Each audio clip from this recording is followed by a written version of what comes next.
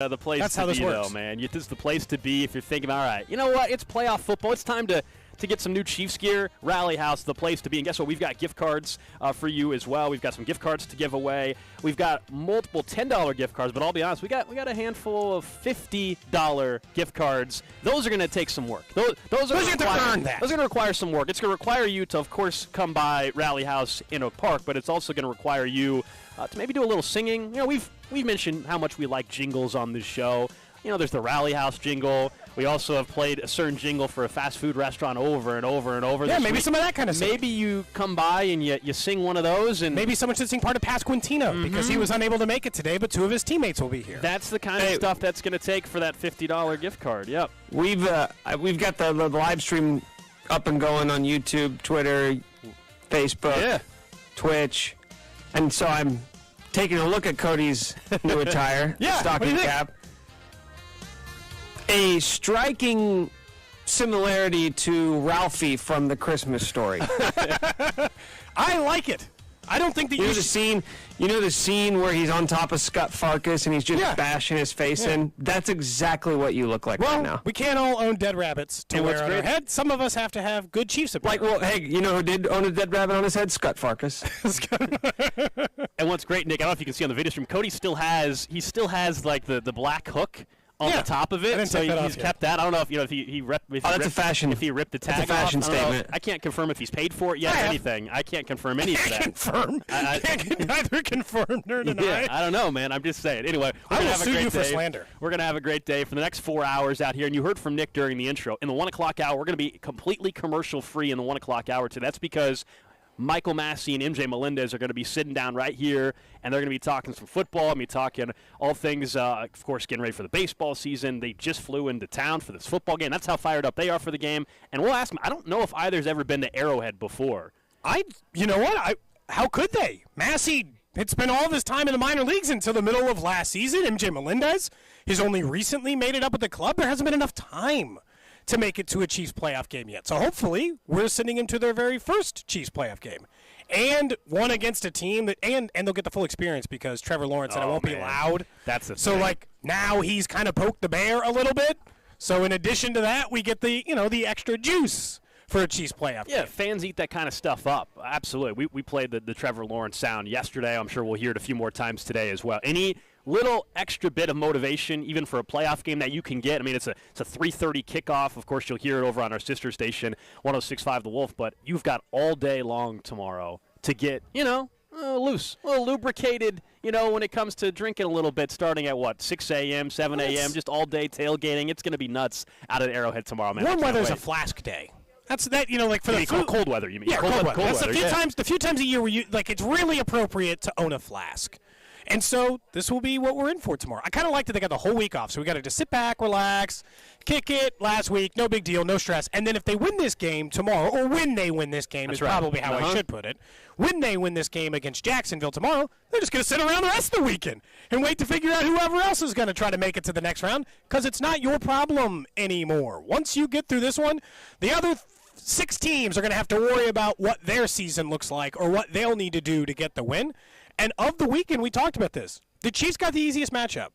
They're the biggest Vegas favorite for a reason. I understand that the Giants had a similar record to that of the Chiefs, but they're in a divisional game, and Vegas knows that. That makes it more of a challenge, like if the Chiefs had faced the Chargers. And the Jags only recently started playing well and mostly against bad opponents. I've said before, I still feel like, not that I don't think they can be good going forward or can't be a Super Bowl contender going forward, what 9-8 team led by a first-year head coach with a second-year quarterback, those teams don't win the Super Bowl. Nick, I don't remember what we were talking about. Maybe it was like the trophy when we were talking about college basketball.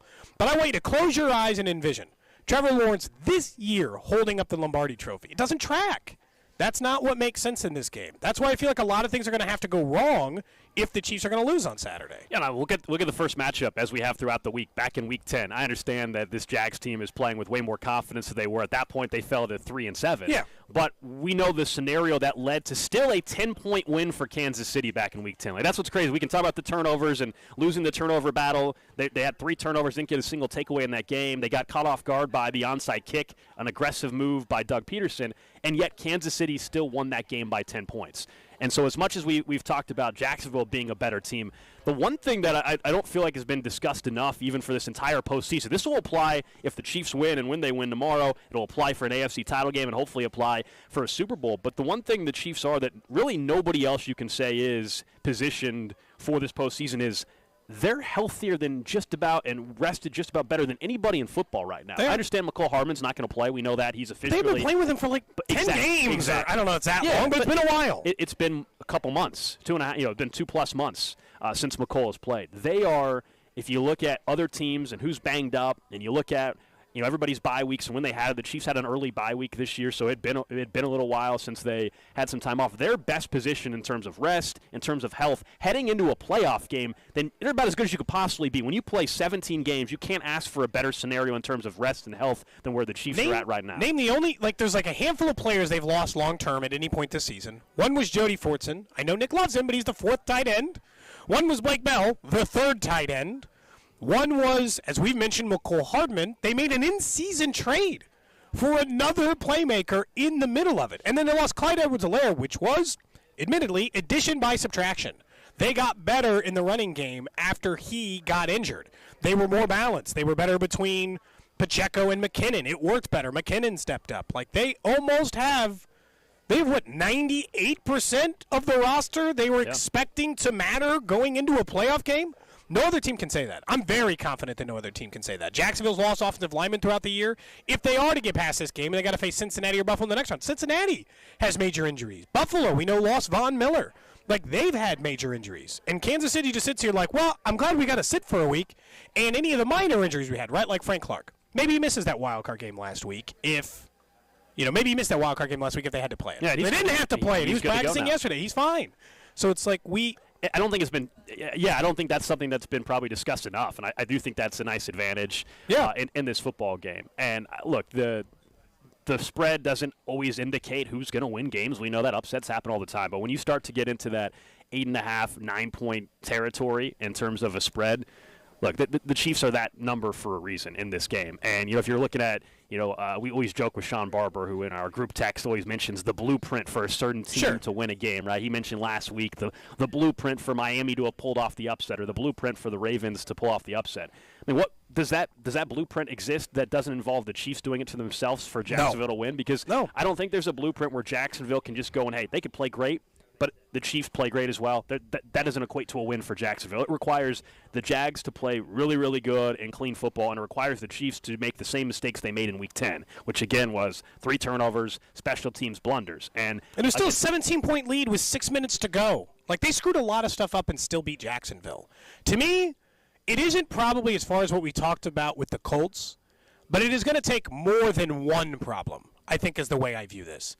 If there's any chance, Gold, they're going down in this game, it's not going to be just that they turn the ball over a couple times. Is that they turn the ball over a couple times and they miss a couple of field goals, or a field goal and an extra point, and there's a fumble somewhere else, and they blow a coverage that allows a 70-yard touchdown to go through. It's going to take more than one mistake for this Chiefs team to lose to that Jags team, because in the last matchup, this is the problem the Jaguars have, is their biggest weakness on defense is stopping the passing game. Well, that's not great against Kansas City. That's the last thing you want to be bad at, as a matter of fact, when you're going up against Kansas City. And even if they were an elite defense, the Chiefs have proven what they do to elite defenses.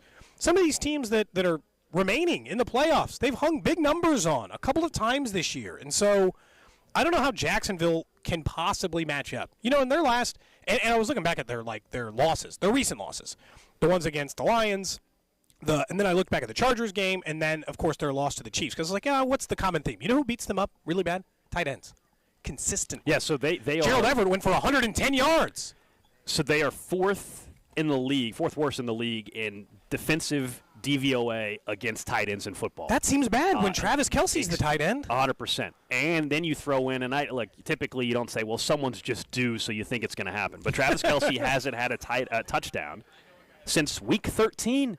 For a guy that had 12 touchdowns in the regular season. Like, that's to go 6+ games without a touchdown and still end up with 12 of them in the regular season. And then you factor in how Jacksonville fares against tight ends. Yeah, it does feel like postseason Travis Kelce, where he's typically getting 80-plus yards receiving in the postseason on a consistent basis. Yeah, it's hard to believe him not having a huge performance tomorrow. What could we get for an anytime touchdown on Travis? Can we get good odds or not good odds? Last night on that betting show, we built a little same-game parlay involving over on Travis Kelce and an anytime touchdown. So he's still minus money. It's not plus money for a Travis Kelce touchdown. He's like minus 135. He had been around minus 180. So it was like way too much. So come a little closer. Well, when you don't have a touchdown since week 13, it'll bring it back to the pack. So, yeah. Maybe let's do first touchdown. I get plus money on that. Yes, you can. I don't have the odds exactly, but, yeah, definitely. Well, if he's minus 130 on any time. My guess is he's probably 5-1 or something. You think it's that good? Well, now you have No, remember we looked at this, and I was shocked at some of the guys who were just 7-1. Well, no. Justin Watson was 7-1 for an anytime touchdown. Oh, okay. But here, now you're going to make me look because now I'm curious. But we built a Jerick McKinnon and Travis Kelce parlay last night. He's got it bookmarked, by the way. I just want let it be known that Alex Gold has the first gambling touchdown sites score. bookmarked. Right. Plus 650 for Travis Kelce to have the first touchdown in the game tomorrow. Jerick McKinnon also plus 650. Those are the two guys in the red zone for touchdowns. Which one? The Kelce? Yeah, first touchdown score, Travis Kelce. That's the one I'm going to place. Hey, do it. There's also just a lot of course, buzz for the potential to, as fans, we can look ahead a little bit. I know the team can't, but look ahead. Did you see the news this morning for a potential neutral site game if the Chiefs play Buffalo? That requires the Chiefs winning in Buffalo, beating Cincinnati. In the first 24 hours of that neutral site game, 50,000 tickets were sold. That was just to season ticket members. And I know there was a lot of issues, a lot of complaining because Ticketmaster had some issues with the codes and unique code versus codes being shared, and then the ticket allotments weren't separated properly. So the event is not sold out yet, but this was my concern, man. This was my concern when the neutral site, and maybe it doesn't happen. Maybe Buffalo loses. You're worried it's going to be 70-30 Buffalo, aren't you? Well, two things I'm worried about. One, I'm worried that there's going to be more Bills fans, than Chiefs fans if we get there. But also, I'm worried that the NFL's like, oh, wait a second, Cody. We sold 50,000 tickets in 24 hours, and these fans are going to travel and pay for hotels and all that. And we know with the pre-sale that's going to take place today, and then if there's tickets left, there's the public on sale on Monday. This thing's selling out today, isn't it? Don't you think they're selling 25? They're selling 25 or 30,000 tickets today probably for that neutral site game. Yeah, because I assume that these out-of-town ones are kind of hard, but to me it's like if you were going to travel to another stadium to watch a Chiefs game, this is the way to kind of do the middle ground. Because getting a Super Bowl ticket, that's expensive. Well, you're up to like $5 grand, not 800. Right, you know? Yeah. There is a significant price difference between those two tickets. I mean, I worry about it, but I still understand because I feel like this has reignited though. Why aren't the Bengals playing? But there's only one reason to let the Bengals-Bills be a neutral site, in my opinion, and that's because we didn't watch that game be played, and you're trying to do them a solid. Every other conceivable thing, if you had just gone on win percentage as if that game was never played, if you'd given them both a win, if you'd given them both a tie, if you'd given them both a loss, if you'd presumed almost any other scenario, the Bills had the better record, and they were the 1 seed. The Bengals line to the 2 to the 1 was beating Buffalo, and we understand they could have done that, but that game wasn't played. I'm fine that they were playing out the scenario of what will it look like if this is the case. And I think that that's more than fair. Yeah, I was looking, too, because I wondered the fact that so many fans are interested in purchasing tickets maybe for a neutral site game. Let's understand, of course, there's a game tomorrow that has to be played first. And the tickets the pricing for that, before fees or so, you can get in for about $1.22 tomorrow at Arrowhead. That's not bad for a playoff game. Now, that's just to get in the door. I understand those aren't the great seats. You're sitting in Jordan Love's mom's seats. That's pretty much. I mean, we're looking at row 39-ish stuff up to 344. Yeah, that's Jordan Love's That's mom. $126 before fees at a couple of the different ticket brokers for a home playoff game. I understand there's some weather now that's moving in, and we'll see what that's going to be like, but that's pretty inexpensive for a playoff game. Typically, you're looking in the 200s at least to get into a football game. I mean, these are like home opener, if not less, type of prices right now. Yeah, these ticket prices are less than what it was for the Chargers-Chiefs game in Week 2 of the season. Depending on the big home game it is, you'd pay more than getting a building than that for a playoff game. I just every time I see the playoff stats, because the Mahomes ones related to the Chiefs, we just have to ignore forever. Because if he wins tomorrow, he'll have more playoff wins than every other Chiefs quarterback combined. The Chiefs ones, we got to talk big picture like Nick was doing. Yeah. Because if we just do them for the Chiefs records, those are done. We're done here. That's the end of the road. We don't have to continue to have that conversation. Of course, we're broadcasting live here at Rally House in Oak Park till 2 o'clock today. Michael Massey, MJ Melendez going to join us in the 1 o'clock hour, co-hosting with us the entire 1 o'clock hour, commercial-free. We've got gift cards to give away throughout the show today. I'm also told now that a jersey or two from the two guests that we're going to have will also be given away, and we will have a little bit later on in the show as well. How are we going to give those away? Melendez, and we'll work on that. Let's have MJ Melendez sign Massey's and Massey sign MJ Don't do Melendez. that. Don't do that. Let's just ruin their Don't do that. Don't do that. It just makes me so mad. If you really wanted to ruin it, you guys could just sign the jerseys. Oh, my God. That would just the value of ruin all value. You got a nice jersey autographed by MJ Melendez or Massey, and then Cody and I's crappy signatures and crappy value of our name compared to theirs. Crappy value? It is zero value. They bring the jerseys by. They're like, hey, would you guys mind if I got an autograph? Cody just rips it out of their hands. Absolutely. Who do I make it out to? And then right to? on the sweet spot, right? Right in the middle of the number, right on that one. You're like, of course, I'd be happy to. And then personalized, which also devalues. Here you go, kid, and you give him a little nookie on the head. We have two tables set up here at Rally House. Cody wanted to have some autographed photos of himself to sign, but they wouldn't let him do that. Cody wasn't allowed to. I thought people might like it. Yeah, just Cody had some nice, like from his high school yearbook photo or whatever. That one that I look like a jerkin? Yeah. That was like... That was like 8th grade, I think. Yeah, nobody was going to pay for that autograph or whatever. Coming up in about 10 minutes, we will talk about certainly a controversial signing the Royals reportedly have made involving a veteran pitcher. We'll get to that in about 10 minutes or so. But there continues to be more noise about openings in the NFL coaching-wise, and not head coach positions, Cody. Yeah. But there's a lot of offensive coordinator openings that could actually impact what the Chiefs staff looks like. It's why I think this is the year that Eric Bieniemy's gone. So on the small chance, and I still think it's a small chance, he gets a head coaching job even though I think he should. I think the temptation of 10 offensive coordinator position openings means he's going to take one. Like, some job is going to be appealing enough. The perfect circumstance, right? Good coach, good organization, and I get to run the offense. Those exist. There are 10 openings. Not all 10 exist in that realm. There are 4 from previous Andy Reid disciples. So, like, that opens the door. And we already know, like, good organizations, good coaches are already interested, like Mike Vrabel. Sure, the Tomlin one's out because it sounds like Canada's going to keep his job, but there are so many openings every day. Like, I know Andy's not going to let him go interview to be Justin Herbert's offensive coordinator, nor would I expect that to be the case, but I just really think that, I just really think that whether we're considering that or not, you really have to think about the fact that this is probably it. I think he's never had more temptation to leave. Still not getting a head coaching job, lots of opportunities to get other jobs, and there will be a perfect fit out there. And honestly, I would think Eric Bieniemy could handpick any of the circumstance you want to go to outside of the Chargers. Yeah, man. So we've talked about this scenario. Is he leaving in that scenario that you're bringing up for him to get a head coaching job? Or is he leaving for other reasons? Because I think it could be both. Like, you know what? I need a fresh start and a clean start, and I hope that this leads to a head coaching job. But being here is not going to be a head coach. I got to decide to be a 10-year offensive coordinator. Andy Reid and Eric Bieniemy had a meeting quite a bit after the season last year, and reports were, I think it was Matt Verderam that had mentioned from Fansided that there was legitimate talk before that meeting happened that they were going to agree to part ways at that point. Like, is this better for you to keep coming back? And we believe he signed another one-year contract, right? And they brought in Nagy, which feels like the backup offensive coordinator automatically. It's just too many things work in the favor of thinking that he's going to stay again.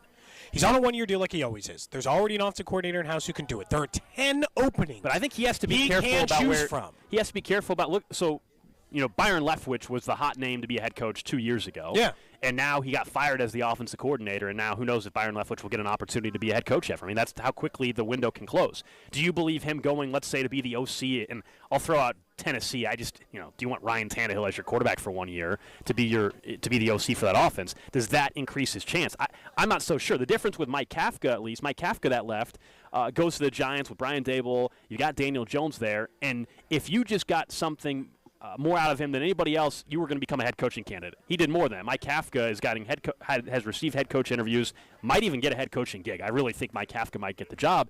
You land in a spot right there where you have a young quarterback that you have a chance to push up another level. So to me, this is where I thought Kenny Pickett in that spot would have been interesting, although the Steelers are now going to keep Matt Canada as their offensive coordinator. To me, if I'm EB, I don't want to go to a situation to be a play caller for a veteran quarterback. If I'm trying to prove myself that it's me and that I can be, you're trying to make someone look better. Can you find a place to be an OC with a young quarterback and a fairly new head coach or whatever? Well, then that's the Commanders, right? Or the Jets? I wouldn't go to Washington. I actually think Greg Roman might end up in Washington. Sam Howell, maybe try to get the most out of him running the football. That team wants to run the football more. I think I wouldn't go to D.C. if I was Eric Bieniemy. Absolutely no. I know they're about to maybe have a new owner. That's another reason why I wouldn't do it. Like, I just think that when you look at where they are, I mean, but what other jobs? Like, the Ravens have Lamar Jackson. That's a good offensive coordinator job. And the one difference there is they're trying to attract people away from the run game. So do they go Eric Bieniemy, who's admitted that he has turned on his brothers in arms, right? Yeah. He said, they probably revoked my running back card because of how much we pass here in Kansas City. Because that was one of the reports yesterday. And that's been a report for a year. Willie Snead said the same thing. He's like, no wide receiver wants to go to Baltimore. It sucks playing wide receiver there. You never get targeted, and all you have to do is like, hey, we're going to need you to run block better than anybody else on earth. And you're like, well, that sucks. That's not fun at all. They're like, well, that's the way this works. That's how we play it in Baltimore, and it's a successful system. Because then other than that, you're choosing jobs where it's not a young quarterback, it is an unknown quarterback, right? Because what are all the openings? The eight openings? Ravens, Bucks, Chargers, Commanders, Titans, Rams, Jets, Patriots. See, the Jets to me would be interesting. I think the Jets would be interesting. The Colts are going to have an open OC job because they have an open head coaching job. Yeah. So, like, they're going to be available as well. The Colts and Jets are kind of intriguing to me. Now, the Jets right now, you're going to have to go still and get the quarterback. But even if you told me the Jets went and traded for Derek Carr, if I'm Eric Bieniemy, that goes against what I said about the veteran quarterback. But that team, to me, defensively is also good enough where you could go there and have success right away. Now, would he get the quote-unquote credit that maybe is needed? This whole thing we've all agreed, right, is ridiculous. Oh, it's stupid. Yeah. But this is, unfortunately, I think the reality of the situation now. That's the perspective now, yes. Yeah. So, I mean, I'm sure as heck not going to Tampa for whoever's going to be the quarterback. What, Kyle Trask? Is that the quarterback right now if Tom Brady leaves for Tampa? So, yeah, I'm out on that. No, thank you. Yeah, I think it's Kyle Trask. Colts make a lot of sense because nobody will know if they're good or not. You can take credit, right? They trade up and they go get Bryce Young. They get C.J. Stroud. Nobody knows if they're good or not. If they're good, you get some credit no matter what, and you got a much more talented guy in there. But it's also like he shouldn't be interviewed for the Colts head coaching job. He's not going to take the OC job. Like, if he's not the guy, what the hell? You're not going to hire me as the head coach, but you want me to come over as OC? So that one doesn't fit. It's just Jets is probably the best. Like, if he's going to leave to be an offensive coordinator, Jets is probably the best fit because either they're going to bring in another quarterback and he can claim, hey, new system, we're going to make this guy work. Whether they go trade for Lamar or they go get whoever, right? They can be like, oh, new system, and look at how Eric Bieniemy made it work. Or they draft another quarterback or you make Zach Wilson look better. Like that, those are all, or Mike White, I don't know. Those are the situations that can at least make you look I mean, good. Zach Wilson's done. I mean, we don't even explore that. Zach Wilson with the Jets is over. Cooked. That scenario is not happening anymore. You know, Zach Wilson just has to hope somehow some other team gives him an opportunity. But Zach Wilson with the Jets, that's completely over. Hey, our NFL playoff coverage is brought to you by Metro Ford. Visit our inventory and view it online at kcmetroford.com as we continue to broadcast from Rally House in Oak Park. We're out here till 2 o'clock. We got some Chiefs fans gearing up for the big playoff game tomorrow. We've got some gift cards to give away. But up next, we will turn our attention a little bit to the Royals, who had a controversial signing yesterday. Was it actually worth it? Next. This is Cody and Gold, brought to you by Gann Asphalt and Concrete. For asphalt, concrete, and parking lot maintenance, Gann Asphalt and Concrete. One contractor, things parking lot. Trusted in Kansas City since 1994. Online at GANNasphalt.com. Don't miss Royals first baseman. I'll be right back, guys. Insider Vinny Pasquantino. This football season with Cody and Gold. My Twitter is about to unload of football tweets. First Jets game that I have free on Sunday. It's go time. 610 Sports Radio. The Kansas City Chiefs are back in the playoffs, and BetMGM is adding more excitement to the team's postseason run with one-game parlay insurance. Just place a one-game parlay wager with at least 4 legs on the Kansas City Chiefs playoff game, and if all those legs in the parlay hit but one, you'll get your stake back in bonus bets up to $25. Log into your account or download the BetMGM app to take advantage of this offer throughout the Chiefs' playoff run. Take the field confidently with BetMGM, an official sports betting partner of the Kansas City Chiefs. So don't wait and go get that one-game parlay insurance. Visit BetMGM.com for terms and conditions. Must be 21 years of age or older and physically present in Kansas to bet. New and existing customers offer. All promotions are subject to qualification and eligibility requirements. Rewards issued as non-withdrawable bonus bets. Bonus bets expire 7 days from issuance. Please gamble responsibly. Gambling problem? Call 1-800-522-4700. in partnership with Kansas Crossing Casino and Hotel. Old Johnny Pizza has expanded to the Crossroads with their OSP Express. Go to ospexp.com to order, and you can use any third-party delivery system. Located in the Crossroads food stop at 16th and Campbell. Go to ospexp.com to order your favorite Old Johnny Pizza. Don't miss the boats. It's the only boat show this year in Kansas City. The Overland Park Boat Show, January 26th through 29th, with recreational boats, boating accessories, and big winter savings on all brands of new 2023 personal watercraft, Tritoons, runabouts, high-performance boats, luxury yachts, and more. Only $14 for adults and $8 for children 6 to 12. Under 6 are free. Get more info at OverlandParkBoatShow.com. The link to the Ozarks Marine Dealers Overland Park Boat Show, January 26th through 29th. Yeah, you know, back in my day, a gallon of gas was only 80 cents. And it didn't cost an arm and a leg to go to the movies. Okay, Dad. So it'll happen to you. Just look at home internet rates. You think they won't go up? Actually, Dad, I have T-Mobile 5G home internet, so I get T-Mobile's price lock guarantee, which means they won't ever raise my rate for internet. Yeah, but if T-Mobile doesn't ever raise your rate, then by the time you're my age, you won't be able to complain about how much better it was back in the day. Because, you know, it'll still be good. Yeah, Dad. That's kind of the whole point. Switch to T-Mobile 5G home internet and get our price lock guarantee. We won't raise your rate for internet ever. And it's just $50 a month with autopay. Check availability at T-Mobile.com/5G internet. Qualifying credit and service required. Regulatory fees included in price for qualified accounts, plus $5 per month without autopay. Price lock exclusions like taxes, fees, select promos, and third-party services apply. For the perfect game day cocktail, you really only need one ingredient. Red Kingdom Vodka, the official vodka of the Kansas City Chiefs. Red Kingdom Vodka by Kansas City Distilling Company is part of the J. Rigger & Co. family of brands. Finding great candidates to hire can be like, well, trying to find a needle in a haystack. Sure, you can post your job to some job board, but then all you can do is hope the right person comes along, which is why you should try ZipRecruiter for free at ZipRecruiter.com/radio. ZipRecruiter doesn't depend on candidates finding you. It finds them for you.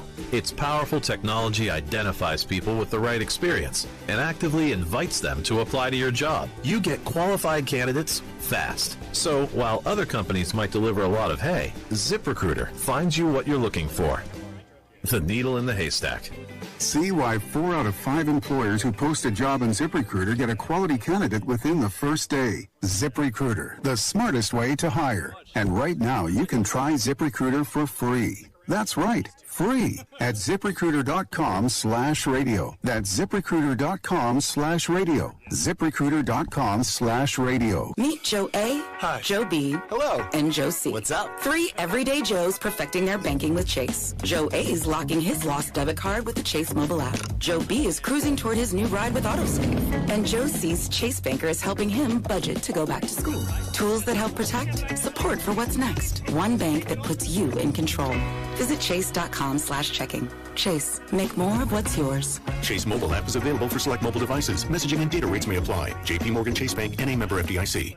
It's not easy being the one everyone counts on to keep your operation running, no matter the weather or supply chain hiccup. But we get you, Raymond in Buffalo, Maria in Miami, and Jules in Troy, taking control of everything that's under your control. At Grainger, we're here for you with high-quality supplies for every industry, plus real-time product availability and access to experts ready to help. Call, click Grainger.com, or just stop by. Grainger, for the ones who get it done. They say they'll get your biggest tax refund. Jackson Hewitt says your biggest tax refund guaranteed, and a chance to double your tax refund. Thousands in weekly prizes during the Double Your Refund sweepstakes. Your biggest refund times 2, twice the money, so forget about them. File your taxes on the double at Jackson Hewitt today. No purchase necessary to enter or win. Open to U.S. residents 18 or older who file a 2022 federal tax return. Promotion ends 4/2/23. Visit jacksonhewitt.com for rules. Guys, fellas, men, are you Roman ready for Valentine's Day? Right now, generic Viagra, aka Sildenafil, is just $4 per dose at Roman. Just complete a free online visit with a U.S. licensed healthcare professional. If medication is appropriate, Roman sends everything right to your door with free shipping and in discreet packaging. Go to ro.co/Viagra to get generic Viagra for just $4 per dose. Do it by February 8th for 20% off and guaranteed shipping by Valentine's Day. That's ro.co/Viagra. I'm Larry Mullins, host of the podcast Your Weirdest Fears, the show that explores the odd things that make your heart stop. I am so scared of the Grinch. He is bad vibes. We talk to everyone from therapists to exterminators to Lizard Man. I was 25 when I actually got my tongue split. I have one tattoo that covers my entire body. Listen, like 30 seconds. Where you get your podcasts from. Chiefs coverage on 610 Sports is brought to you by Park & Go. Book parkandgo.com. Park & Go makes airport parking fast and stress-free. Stay clear from the winter elements with covered parking and free instant shuttles. Reserve your spot today at bookparkandgo.com. The best deals in parking. Bookparkandgo.com. Park & Go, family owned and operated. NFL playoff coverage on 610 Sports Radio is brought to you by Twin Peaks. Eats, drinks, scenic views. All right, back here on Cody and Gold. Alex Gold, Cody Tapp with you. Nick Schwartz back at the studios. We are live on location today till 2 o'clock at Rally House in Oak Park. It's a Red Friday. Gearing up for some Chiefs football tomorrow afternoon. First of many, hopefully, to come on the road to the Super Bowl. Appreciate everybody that's already come out and said hello today. We've got some gift cards to give away throughout the show. We also will have a couple Royals players stopping by and co-hosting the show the entire 1 o'clock hour. Michael Massey, MJ Melendez, they're coming in town for the game as well. They're going to be out at Arrowhead. We think the first time they've ever been to Arrowhead. We'll talk to them about this Chiefs game and, of course, some Royals baseball with them as well. You might remember Massey filled in for us as our NFL insider for a few weeks when Vinny was in Italy. He did. He had a hard time for his spinning habits at, like, Gucci or something. That's right. That's right. I don't remember if it was Gucci or Prada. It was one of those like high-end design stores. Yeah, not the store that you or I shop at, that's for sure. The Michael Massey tweet that he sent earlier, he saw the photo of Rally House. He said, "Where's the Justin Fields jersey?" Michael Massey, a big Chicago Bears fan, so he wanted the Justin Fields jersey.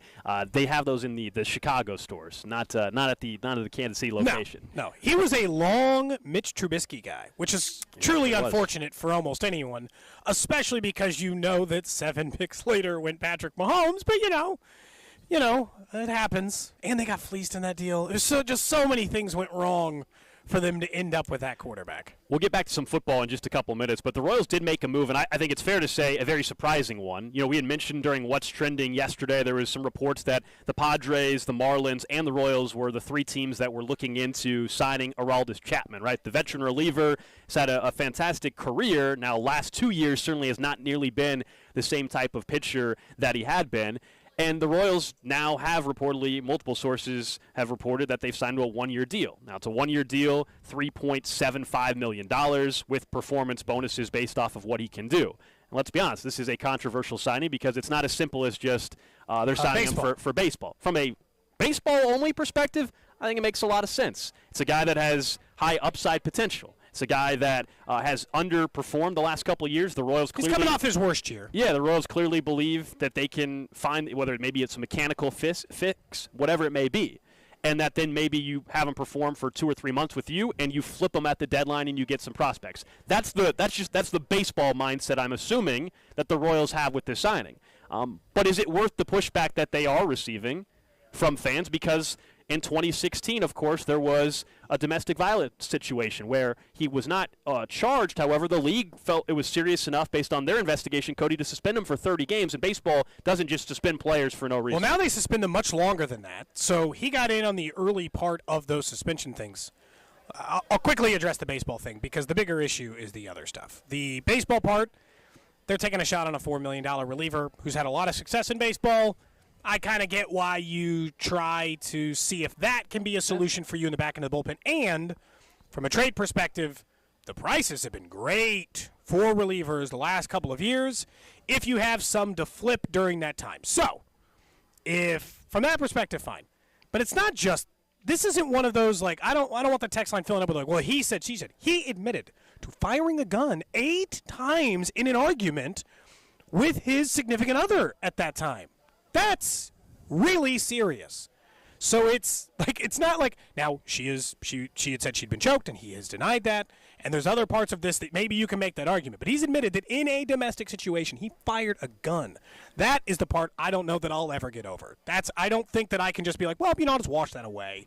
That to me is just like the situation is so serious, because I'm torn a little bit, because I do believe in. I don't think anybody's asking anybody to forget about that circumstance, and I don't think the Royals suddenly just forgotten about that either because they made the signing. I think that's where like everybody's reaction to it based off of what occurred in 2016 is more than fair. Nobody's telling anybody. Yeah, you deserve the criticism for it. Yeah, it's deserved. I think.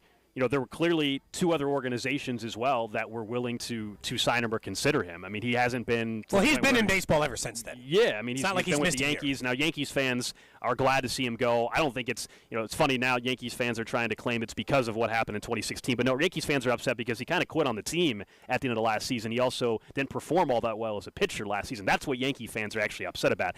Now they're trying to go back to the 2016 incident, but it's more about his performance last year that has Yankees fans upset in particular.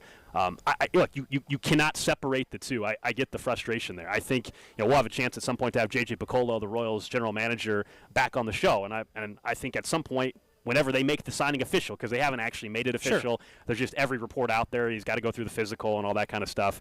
But it'll be interesting to hear their explanation, though, for how confident they are to bring this individual into Kansas City, considering the past. It has me revisiting, like, what can baseball do to just try to make sure that when you take these chances, that you are taking a significant risk in making sure that it's also your job to make sure this person has changed who they are, if that makes sense, or made significant changes about who they are. Do you say, all right, if you sign somebody who's been suspended for domestic violence, if you sign anybody who's ever been suspended for a domestic violence incident in our league, and they commit another one while they're signed with your team, then you're fined $10 million.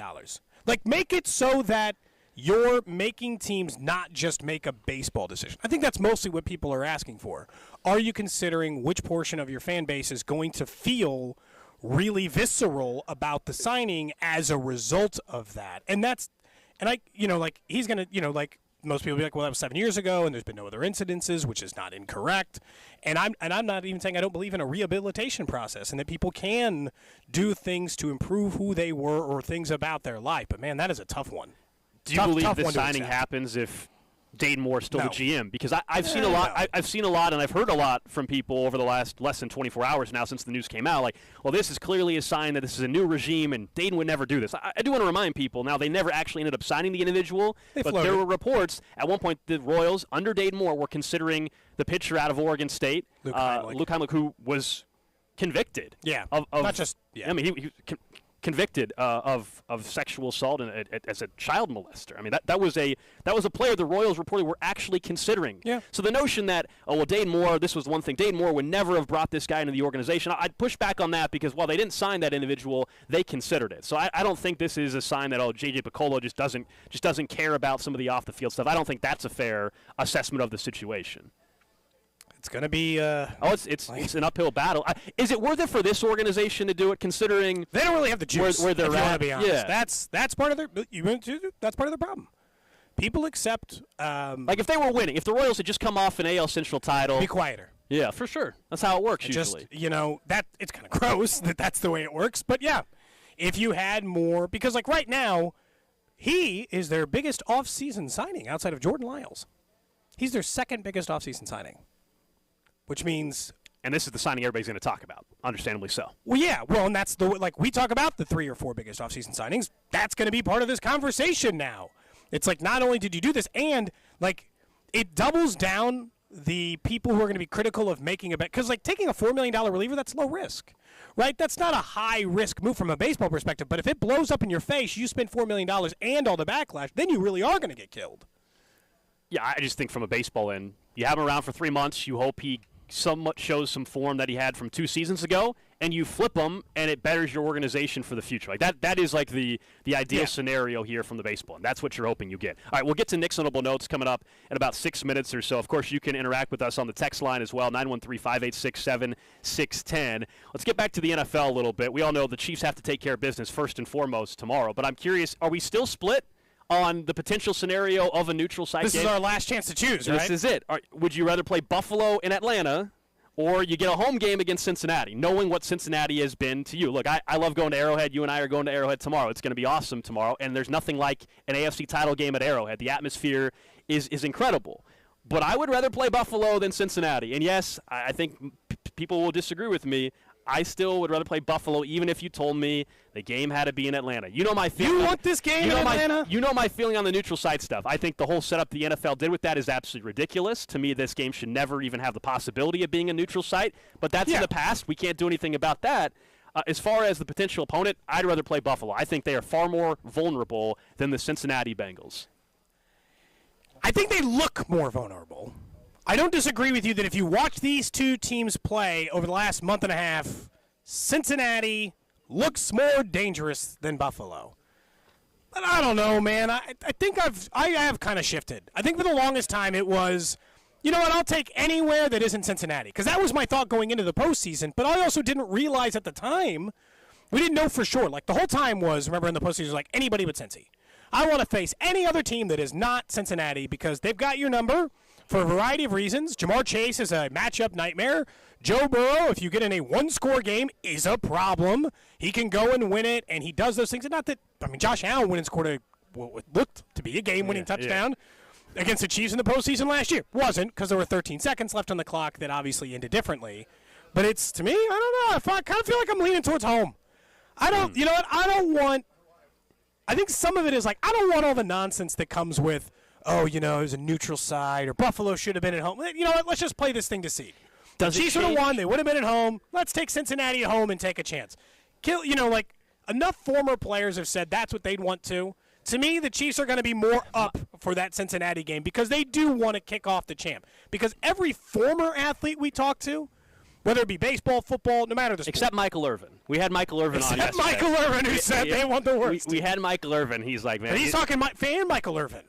Yeah, but I mean, he said he doesn't like the vibes he's getting from Cincy. He meant that in a positive way for Cincinnati. Yeah. Where Cincinnati is certainly not afraid of Kansas City. And look, I don't know if Buffalo necessarily is, but Buffalo, they've won the regular season games. Buffalo hasn't been able to beat Kansas City in the postseason. And yeah, those two games have been at Arrowhead. They haven't been at a neutral site game. And I've told you I think there would be more Bills fans in Atlanta.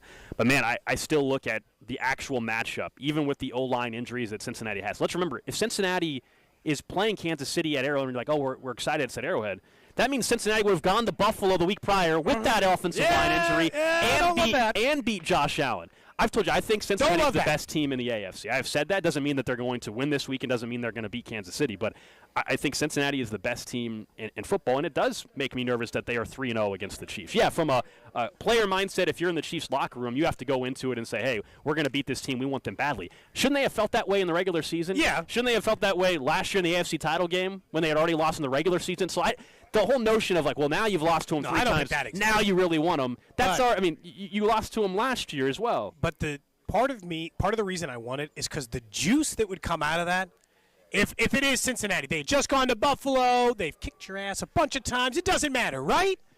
Like, if all of that happens and then they beat Cincinnati, we're done here. The rest of the AFC, you're done. That was the only thing you had on us, right? Like, that's the only thing. The only thing, like, if the AFC put all their chips in the middle, right? They're like, all right, this is everything we as a group have against Kansas City. It's just that Cincinnati beats them. That's it. That's all they have is a collection. If that goes away, and Kansas City is heading to its 3rd Super Bowl in 5 years after hosting its 5th straight AFC title game, which is what they would be doing if they play Cincinnati, I kind of like the juice that's coming off of that because then I'll think they're unstoppable. Like, at that point, I will reignite they're going to win this Super Bowl, and then they're going to win the next one, and then we got to talk dynasty again. We're back. Like, it's because Cincinnati feels in their way. Buffalo doesn't feel in their way. Buffalo might beat them in the AFC title game in a neutral site, but they don't feel in their way right now, you know? Buffalo put everything in the middle. Cincinnati hasn't done that yet. Cincinnati hasn't had to push all their chips into the middle. So it's like, I'm a little scared. That's why I'm a little scared of them. I understand that because if they beat you and it's like, what happens when they really go for it? But if you beat them and then they got to start paying players and then they start getting desperate and pushing their chips to the middle, the Chiefs haven't had to do that yet. They did that the one year they won the Super Bowl. When they went after Sammy and they went after Frank, they pushed their chips in the middle then. But they won their Super Bowl.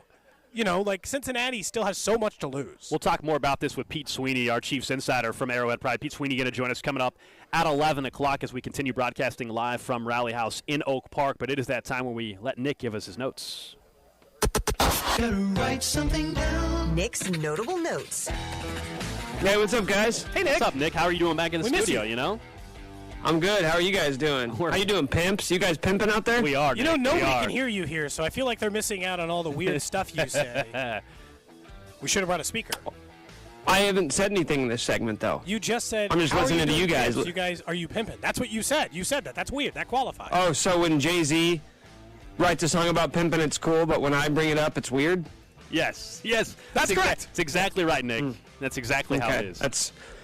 That's selective and offensive, but I will move on. Guys, dudes, pimps, divisional round of the NFL playoffs is almost upon us. Tomorrow afternoon is when it all begins. 8 teams will enter, but the thing is,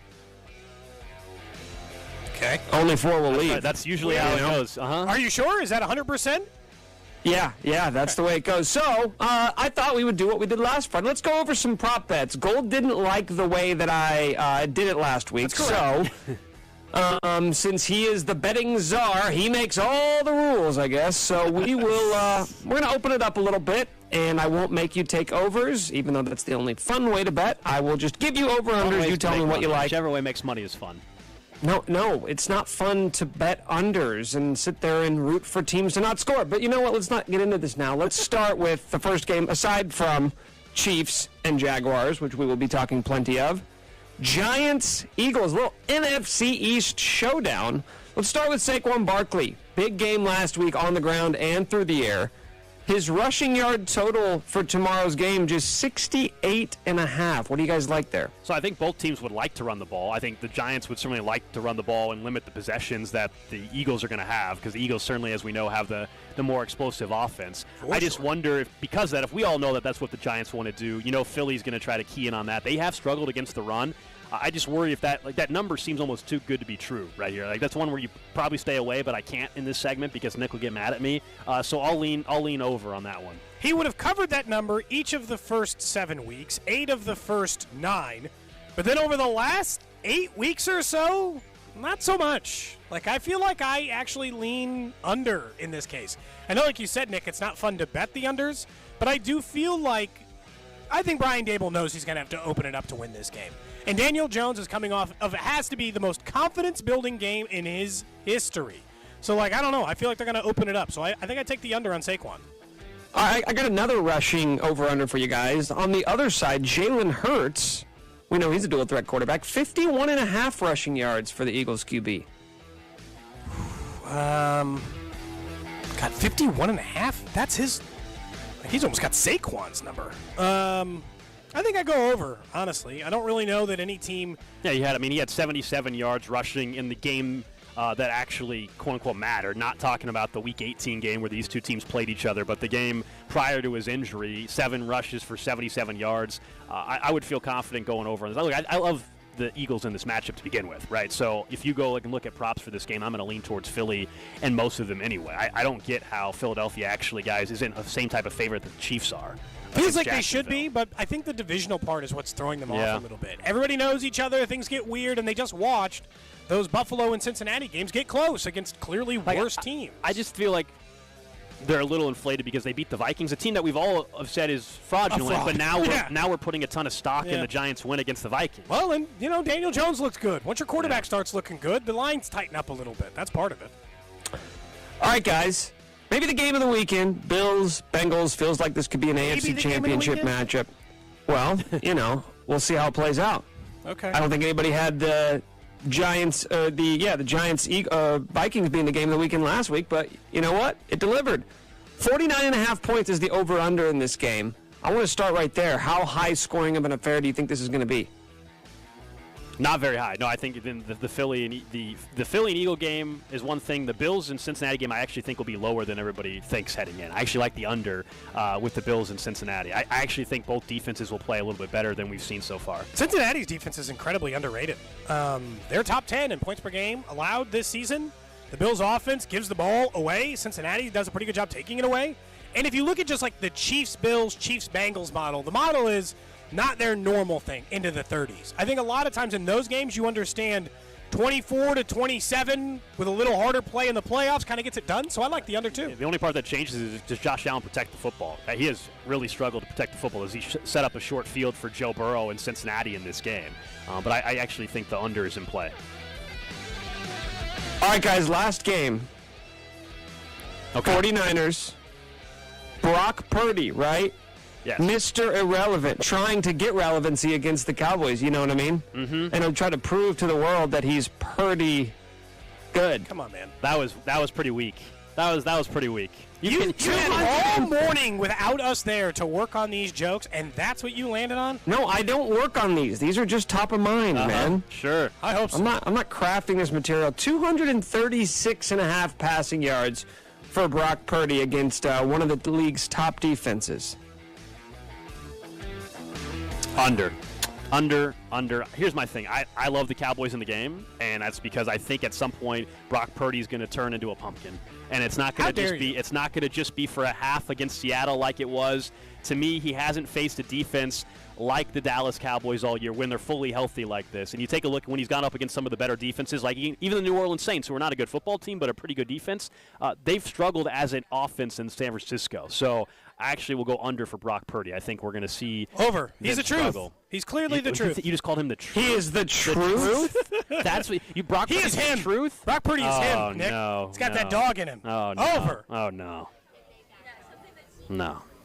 He's all those things wrapped into one. You think what? You think he's being exposed? I do. I think he gets exposed against the Dallas defense. You know I'm all in on the Cowboys right now. I have a Chiefs. You do have a lot of bets. Chiefs Cowboys Super Bowl is a bet that's out there. This so is a financial decision by him to say under. I think there was good value on the Cowboys. I don't trust Brock Purdy still. You trust him? You trust him? You've seen enough already? Yep, he's good. Blind We're good faith? here. We're good here. He's got it all locked up. Anybody can play good quarterback in Kyle Shanahan's system. I mean, play good quarterback. What happens if the Cowboys are up? What happens if the Cowboys are up 14-3? Can he come back?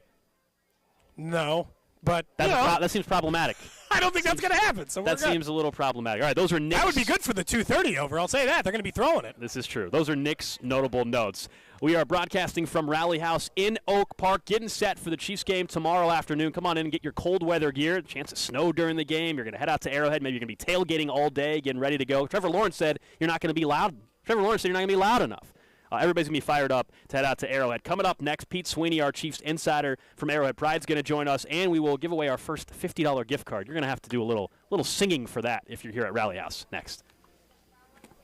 Cody and Gold on 610 Sports Radio, brought to you by Gann Asphalt and Concrete. For asphalt, concrete, and parking lot maintenance, Gann Asphalt and Concrete. One contractor, all things parking lot. Trusted in Kansas City since 1994. Online at GANNasphalt.com.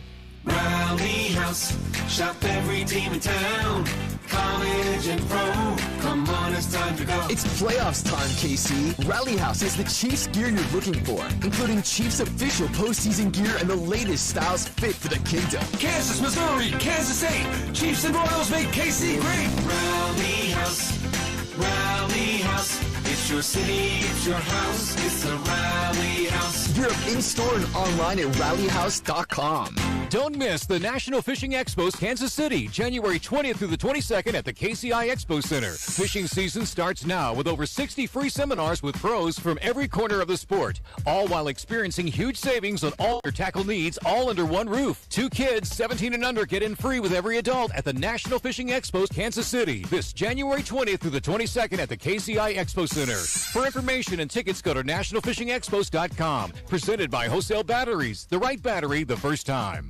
Well, you know what they say, less is more. Unless they're talking about Lucas Wine and Spirits Superstore. At Lucas, more is less. With the largest selection for 500 miles, Lucas sells as much beer, wine, and spirits in a week as some stores sell in a year. That's how Lucas can sell it all for less.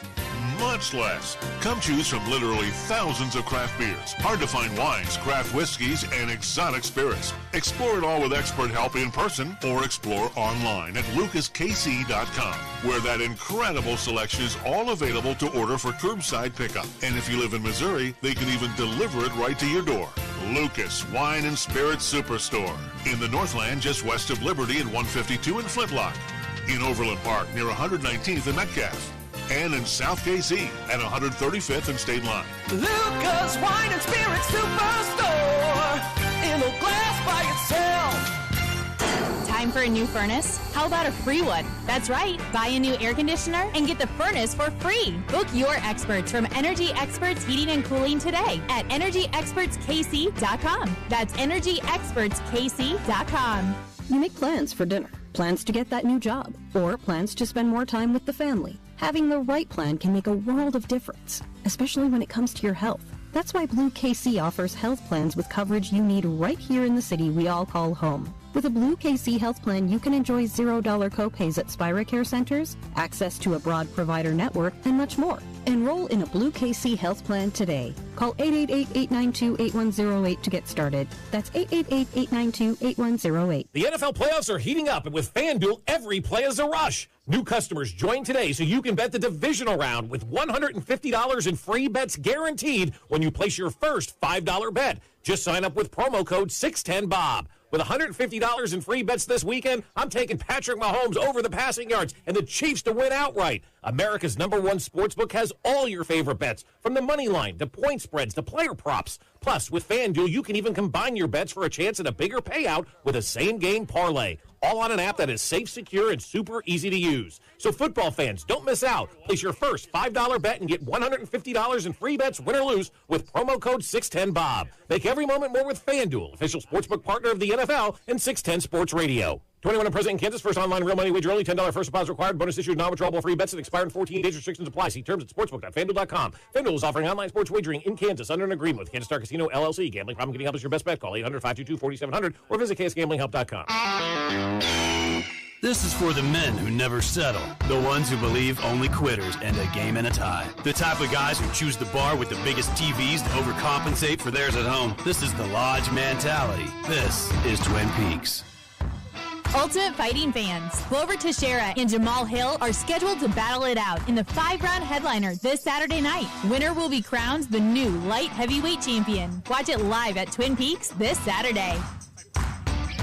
The Kansas City Chiefs are looking to win the conference championship, and Metro Ford is winning with inventory coming in and opportunities to make great deals. Metro Ford has new and low-mileage pre-owned options right now on site, including the Raptor, Bronco Sport, and the always popular F-Series. Head to Metro Ford off Nolan Road in Independence, just 15 short minutes from downtown, or shop online at kcmetroford.com to view the large selection of new and pre-owned deals. That's kcmetroford.com. 4 months. 4 months is all it takes to become a pro in a new field, and one that is more in demand than ever, the career of IT. And in the IT field, Centric is the real MVP. The results speak for themselves, with 1,500 companies and counting that have hired Centric grads. Reach out to Russ Mondry today. He will walk you through your career options and discuss Centric's hands-on approach. Learn more at centric.com/610. That's CENTRIQ.com/610. IT is the future of Kansas City. Let Centric make it your future. This report brought to you by Macy's. This week at Macy's, get an extra 20% off with your coupon or Macy's card. Plus, stock up and save with an amazing 25 to 70% off season end clearance deals at Macy's. Savings off sale, clearance prices, exclusions apply. Hey, I'm Andy. If you don't know me, it's probably because I'm not famous. But I did start a men's grooming company called Harry's. The idea for Harry's came out of a frustrating experience I had buying razor blades. Most brands were overpriced, overdesigned, and out of touch. At Harry's, our approach is simple. Here's our secret. We make sharp, durable blades and sell them at honest prices for as low as $2 each. We care about quality so much that we do some crazy things, like buy a world-class German blade factory. Obsessing over every detail means we're confident in offering a 100% quality guarantee. Millions of guys... Hey, Pete, let it be known that, he doesn't even want to be on the show today. What's that? And if you're not... I'm just passing along that Pete doesn't, he wants nothing to do with being on this show today. Blade razor, we'll joke about that. weighted handle, gel. Well, I said, how's it going? He's like, it's good. He's like, I don't even want to be on the show today. Shipping. Just go to harrys.com and enter code FRIEND at checkout. That's harrys.com, code FRIEND. Enjoy. Red Friday is brought to you throughout the season by Blue Cross and Blue Shield of Kansas City. Blue KC, here for good. The Kansas City Chiefs are looking to win the championship, and Metro Ford is winning with new inventory coming in and opportunities to make great deals. View our inventory online at kcmetroford.com. You're listening to 610 Sports Radio from the Max Motors Studios. MJ Melendez and Michael Massey of the Royals host Cody and Gold starting at 1 o'clock, live from Rally House in Oak Park on 610 Sports Radio, KCSP Kansas City, WDAF HD2 Liberty, and Odyssey Station. Pete Sweeney, Pete Sweeney, Pete Sweeney, Pete Sweeney, Pete Sweeney, Pete Sweeney, Pete Sweeney. Pete Sweeney.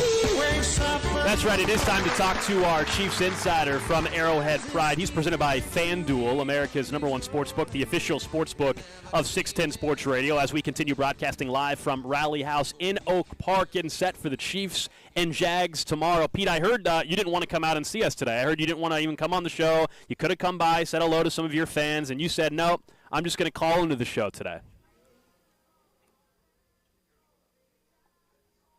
For the full hour, and then Nick said that you guys were at Oak Park Mall, and I didn't want to have lunch at a food court, and I wanted to. We're not even in the mall, man. We're not even in the mall. You wouldn't have even had to have dealt with going to the mall. We're not even there at all. Oh, see, that now becomes a Nick problem. He didn't really relay that to me. So I said it was by the Oak Park Mall, not in the Oak Park Mall. Oh, yeah, then I would be out there. So maybe next time. Next time we'll get it done. That sounds like an excuse. There are a lot of people here, Pete, that would have been excited to meet you. Yeah, no, I get that. But you guys can cover for me, right? And now you could tell them, hey, you got to come back the next time because Pete will definitely be out wherever we are. I just want you to be known that we got a very nice handwritten letter about how much they liked the show. And you could have received something similar, Pete, to hang up in your house. And instead, you're just going to be stuck on the phone talking Chiefs like normal. Don't you feel like you're missing out? As you are describing how the day is going, I do feel a sense of FOMO coming on. So that's something I really don't enjoy. So if you guys have any Chiefs questions, I'd be happy to move on at this stage. Okay, we can get there. I mean, what are you feeling right now, though, heading into this thing tomorrow? Because I think now that we're getting closer to the kickoff, the excitement is starting to get up a little bit more than maybe where it was earlier in the week. Because I felt like for much of the week, maybe it's because we're kind of spoiled and we're all looking ahead to an AFC title game matchup, but it didn't feel like there was a ton of juice around the game. But I'm starting to feel that in the last 24 hours or so. Yeah, you know what? I would agree. I've seen this thing kind of come full circle. I started doing this stuff in 2014. That was the one year they didn't make the playoffs, and so you went from flirting with being in the playoffs and then not being in the playoffs to making it every year to almost expecting to go to the AFC title now. And so over the years, you get a little spoiled about this round, and I think it did lack a little bit of juice toward the beginning of the week. I don't even think Trevor Lawrence intended to be talking any smack. I think it was a very unintentional thing that he did, but I think he lit a little bit of a fire under this game by saying the crowd thing. I tend to think this will indeed be something that is played at Arrowhead Stadium on Saturday, and I think that'll be really firing the fans up at the beginning of the game, and I think if you're a Chiefs fan, you hope that the Chiefs can feed off that and get an early lead and never look back because they are a better football team than the Jacksonville Jaguars, although you have liked how hot the Jags have been at the end here. I know, Pete, I understand these comebacks, right? But even Andrew Luck, right? I know people don't want to bring that up, but when he came back on the Chiefs in 2013, they lost the next week by 10, 15 points. You can't just keep living life that way. They were the less talented team in the last matchup. They just happened to make an incredible comeback in order to win it. Now, this isn't even like the Andrew Luck, Alex Smith argument, which has been well, maybe they had the better quarterback. That's not the case with Trevor Lawrence and Patrick Mahomes. And the biggest thing I can't get away from is they can't stop the pass, Pete. How are they going to stop the Chiefs' passing attack? They're bad against tight ends and they're bad against quarterbacks. That feels like a really bad combination against the Chiefs.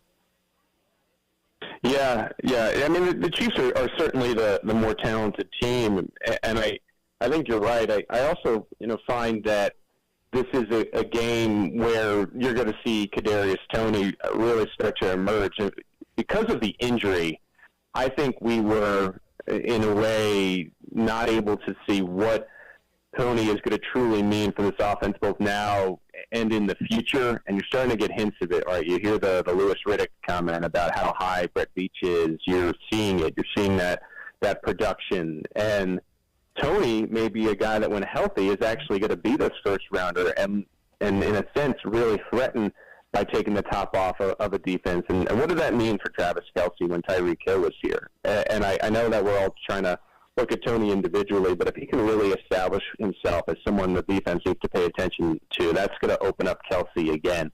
And then you have Juju, you have MBS, you have what they're doing with Jerick McKinnon. Even Ronald Jones has looked good in recent weeks. I never thought we'd be saying that name. And so I like the complete package the Chiefs are working with. I think it will be too much for the Jacksonville Jaguars. I don't think that they should take the Jaguars' offense lightly because they are dealing with some rookies. This is going to be their first taste of playoff football. A great man, Dave Merritt, once said, "You're not going to know what strawberries taste like unless you taste them strawberries." This week he said that. And so I think there'll be some growing pains at the beginning of this game. And if the Chiefs' defense can settle in, I think you look for the Chiefs to take control in the third quarter. I'll be honest with you, I still have trouble seeing the Chiefs covering that 8.5, 9 points, but I do see them winning what is a hard-fought battle at Arrowhead Stadium. Yeah, I'm with you, Pete, on the spread as we're talking to Pete Sweeney, our Chiefs insider from Arrowhead Pride.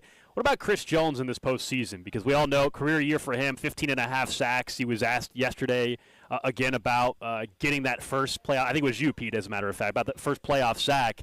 It has to be so annoying for him, right, to have that continually out there. Is this the game? Because I feel like it is. Is this the game finally where we can stop having to bring up that he doesn't have a playoff sack in his career? Well, you're right. It was me, and I can confirm in a roundabout way that Chris Jones told me to shut the hell up. He did. Maybe not as harshly as he told Carrington one time on social media, but yeah. Yeah. And I don't blame him for that. I mean, he's just so productive in the regular season, but it is a little peculiar, right, to see the 10 some odd games of playoff experience and so not have gotten home. But you could tell, I mean, it's something that he knew. I didn't have to remind him, apparently. And I think it is one of those things where once he gets home to the quarterback, I think you can see him like having a 2.5 sack game. But I do think there may be a little bit of pressing to get that initial sack, just because after a while it does become a thing, right? We're always looking for storylines surrounding this game, and it's certainly noticeable. But you tend to think, okay, he's always been able to affect the quarterback. He just needs to get there. And I think he remembers not only some of the things we were talking about on Friday, or Thursday, I should say, but also that AFC title game where he came very close to getting Joe Burrow, and should he have gotten him? And who knows how that game turns out, right? We're playing the hypothetical game, but I think you're in for what should be, sack-wise, the most productive playoffs of Jones in his career, because I just don't think he's ever been playing better football than he is right now, and that's for a lot of reasons, both what he did in the offseason to be ready for this opportunity, and then I think he's just been so high on Joe Cullen and what Cullen asks of him, and putting him in the right position to excel. And as you see the rest of the defensive line get better, the Danas, the Clark playing well, Karlaftis, I mean, it's going to open things up for Jones in addition. Will what he does this postseason determine the number the Chiefs are willing to go to this offseason? No, I think that's set, right? Like, at this stage, you kind of know what you want to offer Chris Jones. It'll be very interesting with Jones. He played himself from what I thought might have been a cut next year just because of the number to a really hard decision on what you do with him, because I don't think you could say goodbye to him anymore. I mean, it was one of those players where maybe you see the Chiefs, again, this was ahead of the season. You were trying to think ahead. Maybe they do one of these things that we were used to seeing the New England Patriots do for all those years, where you turn around and you're like, the Patriots cut that guy? He was so productive. And then they're back in the Super Bowl, right? Because you need to find a way to divide that money up and spend it in other resources. But I think with Chris Jones playing to, and some people would argue Aaron Donald, I would say, borderline Aaron Donald production. It's just hard to find that type of player elsewhere. But the truth is, you never know. And this is a GM who said to himself, I know that we can't ever find someone like Tyreek Hill, but guess what? We're going to get 5 draft picks for him. We're going to save that money, and we're still going to be the number 1 offense in the league. So unless your name is Patrick Mahomes, I think the Chiefs can go in any direction. I tend to think they would want to retain Jones and lock him up for 3 or 4 years, but could be another negotiation like you saw with Orlando Brown and Jones the last time. We know the Chiefs have to take care of business tomorrow against Jacksonville. You mentioned kind of Joe Burrow a little bit earlier, but the possibility of playing neutral site versus Buffalo or getting another home game against Cincinnati. At this point, this is your last chance, I guess. Where are you at? Which would you rather have if you are the Kansas City Chiefs? I feel really strongly about the Bengals. I do. I know they're going into Buffalo. I just think they have the better offense and the more trustworthy quarterback in a big spot. I think if you're in Kansas City and you've sent your money to Ticketmaster and booked your Southwest tickets, you might want to figure out how to spend those miles elsewhere. I feel that strongly about the Bengals winning this game. I mean, I do think the Chiefs will hold on in a tough battle, and I think it's going to be another tough battle on Sunday. It feels like a coin flip, and in the coin flip situation, I'm going to go with the quarterback I trust more right now. Like maybe Josh Allen is more talented. He just has not played up to the level that we've seen in the past from him toward the end of the season, right? I mean, they almost lost that game to the Miami Dolphins before the whole Damar Hamlin situation. They probably lose on Monday Night Football in Cincinnati. We'll never know, and I'm not just, I can't just fully assume that, but they were not looking great. And I just think it's been a whole thing where, they're leaning into this team of destiny. I don't blame them. You take any motivation that you can, but at the end of the day, this is going to be 2 elite teams in the AFC. I also think it's the game of the year again. I mean, this is a can't-miss game. I'm obviously going to be covering Chiefs and Jags, but this will be the game of the year until what we believe to be the Chiefs playing one of these teams next week. And in those type of situations, it can go any way. So I'll go with the quarterback I trust more right now, and that's Joe Burrow. Pete Sweeney, he's the guy we trust, our Chiefs insider, even if he didn't come out and visit us at Rally House. We always appreciate Pete coming on the show. And next time we're on remote, and we're doing a hit with you on a Friday, we kind of expect you to come by and say hello. Rally House probably has that good KU gear, and I know my guy Cody is going to be leaving with some kind of brew-up situation going on. That I can guarantee. Yeah, there you go. I haven't seen Cody go for the UMKC gear yet. I haven't seen that. I'm sure they've got some. I'm sure they do. Absolutely. They got everything here at Rally House in Oak Park. Of course, we'll get to the rest of the NFL action in just a little bit. But we mentioned we've got some gift cards to give away throughout the show. We've got some $10 gift cards, and we have some special $50 gift cards as well. Those are going to take some work. You can come on out here. It's going to require you to maybe sing a little bit on the air. We have one individual who said he would step up to the plate. He's going to have to sing the Rally House jingle. That's the one you're going with? I think that's what actually sing it. Half-assing it, like sort of like just like half singing, half saying. Like, I want you to sing it as if you're auditioning to be the official singer-songwriter for Rally House. Okay, so let's get a microphone on. He's been here since, I don't know, like 9:30, 9:45 or so. Big fan of the show. What's your first name again? Robert. Robert. Okay, we'll move that microphone down a little bit, Robert. All right. So a $50 gift card is on the line. I'm assuming you know the jingle pretty well if you're this confident in singing it. I thought we were going to do the Whopper jingle. Oh, no. Oh, no. He thought he had it. Nick, it's a challenge. Nick, what do you think? Should we let him do the Whopper jingle? Or did you tell him it was the Whopper jingle? No, or did he just assume? I think at the beginning of the show we teased that it could be the Whopper jingle or Pasquantino or the Rally House jingle. I can do Rally House. Well, if he doesn't know the words to the Rally House jingle, it would kind of be pointless, right? Well, but if he gets pretty close, I think we still give him the gift card. This is a No, pretty close. All right. You tell us. Handing out participation trophies out there? All right, well, let's just let him do the Whopper when I watch the next person do the Rally House jingle. Whopper jingle here. And again, though, really sing it. Okay, whenever you're ready, you can take Robert. Go for it. Whopper, Whopper, Whopper, Whopper, Junior, Double, Triple, Whopper, flame grilled taste with perfect toppers. I want this day. Lettuce, mayo, pickle, ketchup. It's okay if I don't want that. Impossible, Bow Wow, bacon, Whopper, any Whopper my way. You rule your season today at BK. Have it your way. right, that's good enough. All right, Robert, there we go. There we go. I'm saying, appreciate you coming on the show, coming out here. Here you go. Hey, you guys are awesome, and Miss Pete Sweeney. Yeah, she was out here. Yeah, I know, right? Isn't that ridiculous? Very disappointed. We're all disappointed that he didn't stop by. Appreciate it. That's Robert here out at Rally House Cody. in Oak Park. Yes? Why did the second he got done, the first words that came out of your mouth was, "That's good enough." the dude belted out. He put his heart on the line there. He did. He knew every word to that song. He even got a little falsetto, when he's like, it was effort. "Okay." And then you hit him with a good enough. I was impressed.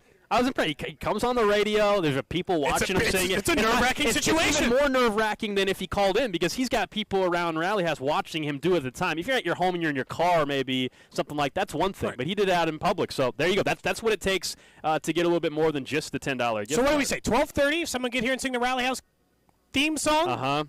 They sing the jingle. They get $50. That's right. That sound good? 12:30. Mm-hmm. Gold, will you do a duet with someone? I will not. I will not do a duet. No. Well, you just saw firsthand what courage looks like, and that does not inspire you at all. Nope, it did not. Not whatsoever. Just one time. No. It's not even like real karaoke. It's just singing on the air. Come on, man. No, I'm not gonna. I don't have all the words memorized either. I'll give you one of those $50 Rally House. I don't think that's allowed either. That's not allowed.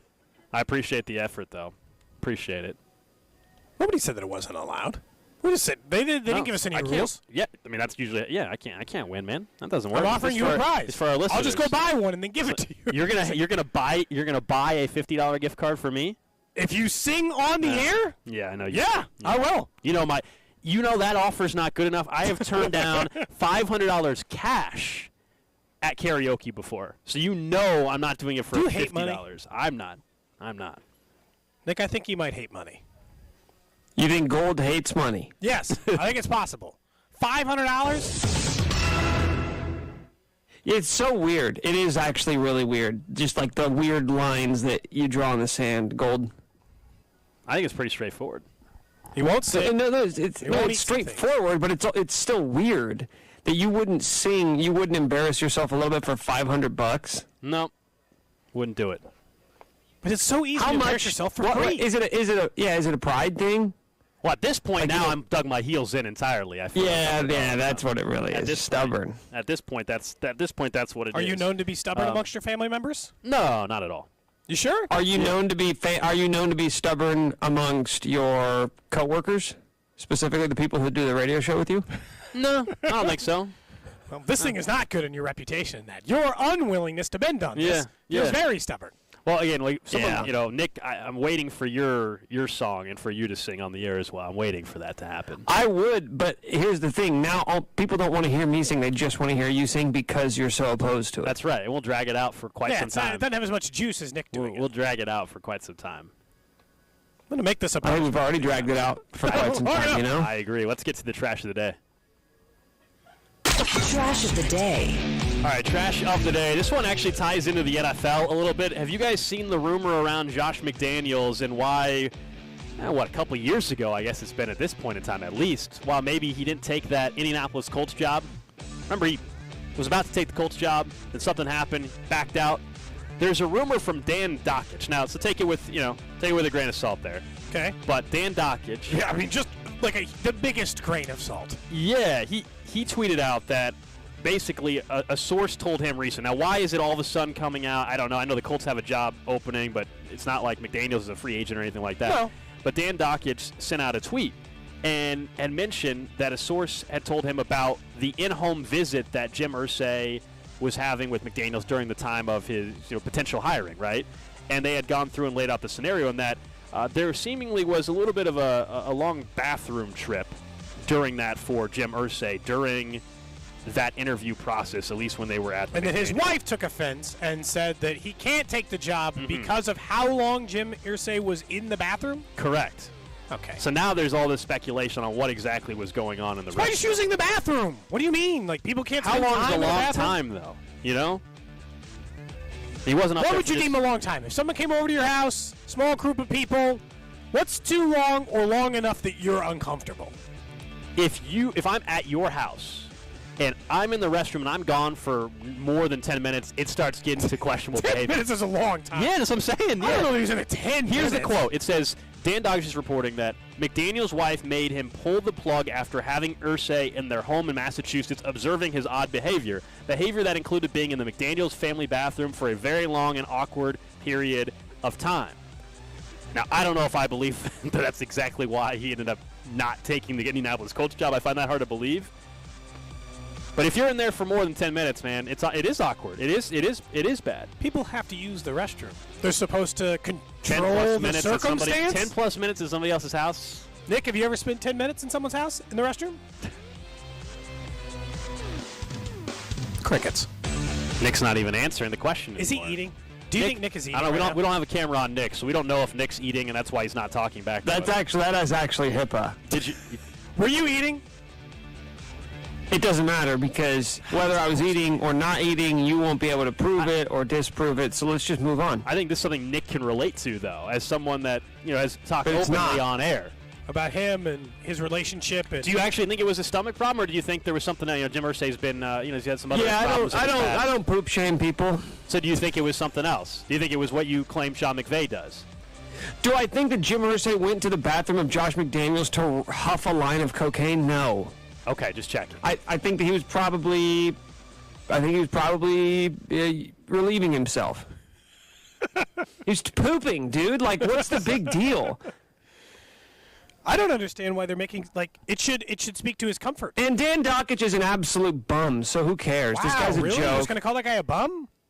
Dude, he is a bum. You know he's a bum. He got fired from his job because he's such a jackass. He's unemployed. He's Do you looking think he for made the whole relevancy. thing up? Yes, I think he made the whole thing up. And it wouldn't be the first time he's done it in his career. And it's such a weird thing to say that happened. It'd be a weird thing to deny at this point. Like, if Irsay had been like years ago, he'd be like, no, I wasn't doing anything weird. I was in there for like 2 minutes, like any normal person. Text line 913-586-7610. A lot of thoughts on this. Someone says from the 785, 10 minutes is nothing. 30, then we have problems. 30 minutes? 30 minutes? At someone else's house? That's a 10 minutes is amount of time. Wait, have you guys never taken a 10-minute dump? Not at somebody else's house. Well, it's not. If you can't help it, then you can't help it, dude. If you're sick, You gotta call it. Go back. You gotta call it. Go back, man. You can't be spending 30 minutes in there. You're an old billionaire. You don't really care So what you're anybody saying if thinks you were about you. If you were at your future boss's house for a job interview, you would stay in the bathroom for 30 minutes? Okay, have you guys never had like digestive issues? It's not a choice. You don't just get. Well, then you call. can ask. You can't. You got to leave. You can't go back to the table and prairie dog it for 3 hours. I mean, I think that's actually the move. You gotta microdose. I think that's the move. You gotta keep going back to the restroom. Oh, that's worse.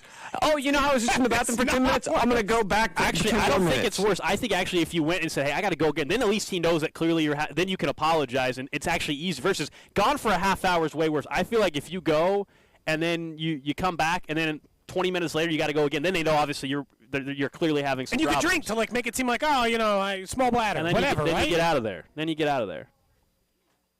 You're wrong here. It is way less weird to go. It'd be less weird to go every 10 minutes than be gone for 30. 30 is a ridiculous You amount of time. guys, I don't want it. I'm not taking bowel movement advice from you two. Why? Because we don't have the bubble guts all the time like you? Yeah, because you're not battle tested. You don't even know what it's like. You guys are. You guys. This is like the equivalent of when you guys are like trying to break down offensive line play. Like you don't know what you're talking about. You've never been in the trenches. I have. Someone from the text I line, know what it's like on the battlefield. from the 816, someone says they have IBS in it. They were gone for 30 minutes. First date with their girlfriend as he met his girlfriend's parents. It's too long. Dude, That's been right. there. Still together? Been there. Yeah, that's a good question. Are you guys still together? That's a fair question. Did you guys? How many more days did you I've go on? totally been there. Okay. That is the trash of the day. Up next, we get right back into the Chiefs as we continue broadcasting live from Rally House in Overland Park. Getting set for this Chiefs game tomorrow. Get your cold weather gear. There's a chance of snow, maybe some rain during the game. No better place to get ready to go for the Chiefs game than Rally House in Overland Park. But up next, the blueprint that might exist for Jacksonville. You're listening to Cody and Gold, brought to you by Gann Asphalt and Concrete. For asphalt, concrete, and parking lot maintenance, Gann Asphalt and Concrete. One contractor, all things parking lot. Trusted in Kansas City since 1994. Online at GANNasphalt.com. Subscribe and download all new episodes of Nick's Wavin' in the Wheat podcast, released every Thursday on the 435 Podcast Network and the Odyssey app. Basketball fans can turn a loss into a win with the king of sports books. Just place a single first basket score prop bet on any NBA game. Your bet loses? No big deal. You'll receive up to $25 back in free bets. Wager confidently and take your game to the next level with BetMGM, an authorized gaming partner of the NBA. So turn that loss into a win. Place that single first basket score prop bet on any NBA game, and if your bet loses, you'll receive up to $25 back in free bets. Turn game time into showtime with BetMGM. Visit BetMGM.com for terms and conditions. 21 years of age or older to wager and physically present in Kansas to bet. New and existing customers offer. All promotions are subject to qualification and eligibility requirements. Rewards issued as non-withdrawable free bets or site credit. Free bets expire 7 days from issuance. Please gamble responsibly. Gambling problem? Call 1-800-522-4700 in partnership with Kansas Crossing Casino and Hotel. Sweetheart, sugar, cutie pie. Love is sweet. Your Valentine's Day gift should be too. Visit Shane Company for unique fine jewelry. It's a great way to show your special someone how well you know them and that you love everything about them. With our amazing selection of colorful gemstones, why not select a style with their favorite color? We have natural sapphires in every color of the rainbow, rubies as red as a rose, topaz as blue as the sky. Or tell your love story with a charm necklace. Choose from dozens of symbolic charms. Get a zodiac charm because your stars are aligned, or a compass charm because you're on a journey together. You could also select an engravable style, like a beautiful locket or a gold bar necklace. We'll inscribe a message on it, a love note to your Valentine.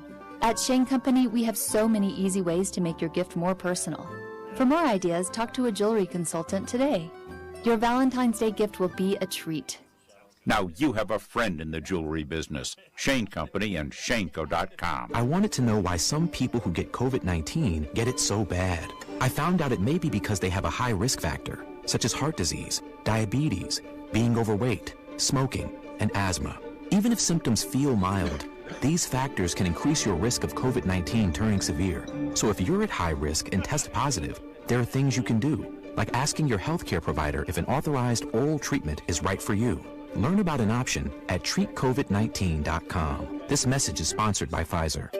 Finding great candidates to hire can be like, well, trying to find a needle in a haystack. Sure, you can post your job to some job board, but then all you can do is hope the right person comes along, which is why you should try ZipRecruiter for free at ZipRecruiter.com/radio. ZipRecruiter doesn't depend on candidates finding you. It finds them for you. Its powerful technology identifies people with the right experience and actively invites them to apply to your job. You get qualified candidates fast. So while other companies might deliver a lot of hay, ZipRecruiter finds you what you're looking for. The needle in the haystack. See why 4 out of 5 employers who post a job in ZipRecruiter get a quality candidate within the first day. ZipRecruiter, the smartest way to hire. And right now, you can try ZipRecruiter for free. That's right, free at ZipRecruiter.com/radio. That's ZipRecruiter.com/radio. ZipRecruiter.com/radio. For the perfect game day cocktail, you really only need one ingredient.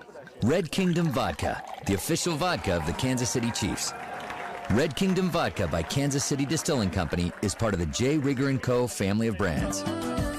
For adults with moderate to severe plaque psoriasis who are candidates for systemic or phototherapy, now there's Skyrizi, Risankizumab Riza, a prescription-only 150 milligram injection. With Skyrizi, 3 out of 4 people achieve 90% clear skin at 4 months, and Skyrizi is just 4 doses a year after 2 starter doses. Nothing and me go hand in hand.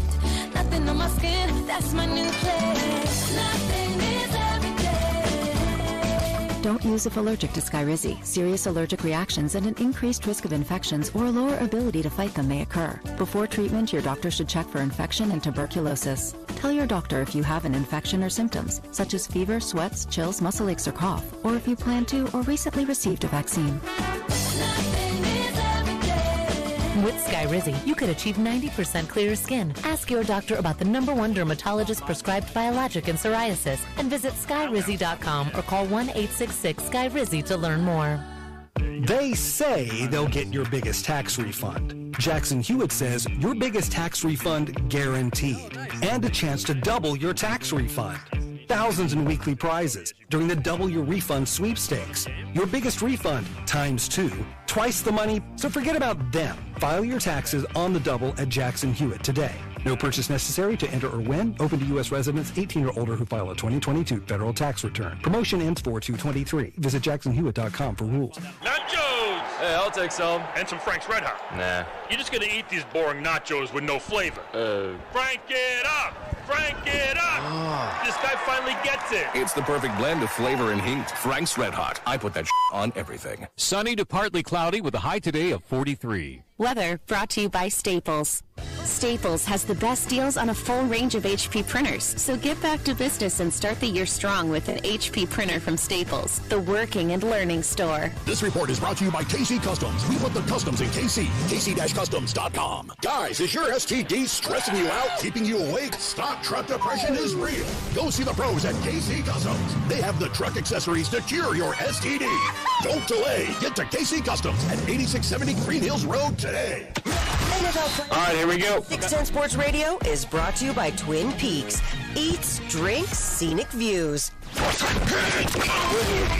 Chiefs Kingdom. This is Mitch Holtis, and welcome into the Chiefs Red Half Hour on Cody and Gold. Every day at 11:30 on your official broadcast partner of the Chiefs, 610 Sports Radio. It is the Chiefs Red Half Hour brought to you by Greenway Ford. It's a new day, a new way at the all-new Greenway Ford, and we are at Rally House in Overland Park, the Oak Park location, right around 95th in Quivira, getting set for the Chiefs and the Jags. Reminder, coming up in the 1 o'clock hour today, we will be commercial-free for the entire 1 o'clock hour. I don't know if we've ever done that before, by the way, for a full hour on this show. Maybe the Super Bowl parade. Maybe we were commercial-free for a while for the Super Bowl parade. 4 hours, I think that's the exception. Otherwise, we don't really go commercial-free except for special occasions. Certainly it is. Playoffs tomorrow begin for Kansas City. And in the entire 1 o'clock hour, MJ Melendez, Michael Massey are going to sit down with us. They're going to co-host the entire 1 o'clock hour. We got both their jerseys already here ready to go. I understand. I think we'll be giving those away some form or fashion as well. Maybe we can get them to autograph. I think that's a safe bet. We can probably get them to sign that. I don't have a marker, but I don't feel like I'm pretty sure we can get one of those. I'm pretty sure the folks at Rally House have that. So really looking forward to having them join us coming up in the 1 o'clock hour. And obviously we're all fired up for tomorrow. Tomorrow's going to be awesome, man. I mentioned with Pete, I think the closer we get to kickoff, of course, you get more excited. Because there was no juice earlier in the week. He's right. No, there wasn't. And I think the Trevor Lawrence comment in a small way, even if you think, okay, whatever, that does help, right? I mean, it does. Any bit of soundbite that fans can grab onto when someone's taking a slight shot about your crowd noise, your fans or whatever, even if you think you really didn't mean anything by it, fans will gravitate towards that immediately and use that. And I think, as Pete said, he thinks they're going to play that clip at Arrowhead right before the game starts. It'll be up on the Jumbotron and Arrowvision. Like, that's going to be really cool, and, of course, the crowd will be ready to roll. Well, it's like you used to have a little bit of that with Jacksonville, funny enough, because Jalen Ramsey called him a punt returner. Tyreek, yeah. Called Tyreek a punt returner, but that's been a long time ago now. And honestly, I get that Chiefs fans are where they are, because as much as people try to be like, hey, they can't look ahead, and it's like, no, man, I'm looking towards Cincinnati and Buffalo. I understand what happens. If we get to the show on Monday and be like, you guys spend way too much time talking about the opponent they might play versus the game that's going to happen this weekend. I understand that notion, but I have a hard time envisioning a way where Jacksonville beats the Chiefs that doesn't include multiple ways they beat themselves. Butker keeps missing kicks. By the way, they have the lowest amount of the highest negative addition to their team through the kicking game this year out of anyone in the NFL. So that's not way out of the question. They give the ball away. That's not way out of the question. But it's going to take a couple of those things compounded in order to be a problem. The last time against Jacksonville, they lost a turnover differential 3-0, and they handled them pretty easily.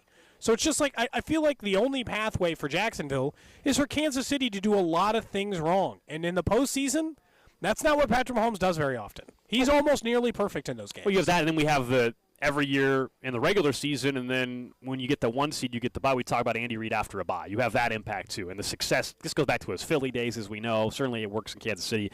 Go back to his Philly days, Andy Reid after a bye week, and that extra week to prepare. Mahomes' record in the divisional round. The reason why they keep going to the AFC title game.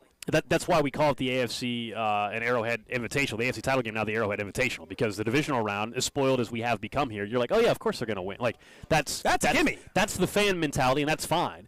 The players, of course, are going to be locked in and focused and respect the Jags. The fact that the Jags, by the way, came back the way they did against the Chargers actually, I think, helps with that focus as well. Taking them serious. Hey, man, like even if you're the Chiefs and you jump out to a 10-0 lead in the first quarter, that doesn't mean anything. If you're Jacksonville, you're still confident. Now, coming back against Kansas City is tougher to do than against the Chargers, but still from the mindset, the Jags are not going to be defeated and deflated just because they're down 10-0, right? They were just down 27-0. So that's the one advantage at all that I think the Jags would have. They don't have anything if you go quarterback, running back, wide. You go all the way across the board. I like their coach a lot. I like their quarterback a lot, but I like Kansas City's coach and quarterback better. But the confidence that Jacksonville have is probably their best asset that they have going in. Tons of confidence off of the win against Jacksonville. Yeah, and playing free. Yeah, no pressure Like for the them. Chiefs don't, like if the Chiefs lose this, it will have been 4 straight years of win the Super Bowl, lose the Super Bowl, lose in the AFC title game, and lose the divisional round to a clearly inferior opponent. And in Kansas City with Mahomes and Reed, then we have to question, like, is what you're doing right now the right strategy, or is this a slight dip to the upswing back at the beginning like we maybe would have thought at the beginning of the year? Because those will be fair questions if they lose this game on Saturday, because that's a bad trajectory. You were going to – now I get it. It can't be go to the Super Bowl, go to the Super Bowl, go to the Super Bowl. That can't be every year. Most teams don't do that. They get to their 3rd in 5 years, that's a hell of a run. Right, a 3 and 4 year, like that's not supposed to even be possible in most circumstances. But I don't know. I look at Jacksonville, and it's, again, the team I'm sure takes them serious. I find myself saying, what area are they definitively better than the Chiefs? Even pass rush is not the answer. Most teams would have had that advantage over Kansas City for the years. The secondary, not the answer. So it's like it's hard to find areas where Kansas City might be weaker against other opponents because of an entire young secondary. But it's not Jacksonville. Juju Smith-Schuster, the last time they played Jacksonville, got knocked out of the game, as we know, really scary hit, suffered the concussion, took him out a couple weeks. He was asked yesterday, even, we played some of that audio, he was asked about, the mindset going into this one, and he just said, there's a really physical defense. Mahomes kind of echoed that, and Mahomes even tried to say, well, I just got to put my wide receivers in a better spot. I think deep down like that, not that nobody's going to be trying to hurt anybody in this game, but I do think that in terms of the physical nature of the game, I think they'll be a little bit maybe more prepared for that with the Jags secondary. I do think if you're Juju, maybe you are protecting your body a little bit more than you did the last time out. Thank goodness we've now been 2+ months removed from that game. It'd be one thing if this happened in Week 17 and you were playing them again 3 weeks later. I think that would cause some more issues. Juju's fortunately been back in multiple games since that. So the psyche of hey, going across the middle of the field with Andre Cisco there or whatever, I don't think that's probably in the back of his mind as much as it would be if he hadn't already been playing again and coming back in action the way he has. Yeah, it'd be a little different, I guess, if there was some time spread out, but there's not, so it's fine. By the way, the text line may never recover, Nick. The entire text line is talking about their stomach issues. Yeah, and stomach issues. It's kind of, it's not a good place right now. It's not a good place. A lot of people defending Nick, though. Yeah, there was a weird amount of support for you, Nick. I'm not going to lie. I wasn't expecting this many people to say it's okay to go to someone's house and be gone in the bathroom for 30 minutes. He's eating again. He's clearly eating again. Mm-hmm. I thought you waited till what's trending. He usually waits till noon, but not. I know, but you guys aren't in studio today, so it's easier. So you're cheating. Will you? That's not cheating. If we don't talk to you for 20 minutes, will you finish your lunch so that we want to talk to you? We can. I'm eating like a horse today. I've just been grazing since 8 a.m. Are you eating horse today? Because we know that you've done that. No, but I'm literally catching my breath. I'm eating so much. I stopped at I was thinking about this all night last night. I stopped at the grocery store on my way into work today and just got a bag full of food that I could just eat for 4 hours. Some of the nice listeners here offered to bring us lunch. We politely declined, but I thought it was a generous offer. Well, I didn't feel like we're on the air for a majority of it. It's hard enough to eat in 6-7 minute windows maybe anyway, and I didn't want to make a listener pay for our lunch. You think we should have said yes? Cash? Well, I could have given him. I guess I've got some cash. Yeah, I will. I will eat at any time of the day. There's never a time when I'm like, oh, I'm not hungry. You're a snacker. You're a big snacker. A reminder coming up in the noon hour: if you come by Rally House in Oak Park and are willing to sing the Rally House jingle and give a strong effort towards it, you can get a $50 gift card. The first person that does that right around 12:30 or so here on Cody and Gold. But we are talking some Chiefs football, and I think when we looked at this season, and we've talked a ton about Chris Jones and what's on the line for him, I mean, it wasn't a contract year per se, but essentially it was, right? He's under contract next year, but we all know he's not playing under the final year of that contract. He's getting a new deal either with Kansas City or they're going to have to move on and trade him somewhere else. There's a bunch of other guys that are in position to do that as well, but ESPN actually listed out 14 or 20 players in the league that they said for these NFL playoffs could potentially earn themselves some more money with breakout performances in the playoffs, and also who have already earned themselves more money with breakout performances, and the Chiefs have a couple of them. I wasn't expecting, so maybe this tells us that, for the most part, the contract year didn't burn the Chiefs too bad this year. Now, we understand Chris Jones technically has a year left on his deal, but we know that it's pretty much a contract year where they're going to have to give him an extension, or, they're not likely to just ride out the $35 million cap hit to keep him. The two guys they list are Andrew Wiley and Jerick McKinnon. And I thought to myself, one, I still think Jerick McKinnon's going to get less than $4 million for a one-year deal. And Andrew Wiley? Is Andrew Wiley a hot commodity for the right Chiefs? Tackle. He's started all year at right tackle. If you were for a Super Bowl contending team. Yeah, if you're for the number one offense in football. But he came back to Kansas City on a one-year deal last year. But last year, I don't think he played. Did he start every game at right tackle last year? No, he only came in in certain circumstances. And look, they're not saying he's going to get a huge contract, but someone will give him. I think someone would give him a multi-year deal. And I don't know if the Chiefs will be willing to do that.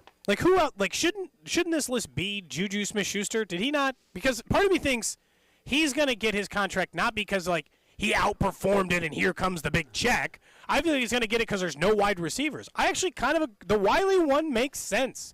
People have a hard time finding tackles. Is this a bigger loss than I'm giving it credit for?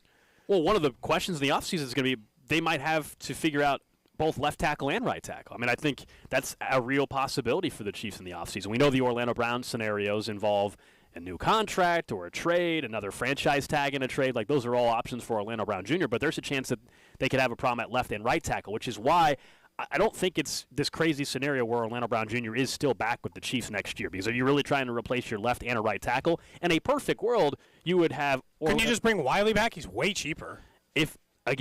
If you're Andrew Wiley, though, and there's a multi-year contract out there. Why don't you give him a multi-year deal? It's not going to cost that much, right? Again, it depends on what kind of money they're going to give to Orlando Brown Jr. It depends on the kind of money that they might have to hand out to Chris Jones, to figure out where their cap is at. And why isn't if they trade anybody, Cody, what kind of draft capital do they get? Do they feel confident they can? They're not going to find maybe a franchise left tackle in the first round, but do they think they can find a good enough rookie right tackle? Because to me, I don't want a rookie left tackle starting with Patrick Mahomes as my quarterback. Unless it's Tristan Wirfs. Yeah, fine. If he's in the top 15 in the first round, then sure. Yeah, I do. You get the best left tackle in the draft. That's a different story. But they're not going to be able to draft the best left tackle most likely in the draft. Unless they're trading up. Yeah, which I guess is always a possibility. Well, they do have 10 picks again this year. I think that's important to note. As you pointed out, they're all Well, 4 of them are in the 7th round, but they do have many other picks. Yeah, you trade 4 7th-round picks and move up to what? They got a couple of thirds because of the Bulls hiring. They've got a first, a second, a pair of thirds, I think a pair of fourths. So it's not like they don't have some ammunition to move up.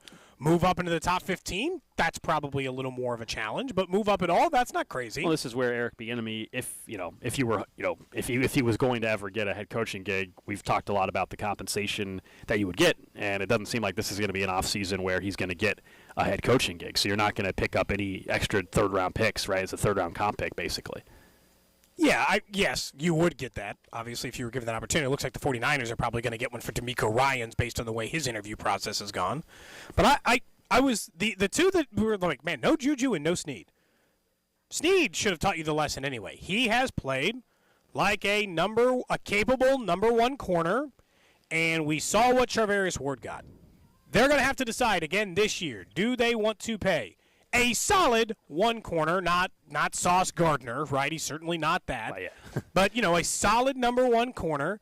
Do you want to pay him Charvarius Ward money, or do you want to just keep going down this, we'll just keep drafting rookies. It'll be Trent McDuffie and Joshua Williams and Jalen Watson next year. Because if you re-sign L'Jarius Sneed, then you don't even have to draft a corner. You can just stick with what you have. I think for the first time we will see in the Brett Veach era them give a multi-year extension to a homegrown cornerback. You sure? I do believe that's going to happen. They finally drafted one in the first round. I understand. So that was against protocol. Yeah, I do believe they'll be able to do that because here's the luxury you have. While you have tough decisions to make, and you know if you're going to keep Chris Jones, you're going to have to pay up big time. The linebackers are on rookie deals. They don't have to pay either one of those guys right now. You mentioned what else the secondary looks like in terms of youth. Justin Reed's really the only guy they're paying. I don't know if they're going to bring back Juan Thornhill. We'll see. And then I wouldn't think so. On I your think defensive they would just have line. Cook. On your defensive line, Chris Jones is going to be the big one, but Karlaftis is a rookie deal.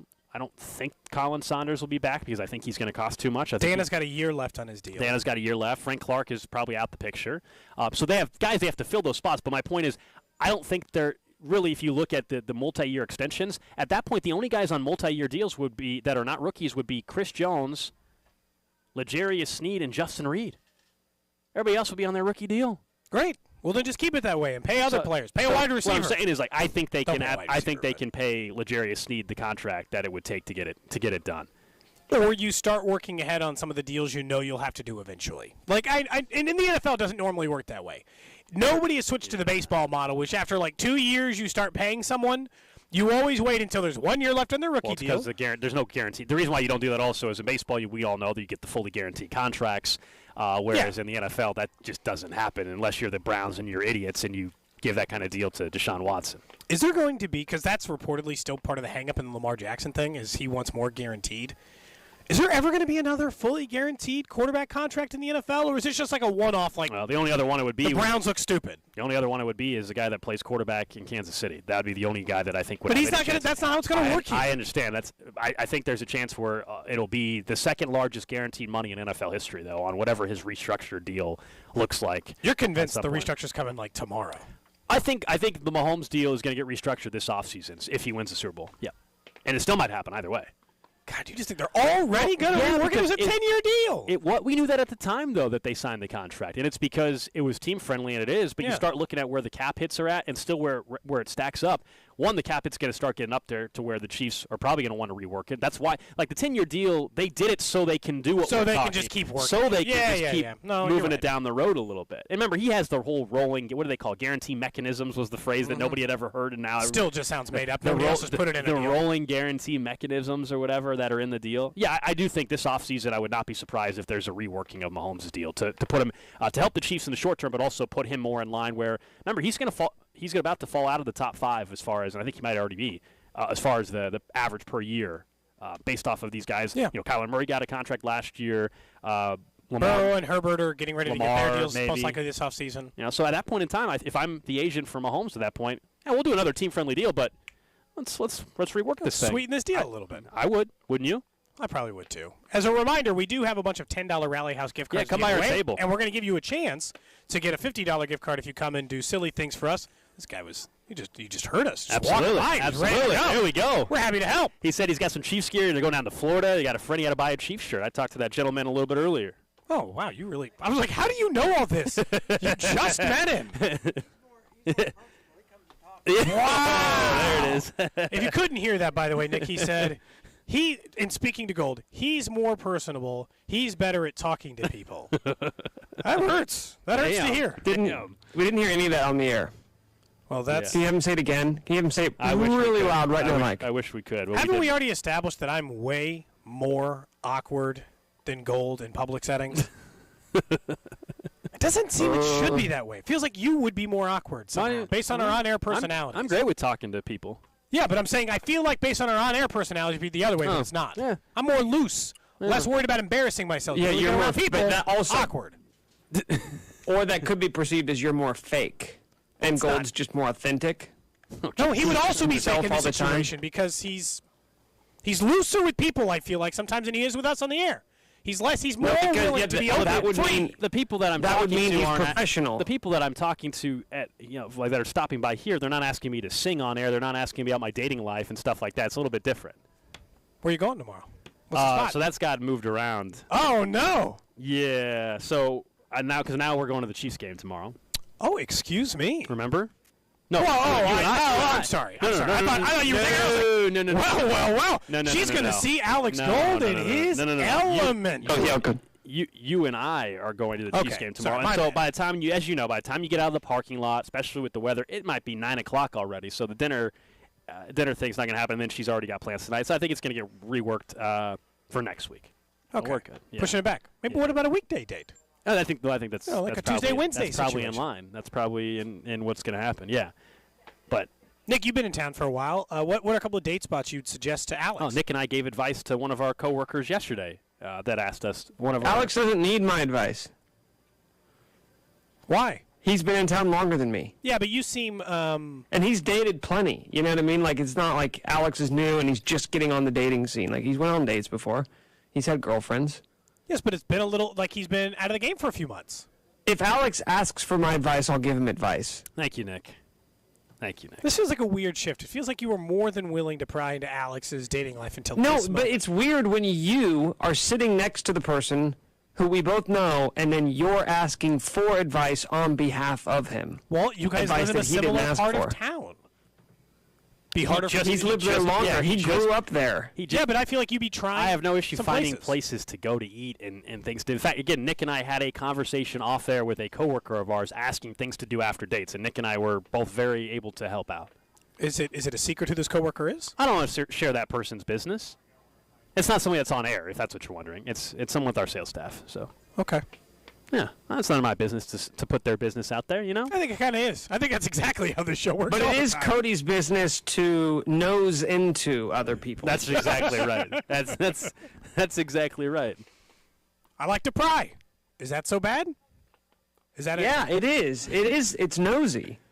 I noticed, by the way, you took off the beanie. got A little warm? It turns out that you're not supposed to wear those indoors. Here's the good news. If you need a warm hat for This is the tomorrow, place, man. this is the place. Rabbit that is house. a very warm hat. I would argue as warm as Nick's rabbit hat, even though he says Oh. that's the warmest hat he's ever owned. Wow. It's like fleece-lined. It's cozy. It's soft. Very comfortable. Not fleece lined. It's legit, man. It's like they would have made 100 the years one- ago. he's The talking one about I the got. one that No, he just not the one you got. Yours is lined with rabbit skin. Yep. Is it comfortable? Is that hat soft on the inside? Soft on the outside. Yes. Soft on the inside? Yes. You've felt Yes. it, Cody. I didn't feel the inside of the You hat. have felt it. Come on. You know, you've experienced it. You've felt it. I didn't feel the inside of his hat. It was on his head a majority of the time. Okay. Did you wear it today? No. Okay. I know, you know, it's weird. I feel like I got to ask Nick questions about what's going on in his normal day because he's not here. So I don't know what's going on. I don't know what he's doing back there other than eating on the show. He's telling me You that could we just- should. He's telling me we should go to break. That's what he's doing right now. He's telling me that okay. it's time. That is the Chiefs Red Half Hour. We are broadcasting from Rally House in Oak Park, getting set for the Chiefs and Jags game tomorrow afternoon out at Arrowhead. Come on in, get your cold weather gear. Maybe pick up a beanie like Cody did as well to keep the head, keep the ears warm, face warm, all of that for tomorrow's game as well. Up next, we get to what's trending and the spotlight games, the rest of the NFL divisional weekend. There's Kelsey to the end zone. You clear. Brought to you by Gann Asphalt and Concrete. For asphalt, concrete, and parking lot maintenance, Gann Asphalt and Concrete. One contractor, all things parking lot. Trusted in Kansas City since 1994. Online at GANNasphalt.com. Don't miss the Chiefs Red Half Hour every day at 11:30 on your official broadcast partner of the Chiefs, 610 Sports Radio. The all-new, pure, beautiful women. Best VIP rooms. Half-price bottle service every night. Pure, 350 Highway and Nolan Road. Party at Pure till 3 a.m. Check out purekc.com. You make plans for dinner, plans to get that new job, or plans to spend more time with the family. Having the right plan can make a world of difference, especially when it comes to your health. That's why Blue KC offers health plans with coverage you need right here in the city we all call home. With a Blue KC health plan, you can enjoy $0 copays at Spira Care Centers, access to a broad provider network, and much more. Enroll in a Blue KC health plan today. Call 888-892-8108 to get started. That's 888-892-8108. This report brought to you by Macy's. This week at Macy's, get an extra 20% off with your coupon or Macy's card. Plus, stock up and save with an amazing 25 to 70% off season end clearance deals at Macy's. Savings off sale, clearance prices, exclusions apply. Well, you know what they say, less is more. Unless they're talking about Lucas Wine and Spirit Superstore. At Lucas, more is less. With the largest selection for 500 miles, Lucas sells as much beer, wine, and spirits in a week as some stores sell in a year. That's how Lucas can sell it all for less. Much less. Come choose from literally thousands of craft beers, hard-to-find wines, craft whiskeys, and exotic spirits. Explore it all with expert help in person or explore online at lucaskc.com, where that incredible selection is all available to order for curbside pickup. And if you live in Missouri, they can even deliver it right to your door. Lucas Wine and Spirits Superstore. In the Northland, just west of Liberty and 152 in Flintlock. In Overland Park, near 119th and Metcalf. And in South KC at 135th and State Line. Lucas Wine and Spirits Superstore in a glass by itself. Hey everybody, this is Andrew Filipponi here, bringing you the parlay of the day, brought to you by FanDuel, America's #1 sportsbook. The Bengals' offensive line stinks right now. The entire right side's hurt. My NFL prognosticating brethren have already forgotten about last year's playoffs. Don't doubt Joe Cool. Put in a Bengals Burrow parlay. Burrow over passing yards prop, over 1.5 touchdowns. Throw in Higgins and Boyd over receiving props. $100 bet, you collect over $650 back Burrow. That's it for the parlay of the day. Brought to you by FanDuel. Download the FanDuel app today and make every moment more with America's #1 sportsbook. 21 plus and present in Kansas. First online real money wager only. $10 first deposit required. Bonus issued is non-withdrawable free bets that expire in 14 days. Restrictions apply. See terms at sportsbook.fanduel.com. FanDuel is offering online sports wagering in Kansas under agreement with Kansas Star Casino, LLC. Gambling problem? Getting help is your best bet. Call 1-800-522-4700 or visit ksgamblinghelp.com.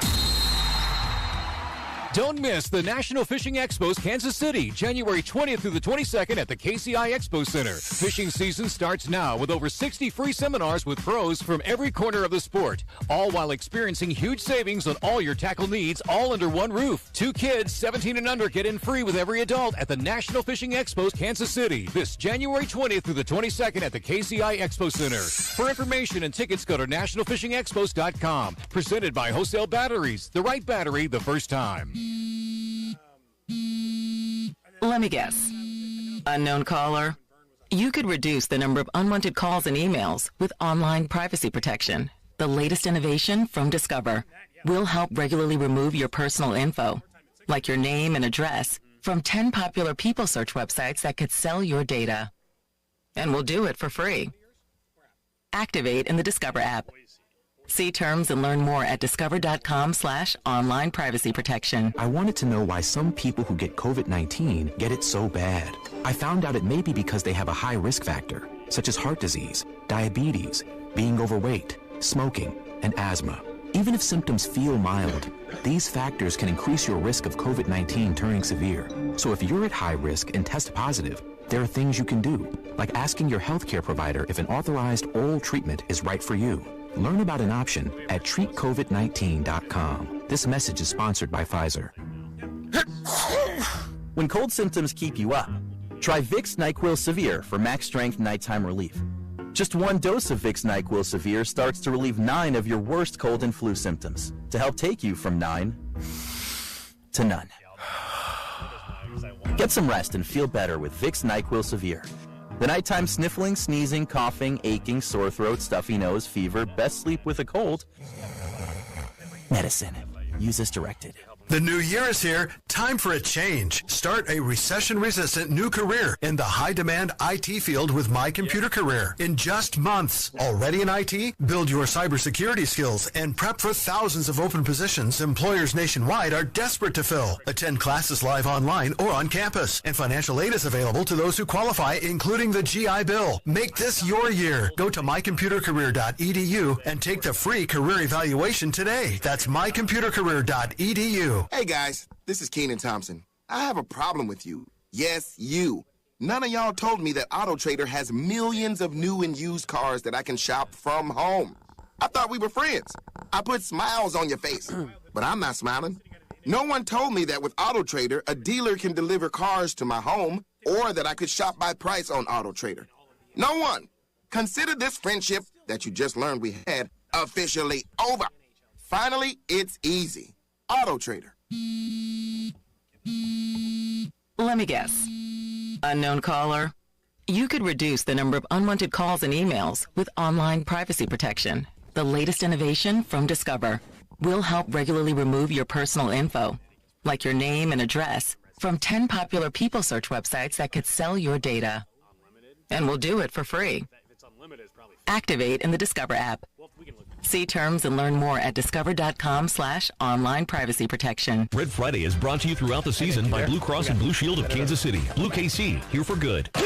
Coming back right now. The Chiefs are looking to win the championship, and Metro Ford is winning with new inventory coming in and opportunities to make great deals.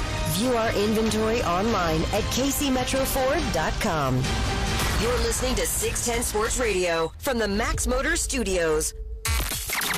Looking to make some money this playoff season? Don't miss That Betting Show with Alex Gold, Thursday nights at 7, and listen on demand with the Odyssey app. 610 Sports Radio, KCSP Kansas City, WDAF HD2 Liberty, and Odyssey Station.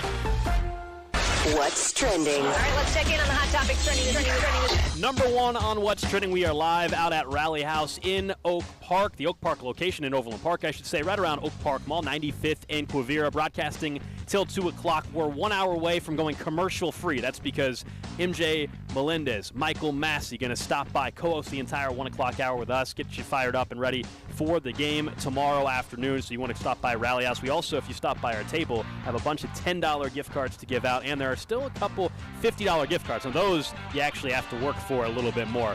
In this hour, if you come by our table and you are willing on air to sing the Rally House jingle, as much as you can get, you can look at the lyrics. You can have them in front of you even. If you can do that, the first person that does that will get a $50 gift card. So that's how the next gift card is coming out. And then we'll figure out the way to give away the other two. That's so right. If you show up anytime between noon and 2 now, you got a good shot. That's You're in right. a $50 gift card, just as long as you've got some self-deprecating humor to yourself. Exactly. And, of course, the Chiefs getting set tomorrow. They are 8.5-point favorites against the Jags. A 3:30 kickoff over on our sister station, 106.5 The Wolf. Pre-game coverage on 610 Sports Radio as well. We know injury-wise, McCole Hardman out for the game. Other than that, the Chiefs are in great shape. Good to go. What's funny is Trevor Lawrence is listed as questionable, as if he's not playing. Give me a break. Listen, something tells me, Cody, He'll find a way on the field. That toe will be all right for Trevor Lawrence tomorrow. That'd be a stunning development if for some reason that wasn't the case. Yeah. Next up on What's Trending, the Royals have reportedly signed Aroldis Chapman to a one-year, $3.7 million incentive contract, where it could go a little bit higher than that. Obviously, questions amongst the fan base fair based on his 2016 domestic violence incident in which he reportedly, or he had admitted to, firing a gun several times in an argument with his significant other. But he is signed with the Royals, according to multiple people. Mark Feinstein, I think, was maybe the first to report it. But a one-year, $3.7 million deal that is pending a physical, so it has not been made official yet by the Royals. Yeah, we'll talk more about that move, and obviously there is controversy around it, understandably so. I think there's obviously baseball reasons for doing it, but is it worth the baseball reason considering the backlash that they're receiving? So we'll get to that in just a little bit. Next up on What's Trending, local college basketball tomorrow. KU taking on TCU. That's a noon tip from Allen Fieldhouse. K-State also at home. All three local schools are at home this week. And K-State taking on Texas Tech, a 1 o'clock tip for that. So both those games should be in before the Chiefs game at least. And then Missouri and Alabama, that'll take place at 5 o'clock. So that one will be going on right in the middle of the of the Chiefs game. But Missouri coming off a big win against Arkansas. Obviously K-State's massive win at Bramlage earlier this week against the Kansas Jayhawks. So local schools all playing well right now. Hopefully, if Missouri gets another win this weekend, they might be able to creep back into that top 25. They're fringe anyway, but beating a top 25 team, getting another good win, certainly could do that. Lastly, on What's Trending, as the Colts continue what can only be described as the widest possible net for their head coaching position. They gave an interview today. You said the widest, right? Yeah. Okay. Yeah. Widest. Let me enunciate. Okay. Widest. Okay. Search. They interviewed Rich Bisaccia for their head coaching position today. I was like, I can't believe anybody. Raiders should have just kept him last year, man. You know what this is? I swear to you, Jim Irsay is interviewing as many people as he can to be like, we didn't just do Jeff Saturday because we thought this through. So it's like, here's Bieniemy, here's Bisaccia, here's all these other former head coaches or coordinators. Like, he's going to interview 35 people for this job. Time to start narrowing, my guy. I mean, look, Bisaccia did a better job with the Raiders last year than Josh McDaniels did this year. But still, stick to it. It's the easier way to go. Look, I'm all for interviewing as many candidates as possible. I hope your theory's not correct, although I don't think it's that insane with what you're suggesting, which is they could say, well, we still thought he was the best candidate out of everybody. By the way, that's just a lie if that's the case. There's no way if you're going to interview, let's say, 8 or 10 candidates, including Eric Bieniemy, for example, and then tell me that Jeff Saturday was the most fit for the job. He got a chance to prove himself. Look, if Jeff Saturday would have rattled off 4 or 5 wins, you could make a strong argument. Then you could at least listen to it a little bit. Okay, wow, you know what? They didn't do. His one win was against Josh McDaniels. So no, and he also had the largest comeback in NFL history go against him, right? With the Vikings. He was the head coach of that team that allowed it to happen. But now Andy Reid was the head coach of a team that had a giant comeback, but he didn't have anything else. He had no juice. Andy Reid also, though, had won a lot before. Yeah, correct. Andy Reid didn't come off a TV set. Had never been a head coach before. It's still wild to me that was the choice, but one way or the other, that's the way it went down. Someone says he's interviewing all of them because he really has to go to the restroom. Yeah, if you were listening to the trash of the day, that's certainly... He tests them all with that. That's like the college, the NFL teams just stick the $100 bill at the back of the playbook. That's Irsay's move. Are you bothered by people who have uncomfortable bowel situations? Because that's the only way you're getting this job. That's Jim Irsay just testing you ahead of time. He's just testing you. All right, that's what's trending here on Cody and Gold. Of course, a little bit later on, we'll get to the random question of the day, and the first person this hour that comes up to our table that can sing the Rally House jingle is getting that $50 just willing to do it. Gift card. Yeah, like we said, you have to pull up the lyrics. Yeah, you can't just sing like 3 words from it. I mean, you got to give a strong effort, and that'll get you home. That'll get you home for that. So stop by here, Rally House in Oak Park. Multiple divisional round games, of course, one of the better weekends of the year in sports because, the Chiefs and Jags, we continue to focus in on that, obviously. But Giants, Eagles, Cowboys, Niners, Bengals, and Bills. I want to start with the Bengals and Bills because that has the most repercussions for the Chiefs game. It does. Both in location and opponent. It's not just the opponent, but it's location. We all know if it's Buffalo, then and the Chiefs win, then it's going to be in Atlanta. And, of course, at Arrowhead if the Chiefs win and Cincinnati gets the victory. I really am surprised, though, that Cincinnati is a 5.5-point underdog. I honestly, I don't get it. They announced officially today that their left tackle and their guard is out. Okay, no doubt. But you know what's weird? In a weird way, if there was a team that I thought could overcome that, it's Cincy. And the reason for that is their O-line stunk last year. They're used to playing. Their O-line stunk last year. Joe Burrow's really good at avoiding the sack. You can pressure him, as we've all seen with the Chiefs playing them, but getting the actual sack, getting him to the ground, Joe Burrow it's very challenging. He's good enough, just stepping up, just enough, right? Just enough to get where your arm's not able to drag him down.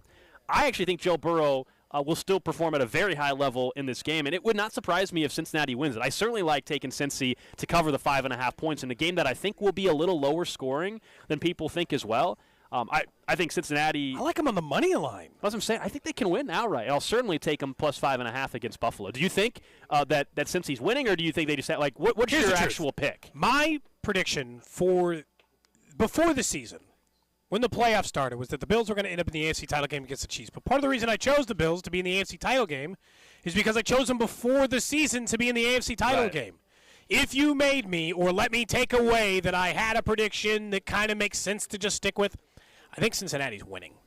I think they are currently playing better and are the better team. They are the best team in the AFC, I believe. And so, better than the Chiefs is the way you're saying that as well. Yeah. I think that they're probably equal partners in my opinion. Both, I think Cincinnati and the Chiefs are the 2 best teams, co-tied for one, if you will. And really what we're talking about is somebody who is, and the Bills are the close second. I don't think that there's some big wide gap.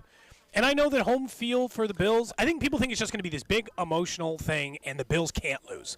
They're the team. Kind of understandable, right? It feels like the 5.5-point thing is a team of destiny thing. But that is not a good way to bet NFL football. Team of destiny is not a good way to do it. I think that this game, I agree with you. I think it's in the 20s, not in the 30s. I think both quarterbacks will make mistakes. It will be a little bit ugly because they're good teams.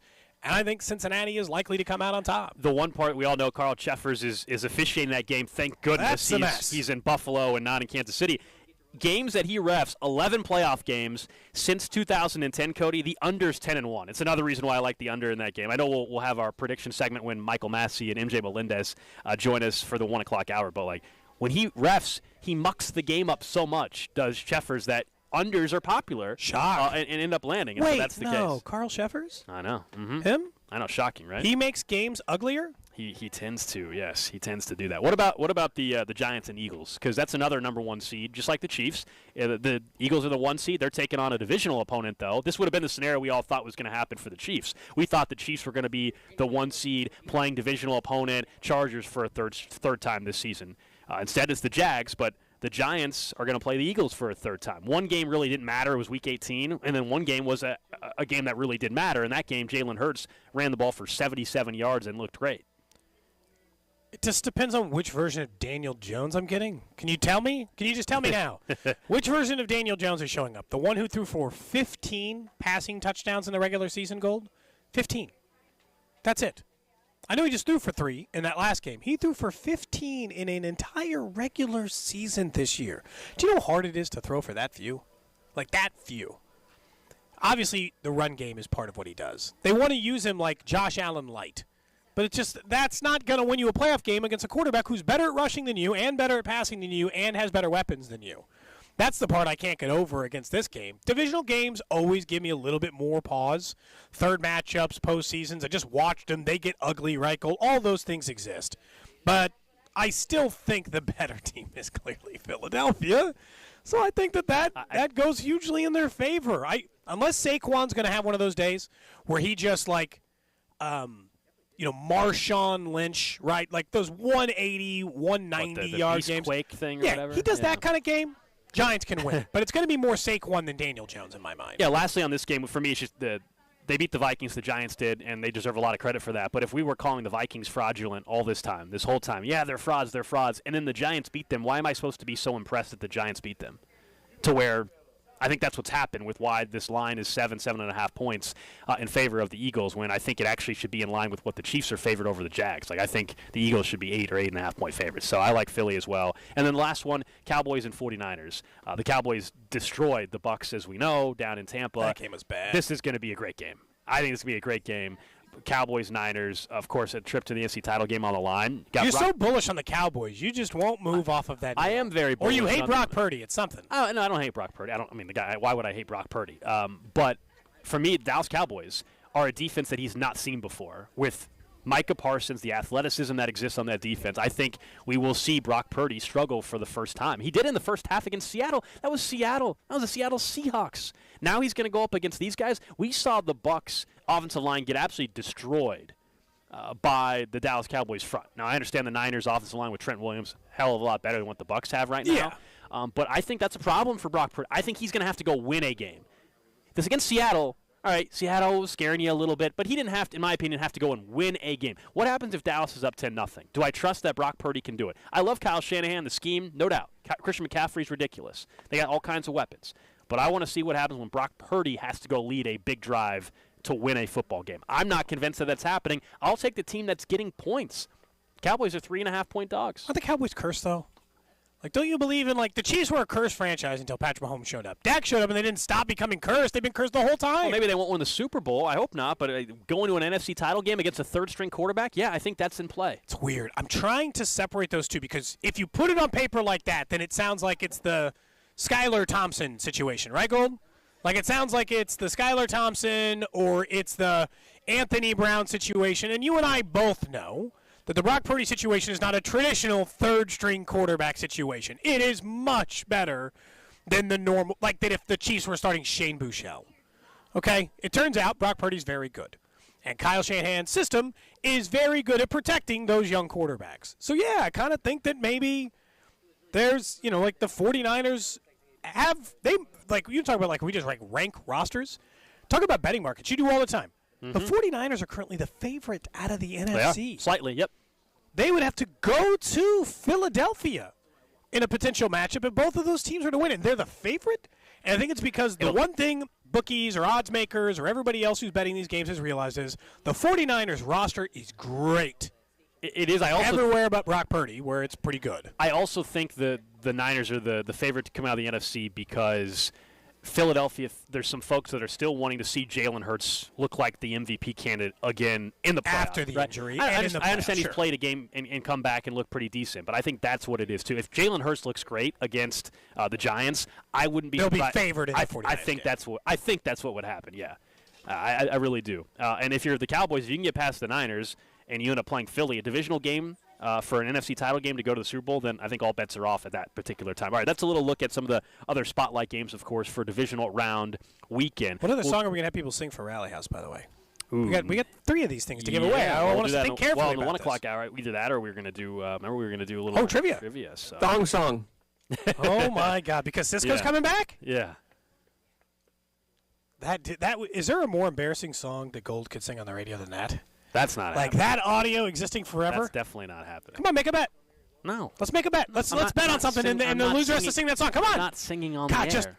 It's not happening. I'll even take worse odds. I'll take a bet that like you're clearly the favorite in. Nah.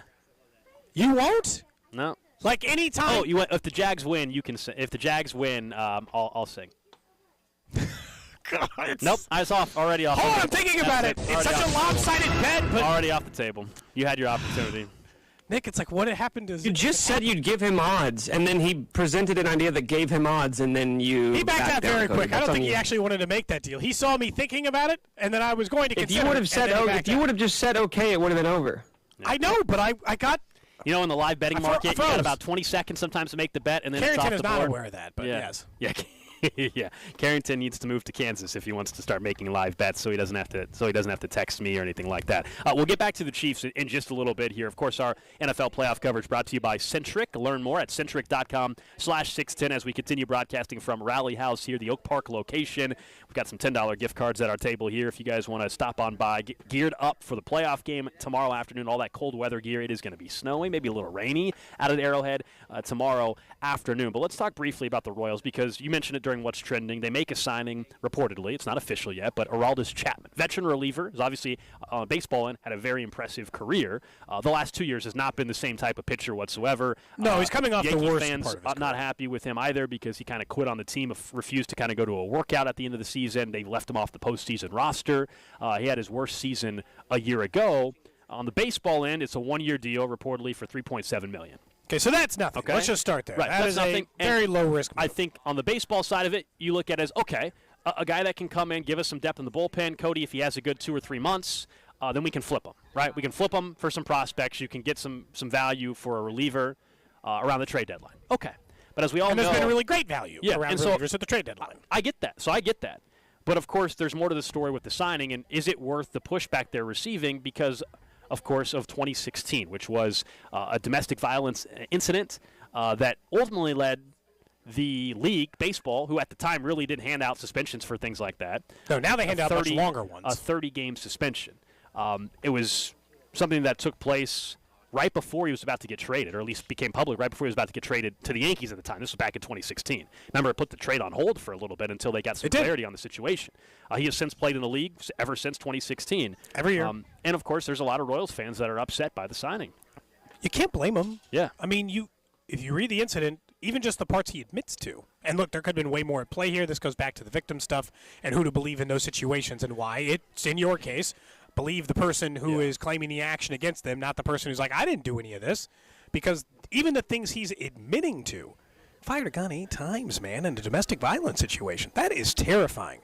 The only part of it is, what is the length of time before you're allowed to be like, okay, we think he's reformed or I think changed? it's different for everybody. Right? I don't think there's no way for me to tell you. And my how issue you with should Chapman feel. is that, there's still parts of it he's denies, even though the other person claims the other, and there's still parts of it where, and maybe it's a language barrier, but like, I wouldn't say like contrite is how I would describe Chapman over the course of this time. To me, the people who are like, even how like recently Greg Berhalter talked a lot about all the stuff he did after, right? He didn't have to admit about this for a long time. He really got called up and he's like, I went to therapy. My wife and I went to therapy. They were talking about it. It's like all these things that play into it make it easier for him to have those conversations, talk about that it's been 20 years ago, because there are, and rightfully so, I think a lot of Royals fans, especially female fans, that feel like this is unfair, and I'm with them. I feel like that they're right in this situation.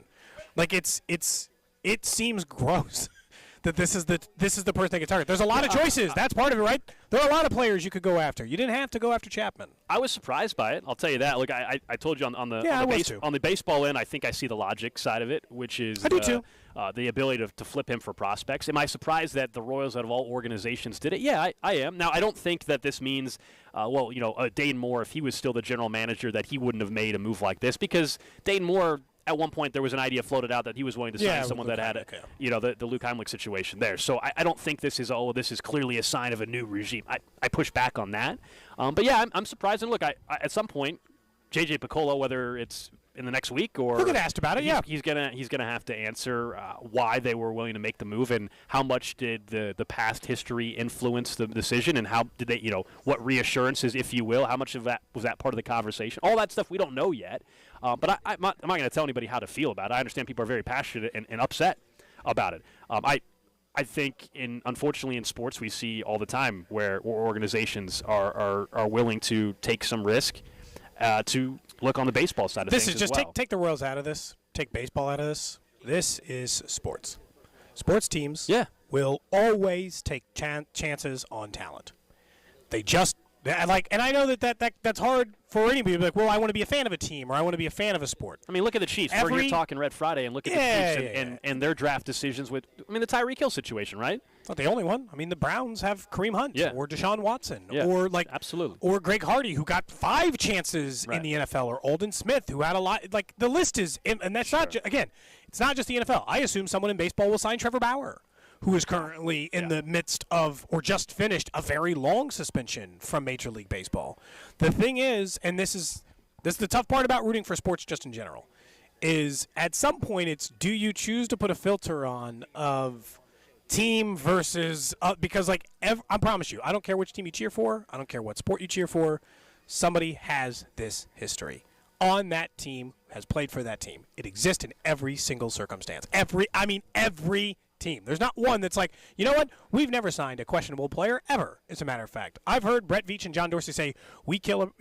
Dorsey's whole big thing was character. And the second they drafted Tyreek Hill, you're like, well, you can't claim that anymore. You can claim you care about talent, which you clearly do, but you can't claim character stuff anymore because there's still questions about that. I told you, I think the only outside idea I have on this is make it at least so that the teams are taking a chance. Because as of right now, the teams get to make these signings, and they don't really have to take a chance on anything. If this player were to have another incident like this, it doesn't harm them other than a small amount of financial renewal. And like most of the time, when you're taking those chances, they don't cost a lot of money. Tell them that if they, because then it's like if they have another incident, if they get suspended again for domestic violence under your watch, then you have to pay a $10 million fine. Because then at least you're on the hook for making sure this person who you're taking a risk on is continuing to take the steps to make sure that they never repeat that action. Like, it's putting more responsibility. Hey, look, nothing happens. Like, just make sure that people are taking care of themselves. I think it sounds great in theory, maybe. You and I both know that will never happen because there's player unions involved. You think there's no chance that happens.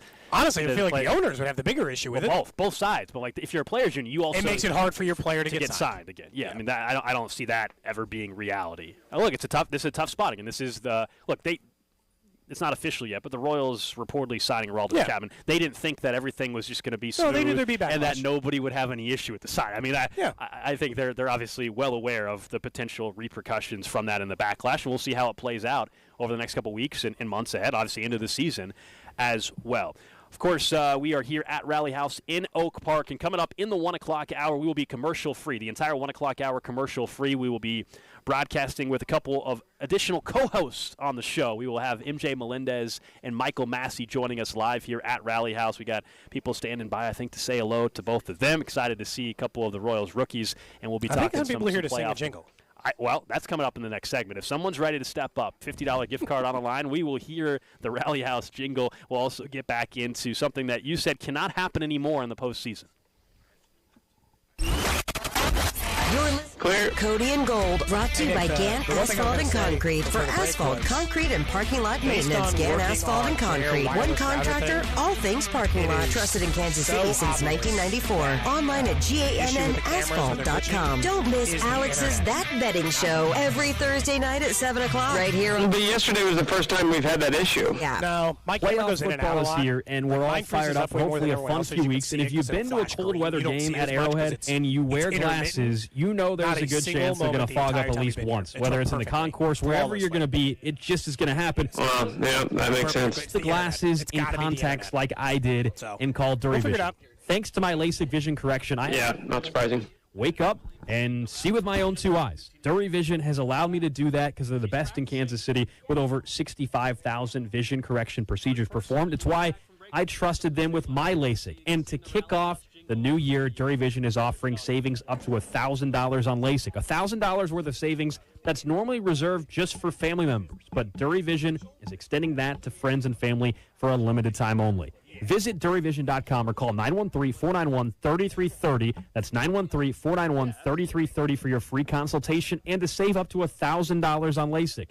Be sure to tell them Gold from 610 Sports Radio sent you. You make plans for dinner, plans to get that new job, or plans to spend more time with the family. Having the right plan can make a world of difference, especially when it comes to your health. That's why Blue KC offers health plans with coverage you need right here in the city we all call home. With a Blue KC health plan, you can enjoy $0 copays at Spira Care Centers, access to a broad provider network, and much more. Enroll in a Blue KC health plan today. Call 888-892-8108 to get started. That's 888-892-8108. If you are a local business owner, it's probably been a bumpy ride from pandemic to inflation. Did you know that if your business has 5 or more employees and managed to survive COVID, you could be eligible to receive a payroll tax rebate of up to $26,000 per employee? Not a lot of people know about this. It isn't a loan. There's no payback. It's a refund of your taxes. The challenge is getting your hands on it. How do you cut through the red tape? Get your business the refund money? Well, go to getrefunds.com. That's getrefunds.com. The team of tax attorneys they've put together are highly trained in this little-known payroll tax refund program and have already returned $1 billion to businesses, and they can help you as well. They do all the work, no charges up front. You simply share a percentage of the cash they get for you. Businesses of all types can qualify, including those who took PPP, nonprofits, even those that had increases in sales. To find out if your business qualifies, just go to getrefunds.com, click on Qualify Me, and answer a few questions. That's getrefunds.com.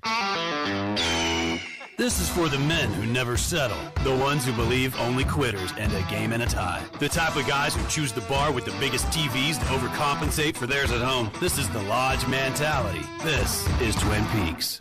The first 100 fans to show up for the big game on Sunday get a free square for the chance to win a Twin Peaks gift card at the end of every quarter. Plus, every fan scores free chips and queso just for showing up. Contact your favorite store for more info.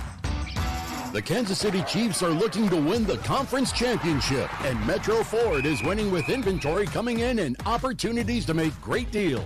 Metro Ford has new and low-mileage pre-owned options right now on site, including the Raptor, Bronco Sport, and the always popular F-Series. Head to Metro Ford off Nolan Road in Independence, just 15 short minutes from downtown, or shop online at kcmetroford.com to view the large selection of new and pre-owned deals. That's kcmetroford.com. 4 months. 4 months is all it takes to become a pro in a new field, and one that is more in demand than ever, the career of IT. And in the IT field, Centric is the real MVP. The results speak for themselves, with 1,500 companies and counting that have hired Centric grads. Reach out to Russ Mondry today. He will walk you through your career options and discuss Centric's hands-on approach. Learn more at centric.com/610. That's CENTRIQ.com/610. IT is the future of Kansas City. Let Centric make it your future. When temperatures drop, COVID-19 cases may rise. So, if you test positive and are at high risk, act fast. Even if your symptoms feel mild, ask your provider if an authorized oral treatment could be right for you. Visit treatcovid19.com. Sponsored by Pfizer. They say they'll get your biggest tax refund. Jackson Hewitt says your biggest tax refund guaranteed, and a chance to double your tax refund. Thousands in weekly prizes during the Double Your Refund sweepstakes. Your biggest refund ×2, twice the money. So forget that. Yeah. File your taxes on the double at Jackson Hewitt today. No purchase necessary to enter or win. Open to U.S. residents 18 or older who file a 2022 federal tax return. Promotion ends 4/2/23. Visit jacksonhewitt.com for rules. Doing that rally thing. Wendy's knows cold and soggy fries are the worst. So soggy. That's why we're serving up hot and crispy fries all day, every day. And all night until close. With natural cut potatoes, sea salted to perfection. Show me that potato skin. Wendy's hot and crispy aren't like other fries. We're your dream fry. Choose wisely. Choose Wendy's hot and crispy fries. Guaranteed to be hot and crispy. If yours aren't, bring them back and we'll replace them. Get in the zone, AutoZone. Welcome to AutoZone. What are you working on today? Starting trouble. No one likes that. We'll get you set up for some stronger starts. You might just need a fresh charge, and we'll take care of that free of charge. But if it is time for a new battery, we've got replacement batteries that'll fit your needs, starting at just $79.99. You can learn more about our battery selection at AutoZone.com. That's what makes us America's #1 battery destination. Get in the zone, AutoZone. Claim based on data from the NPD Group 2021. And now another no-brainer money-saving tip from Progressive. Hey, Nick, how much time? Marcus, what happened? I was changing my oil and I spilled some on the floor. About 45 seconds. Cool. Got any more? Yeah, take a couple hundred. Stop. Instead of using money, use an old rag. And here's a better tip from Progressive on how not to waste money. Don't pay too much for car insurance. Drivers who switch and save could save hundreds. Progressive Casualty Insurance Company and Affiliates. Potential savings will vary. This report is brought to you by KC Customs. We put the customs in KC. KC-Customs.com. Guys, is your STD stressing you out, keeping you awake? Stop truck depression is just gotta make sure you Go see the pros at KC Customs. They have the truck accessories to cure your STD. Don't delay. Get to KC Customs at 8670 Green Hills Road. Say something off about your boss. NFL playoff coverage on 610 Sports Radio is brought to you by Twin Peaks. Eats, drinks, scenic views. All right, we're back here live at Rally House, the Oak Park location. It's Cody and Gold, Alex Gold, Cody Tapp with you. Nick Schwartz back at the studio. Coming up in about 30 minutes or so, we will go commercial-free. Michael Massey, MJ Melendez going to join us live here on location. They're going to co-host with us for the entire hour. They just flew into town today. They're excited to go to Arrowhead tomorrow. We'll find out. Again, I'm 90% We're going to find out what they're going to do in town tonight. And that's true as well. Tell us. 90% sure they've never been to Arrowhead before. We'll get confirmation on that when they join us in the 1 o'clock hour. But we told you we've got a bunch of $10 gift cards. You just come up to the table here and come on out to the Oak Park location. But we've got a few $50 gift cards. And earlier it took singing the Whopper Whopper jingle that we play randomly to annoy people on the show. It is very annoying, by the way. But how about the Rally House jingle? And we had two volunteers that said, you know what, they're willing to sing on the air for a $50 gift card each. So we've got Patty, we've got Billy. Both of them are ready. How are you guys feeling? Are you confident? Oh, I'm very confident. Well, yeah, go ahead and put that mic over there. So you have. Well, you can have the mic just for you. He's got a mic as well. You each get a microphone. So then, are you guys ready to sing? Oh yeah. Feeling good. Okay. Okay. Do you guys want to sing separately or together? Because if you sing separately, we're going to probably critique who did it better. But if you sing together, it's just everyone did a great job. I think together. Together. That's a smart. There it is. Do that. I think it's a smart choice. All right, we'll let you guys. We'll count down to 5. Are you guys good to go? Mm-hmm. Yeah, all right. sounds good. 5. That's too many. You should have said 3. 3, 2, 1.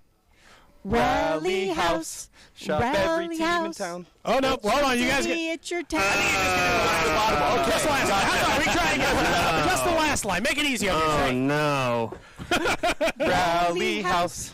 Rally House. It's your city, it's your town, it's the Rally House. All right. There we go. See? That simple? It takes a lot of courage to be willing to sing on the air. There you guys go. Especially live with no practice or warm-up. This is true. So we still have what? $1 $50 Rally House gift card to give away too? We do. We'll do that in the 1 o'clock hour. Nick, what do you want them to come say? up with a way for that to happen. Nick, what do I want them? Yeah, either that or trivia in the 1 o'clock hour, or Nick will have a different I was going to say, what do you want them to sing? I already suggested the thong song.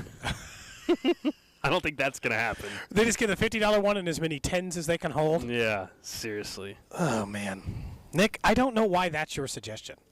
Because it's silly? Funny. No, because it's funny. It's content. Okay, fine. If you I don't exactly think we're winning the ratings war with the Rally House jingle. Just my 2 cents. Wow. You? Nick's a tough critic back at the studio. After you gave me a hard time saying not bad? Dude. The BK guy brought it. He did. Okay? He's applauding the BK guy. Yeah. Rally House duet needed a do-over. If this were American Idol, Simon Cowell is hitting the X. Next. You're mixing your ones. The X is for the other show. Yeah. Whatever. 2 different reality shows. You get the point. They tried hard. Someone said, Nick, if you want to sing that one song, you can as well. The one you suggested. You're welcome to sing that whenever you want. You won't even say thong song. I mean, he doesn't want that audio. Do you not want to say the word thong on the air? No, I'm just that's the song. You already mentioned the song you want to sing. It's pretty clear. See, now you're making it weird. I'm not. No, now you're making it weird by not saying it. That song, it's like Lord Voldemort. Just say his name, man. No, he's not. You really I'm not purposely not going to. Wait a minute. No, I don't. I think you were already purposely not doing it. Well, yeah. I mean, there's not intentionally suggested to do so. What? There's nothing. Why don't you want to say the word? Why don't you want to say the word thong? I'll give you $5 if you say the word thong right now. No, I mean, people are wondering. I'll give you $5. I will Venmo you. I will Venmo you $5 right now if you just say the word thong. People right here that are at Rally House are very confused. Nick really wants someone to sing the thong song at some point. That's what Nick wants me to say. That's what Nick wants me to say. Because Andre Sisco is coming to town? I guess. Okay. Well, he said yes, Andre Sisco coming to town. Yeah. He had a hard hit against Juju the last time these teams played. It's all topical and relevant. Okay. Well, if you can come here in the 1 o'clock hour, we'll hand you a microphone. Even while Vinny and MJ are on, MJ and Michael Massey are on, we'll be there. Sorry, I got confused because someone wore their Vinny Pasquantino jersey here. A reminder that he initially wouldn't come because of his beef with Nick, although eventually it was solved. This is true. We'll get to the random question of the day coming up in about 8 minutes or so. It is Cody and Gold. You can hit us up on the text line, 913-586-7610. There's something that you don't think we'll see again, though, in the postseason, and maybe not even heading into next season based on how teams used to approach the Chiefs and everybody else. Yeah, it's a conversation that probably got dropped because the Chiefs were the number one offense for a majority of the year, so people weren't talking about it the same way. But we know what cost them their playoff run last year. It was what Cincinnati openly admitted going into that postseason game, which was that they just sat back and waited, and they knew Mahomes would get bored, and the whole too high safety conversation. So teams have been trying that this year. You wouldn't be surprised. You would think that, hey, that might be the playoff try again this year. Nope, it's dead. It's officially dead. Patrick Mahomes ranked number 1 in the NFL when facing 4 few pass rushers and when facing 2 high safeties. It's done. The conversation is over. If you're planning on beating Patrick Mahomes, that's not the method anymore. He's had an entire season to figure it out, a majority of last season to figure it out. We've seen it with Jerick McKinnon. I just like that there's not an easy answer. Somebody will have to create the new way to beat them. Last year, that was created. In the middle of the season, somebody figured out that the Chiefs were worse in that situation than any other. No, everybody's had all year, and nobody's found the solution to stop the Chiefs' offense. So now what? I'm supposed it's going to happen in the postseason? Cincinnati's done a better job than most they're against Patrick Mahomes, but still. All common opponents, though, right? I mean, everybody you face? Yeah, you faced everybody in the AFC side. It's not like you haven't seen the plan once from Cincinnati. On the NFC side, they faced just one of those teams this year? 49ers. Just the 49ers? Yeah, and look, by the time you get to the Super Bowl, both teams are having a week, 2-week gap in between their last game and everybody. Like, at this point, also in the postseason, even if they didn't play each other, everybody knows everybody. You've played Buffalo and Cincinnati how many times? The one that's interesting is, of course, Jacksonville, because I do think they're a little bit different team than what they were in Week 10 of the season compared to what they are right now. But as far as your point about 2 high safeties and just how these teams approach that, we knew coming into the season when Tyreek Hill was out of the picture that what the Chiefs' ideal scenario was going to be in terms of attacking defenses is willing to take some of the stuff that's underneath, willing to be a little more patient, not get as frustrated. We saw the frustration in the second half of the AFC title game last year against Cincinnati in particular, right? That was the one that was kind of glaring to everybody considering how the half went down. It's hard to imagine a scenario like that happening because they have made the adjustment by being able to spread the ball around a little bit more. They're much deeper with their passing options than they had a season ago. DeMarcus Robinson was targeted, 3 times in overtime against Cincinnati. This is why I still think someone might dare them deep. There's still that. If there's one thing on the Chiefs' offense you have questions about occasionally, it's their ability to throw deep, not get big plays. We know where they rank in that. That's all because yak yardage and everything they do inside their offense. But I still wonder if someone's going to go the opposite. They're going to, nope, we're single high. We're going to come after you, and we're just going to put one guy back there, and we're going to see if MVS can go up and get one. Because to this point, we haven't seen it. Or we're going to see if Justin, because their deep game right now is hope MVS runs under one, not goes up and gets it, or Justin Watson. Those are their 2 biggest deep threats right now, unless Kadarius Toney's but they're getting so much yards after the catch, though. I mean, in general, that's why I would they've made it work. challenge them the other way now. I really do. There's a lot of risk there. There's a lot of risk with that. It's like you're trying getting blown out. That's this is why the Chiefs are so challenging of an offense to prepare for, because what you're saying, okay, fine, we're gonna challenge them to beat us deep. We're not going to give them as much underneath. Okay, well, you can get burned in the flash by that with the arm strength and the ability to extend the play that Patrick Mahomes has. So this is why they're the number 1 offense in football. All of a sudden, their running back Jerick McKinnon is as good of a receiving option as as most teams are going to have in the postseason. In the red zone in particular, which is wild, where he's got 9 touchdowns on the season out of nowhere. That's not a number he had in his career receiving, I don't believe, or at least not the last 3 or 4 years. And now he's got 9 in one season. It seems, I understand, but you're getting beat that way. They're 14-3, Gold. They got the number 1 offense in the NFL. This is why teams change what they did last year. You can't just. This is the. Let's just see if it'll be different for us. You're like, it won't be. It won't be different for you. If you just put 2 safeties back, you sit back and you wait for this conversation to happen, you're going to get beat. Or they're going to score a bunch of points on you, and you're going to have to outscore them, which we know how hard that is in the Kansas City case. Make one mistake, you lose. I understand the risk, because the risk, I think, is this: getting blown out. You take that chance, they hit a couple of deep shots, it's over. You've done it. You might be able to just, keep it closer by doing it the other way. It's less risky, I will admit, to just let them beat you to death. And the one thing that I think holds people up is they can still count on the mistake. Because that's it. You can count on the Chiefs making a mistake still. It's the hope that a mistake's going to happen on a 10-play drive versus a 3-play drive. It's also the hope that you're able to limit some possessions, right? That's what you're hoping actually occurs. You're hoping that you can limit some of the possessions by having extended drives. If you can't see scoring on 3 or 4-play drives, you're Patrick Mahomes getting the ball too much in his hands. You're going to be in a big bad, a big spot that's going to be bad for you overall. I'm better in the interactions with people that doesn't require me to say the right words. That gentleman clearly wanted one of the $10 gift cards and came as a part of it. He wanted to buy that Grady Dick jersey. Oh, that's a good choice, by the way. It was a jersey, but you that's a good choice, by the way. Nickel, that's a good Nickel appreciates. I mean, is he going to get more than a year? Doesn't matter. Why can't you support one player? It's tougher in college. You can support one-year players in college, I guess, a little bit more than other pro teams. Well, I don't know. It's kind of weird. People bought a Juju Smith-Schuster jersey here at Rally House. Yeah, and there's a chance he's only here for a year. How's that any different? Just as long as you win a Super Bowl, I think you're okay. I think so. All right, man. You got a random question for us? Random question. For you, Gold. For you, Nick, back in the studio. And, of course, the text line, 913-586-7610. The random question today brought to you by the window source of Kansas City. All right, so we're at Rally House, so I wanted to make it something focused on there. Random question of the day. I want to know, what is the single oldest piece of sports apparel you still own? So, I don't know. And, I guess in Nick's case, it's probably that Rafe LaFrench jersey, and we have firmly established that. But what is the single oldest piece of sports apparel you own? Mine is only about 15 years old. It is a powder blue George Brett jersey. It's the one that breaks out for the but I don't own a lot. I don't own anything that I had as a child or from childhood. I don't have any, some of the things that got worn out in early adulthood have been phased out of this thing. I had a Mark Tian jersey that had a pretty good run, but it fell apart, so it doesn't have any lasting life. I think the longest piece of sports apparel I have is about 15 years old. It's a powder blue off-the-truck George Brett jersey that I paid $40 for. I'm trying to think of the year. Some of our listeners might even know. For me, one of the older Royals items I have is actually a promo item, the Billy Butler jersey. You guys remember that? It was the one with the barbecue stains on it? No. When the game was on FSKC, right? When the games used to be on FSKC, and they gave out a Billy Butler promotional jersey, and that thing is actually held up. It doesn't fit quite as good, obviously, but that thing is actually held up pretty well. That's one of the older ones. You have to look at what year that promo came out. I was in high school, I think. I mean, that means 20. I mean, the 15 powder years. Blue. Yeah. People are saying they have one of those too. Nick, what is your oldest one? That Rafe LaFrench one, or do you go even further back than that? Yeah.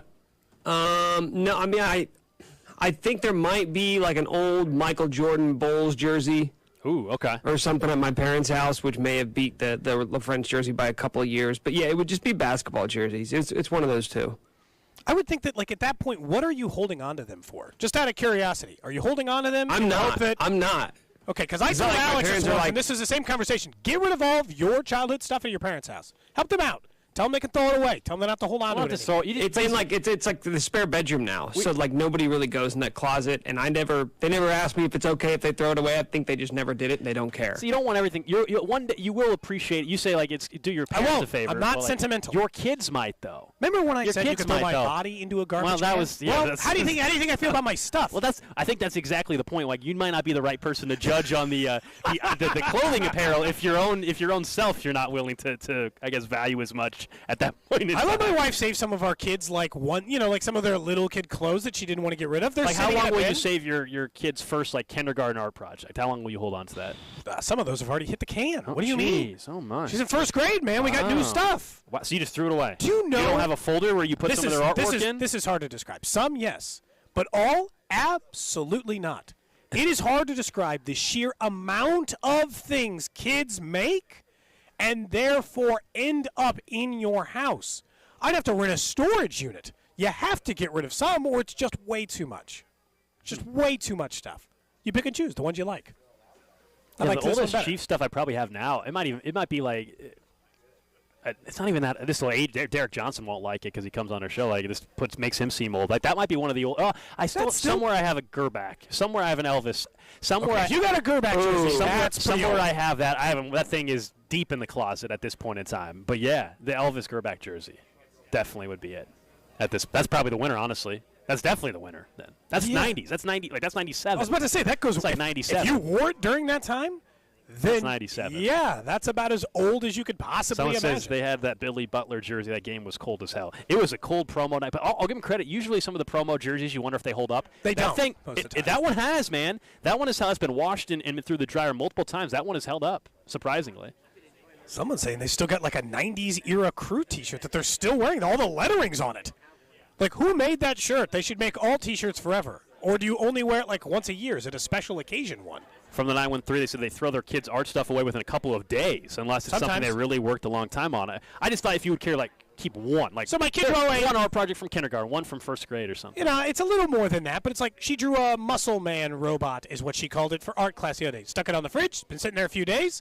In a few more days, it won't be on the fridge anymore. I mean, I don't disagree with you at this point. Like, I think my parents might still have a kindergarten art project somewhere. Like, time to let it go. Why? I'm with you there. Why is that needed? I'm with you at some point. But while your kids are still kids, I don't think there's anything I'm wrong not with saying holding on to some of it, but there's just some you gotta let go. You can't hold on to. It's the volume thing. It's too much. Like it's strictly that kind of situation where you are obligated to do it. Someone says they've still got their Tony Gallis kids jersey. 33 now. Ray Allen Sonics shirt. Man, that guy's holding on to every single person on Twitter. Every single piece of apparel from all of childhood. At some point, I do think there's this, Gold, for you.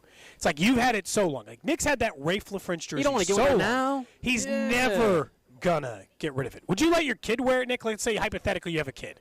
Will you let them put it on? It's like dude, yes. Of course because you would. It's like That's a champion. cool It's like a champion's twill. It's not a nice jersey. It's a kid's jersey. But it's just like you have it, and now you. Well, you really think? And dude, I don't really think it doesn't really carry any sentimental weight for me. So why are you holding on to it? Well, that seems like a lot. Okay, I don't know how many. I don't know how else to say this, Cody. I'm not holding on to it. It's in my parents' closet that they probably go in 3 times a year.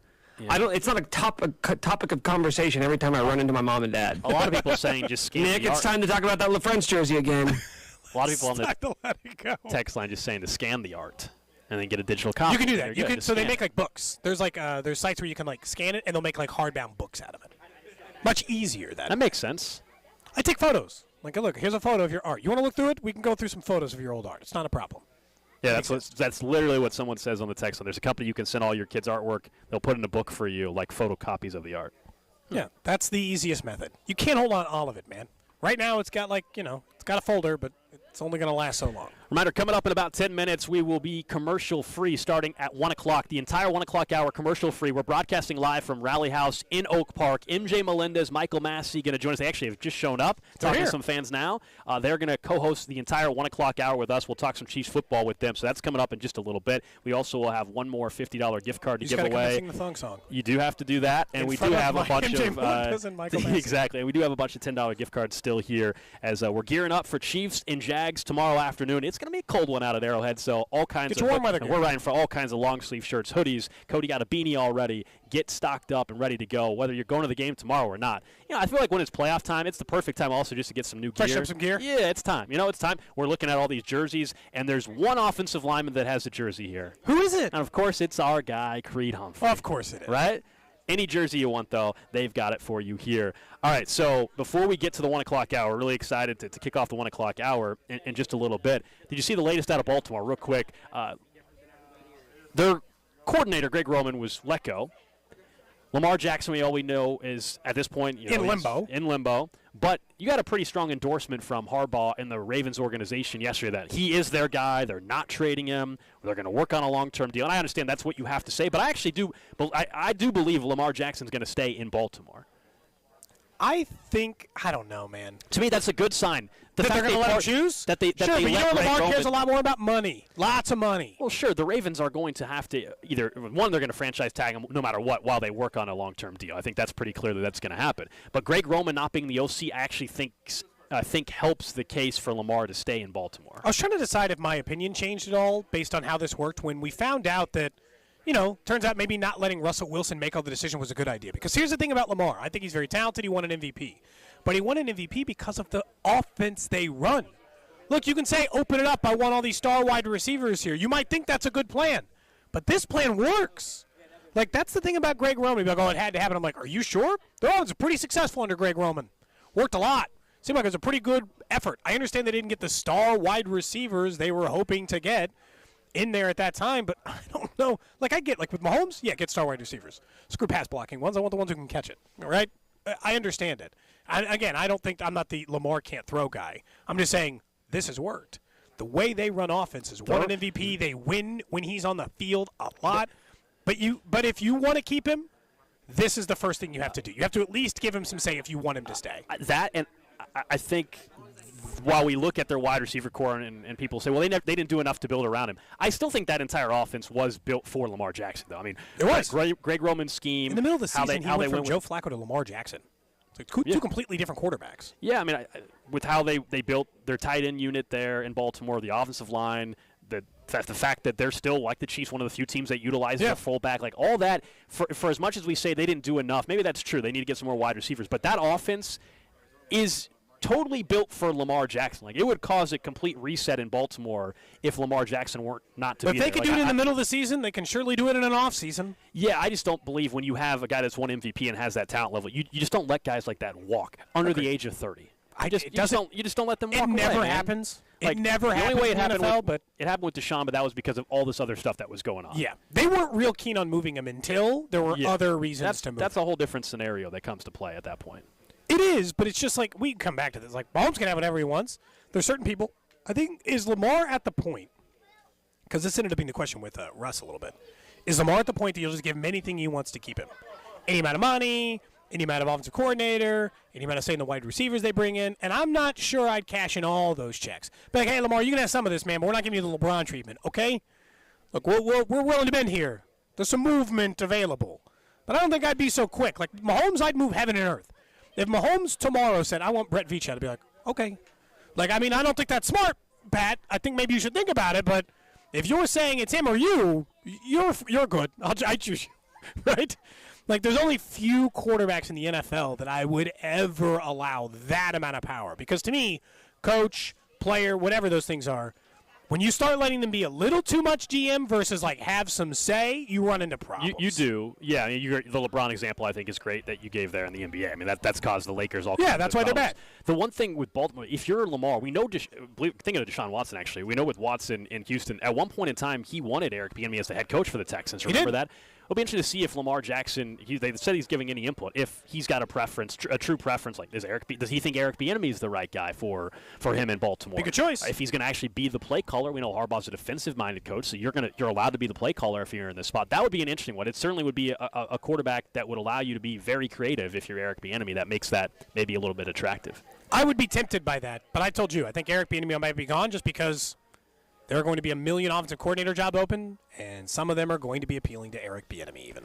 We are live here at Rally House in Oak Park, location right across from Oak Park Mall, right around 95th in Quivira, getting set for the Chiefs playoff game tomorrow afternoon. Like I said, we've got some gift cards still to give out, and coming up next, we are going to go commercial-free the entire 1 o'clock hour. MJ Melendez, Michael Massey of the Royals co-hosting Cody and Gold next. This is Cody and Gold, brought to you by Gann Asphalt and Concrete. For asphalt, concrete, and parking lot maintenance, Gann Asphalt and Concrete. One contractor, all things parking lot. Trusted in Kansas City since 1994. Online at GANNasphalt.com. Don't miss Royals first baseman / NFL insider, Vinny Pasquantino. This football season with Cody and Gold. My Twitter is about to unload of football tweets. First Jets game that I have free on Sunday. It's go time. 610 Sports Radio. The all-new, pure, beautiful women. Pure. Best VIP rooms. Pure. Half-price bottle service every night. Pure. 350 Highway and Nolan Road. Party at Pure till 3 a.m. The sexiest party on the planet is at Pure. Beautiful women. Best VIP rooms. Half-price bottles. The all-new, pure Ultra Lounge at 350 Highway and Nolan Road. Open till 3 a.m. Check out PureKC.com. You make plans for dinner, plans to get that new job, or plans to spend more time with the family. Having the right plan can make a world of difference, especially when it comes to your health. That's why Blue KC offers health plans with coverage you need right here in the city we all call home. With a Blue KC health plan, you can enjoy $0 copays at Spira Care Centers, access to a broad provider network, and much more. Enroll in a Blue KC health plan today. Call 888-892-8108 to get started. That's 888-892-8108. Time for a new furnace? How about a free one? That's right. Buy a new air conditioner and get the furnace for free. Book your experts from Energy Experts Heating and Cooling today at EnergyExpertsKC.com. That's EnergyExpertsKC.com. For the ones finding new ways to ensure the job always gets done. For the ones wearing many hats. For the ones who are hands-on, even from far away. And the ones keeping business moving forward. We are Grainger, offering professional-grade industrial supplies, plus real-time product availability and access to experts ready to answer your toughest questions. Call, click Grainger.com, or just stop by. Grainger, for the ones who get it done. Get in the zone, AutoZone. Welcome to AutoZone. Thinking about gas mileage? If your check engine light is on, it may be affecting your MPGs, but the free AutoZone Fix Finder service can help. With the most complete free warning light report backed by technician-verified fixes, you'll know what's affecting your gas mileage and more, and you don't have to drive too far to find the fix. The free AutoZone Fix Finder service is available at all 6,200 stores. Get in the zone, AutoZone. See details at AutoZone.com. The best part about taking ZQuil Pure Z's Sleep Plus Next Day Energy at night is actually the next morning. I wake up alert with none of the grogginess from taking too much melatonin. Pure Z Sleep Plus Next Day Energy is a bilayer tablet with immediate release melatonin and extended release B vitamins to help me fall asleep naturally and wake refreshed. It's my secret weapon for a great night's sleep and a great morning. Hi, Mom. Hi, Mom. Can't beat that. ZQuil Pure Z's Gummies. Sleep better, wake your best. If you like hunting and fishing, Outdoor America with Tommy Bench is your destination. Great guest hunting and fishing tips Saturday at 5 a.m. on 610 Sports Radio and the Odyssey app. Listen on demand at 610sports.com, weekend programming channel, presented by Wholesale Battery. Come explore aisle after aisle at locally owned Lucas Wine and Spirits superstores for thousands of different wines, craft whiskeys, beers, and other fine spirits available in-store or online at lucaskc.com. Lucas Wine and Spirits superstores. Hey everybody, this is Andrew Filipponi here, bringing you the parlay of the day, brought to you by FanDuel, America's #1 sportsbook. The Bengals' offensive line stinks right now. The entire right side's hurt. My NFL prognosticating brethren have already forgotten about last year's playoffs. Don't doubt Joe Cool. Put in a Bengals Burrow parlay. Burrow over passing yards prop, over 1.5 touchdowns. Throw in Higgins and Boyd over receiving props. $100 bet, you collect over $650. Back Burrow. That's it for the parlay of the day. Brought to you by FanDuel. Download the FanDuel app today and make every moment more with America's #1 sportsbook. 21 plus in President, Kansas. First online real money wager only. $10 first deposit required. Bonus issued is non-withdrawable free bets that expire in 14 days. Restrictions apply. See terms at sportsbook.fanduel.com. FanDuel is offering online sports wagering in Kansas under agreement with Kansas Star Casino, LLC. Gambling problem? Getting help is your best bet. Call 1-800-522-4700 or visit ksgamblinghelp.com. For the perfect game day cocktail, you really only need one ingredient. Red Kingdom Vodka, the official vodka of the Kansas City Chiefs. Red Kingdom Vodka by Kansas City Distilling Company is part of the J. Rigger & Co. family of brands. when cold symptoms keep you up, try Vicks NyQuil Severe for max strength nighttime relief. Just one dose of Vicks NyQuil Severe starts to relieve 9 of your worst cold and flu symptoms to help take you from 9 to none. Just like, you just rinse it out to the next. Get some rest and feel better with Vicks NyQuil Severe.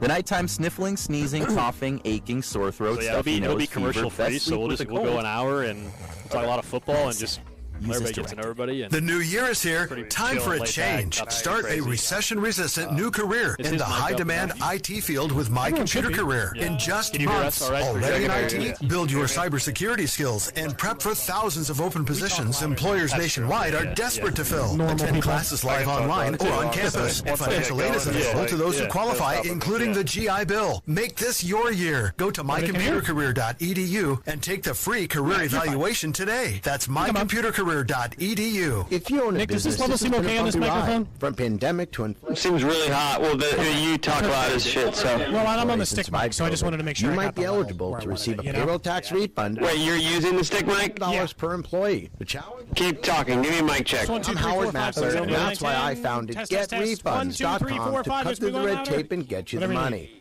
That wasn't you going louder. You just went in the higher pitch. I also just like moved the microphone. We do all the work. I'm not trying to yell into it. And simply share a percentage of the cash. Yeah, okay. Yeah, well, if you need to adjust, I'll let you know. Including those that took If anybody needs to PPP, go up or down, just tell me. nonprofits, and even those that had increases in sales. We have helped return over $1 billion to businesses, and we can So help guys, you we're gonna too. ask on Just Arrowhead. go Have to you guys not been to Arrowhead before? Either one of you? getRefunds.com/sports, click on Qualify Me, and answer a few nice, okay, questions. perfect. This payroll tax refund is So only parked available at the for a same limited same time. parking lot Go every day now. for a couple months. $1,000 per employee. Go to getrefunds.com/sports. I can't That's even really say one because I was just kind of like a getrefunds.com/sports. fan Red of Friday is quarterbacks. brought to you throughout So, the like, season I by like Blue Russell Cross and Blue Wilson Shield for of a long Kansas time, City. so I was like, Blue oh, KC, I'll watch here for the good. Seahawks games. Inside the Huddle is brought to you now by that I Blue live in Miami, I KC. watch Live Dolphins healthy with games, Blue KC. Kansas City Chiefs are looking to win the championship, and Metro Ford is winning with new inventory coming in and opportunities to make great deals. View our inventory online at kcmetroford.com. You're listening to 610 Sports Radio from the Max Motors Studios. Great to meet you. Derek Johnson knows playoff football. Derek Johnson came on the blitz and decleats Mariota. Catch him every Monday at 7:30 with Vesco in the Morning, right here on 610 Sports Radio, KCSP Kansas City, WGAF HD2 Liberty, and Odyssey Station. No problem, buddy. All right, we're back here on Cody and Gold live at Rally House, the Oak Park Rally House location, getting set for the Chiefs and Jags tomorrow afternoon. It is Red Friday. Hope everybody's having a fantastic day. Getting set for the Chiefs to go get a win tomorrow, continue the path towards the Super Bowl in Arizona. It's Cody and Gold. Alex Gold, Cody Tapp with you. Nick Schwartz back at the studio, and we are going commercial-free for the next hour here on 610. That's because here at Rally House we have a couple Royals players that are going to co-host the entire hour with us. Michael Massey, MJ Melendez. What's going on, guys? Thanks for coming out. Hey, thank you guys for having us. We're excited to be here. Thanks for having us on. Yeah. How long, you guys just got in town today? This morning. This morning, 10 a.m. You catch the red eye. How early did they make you leave?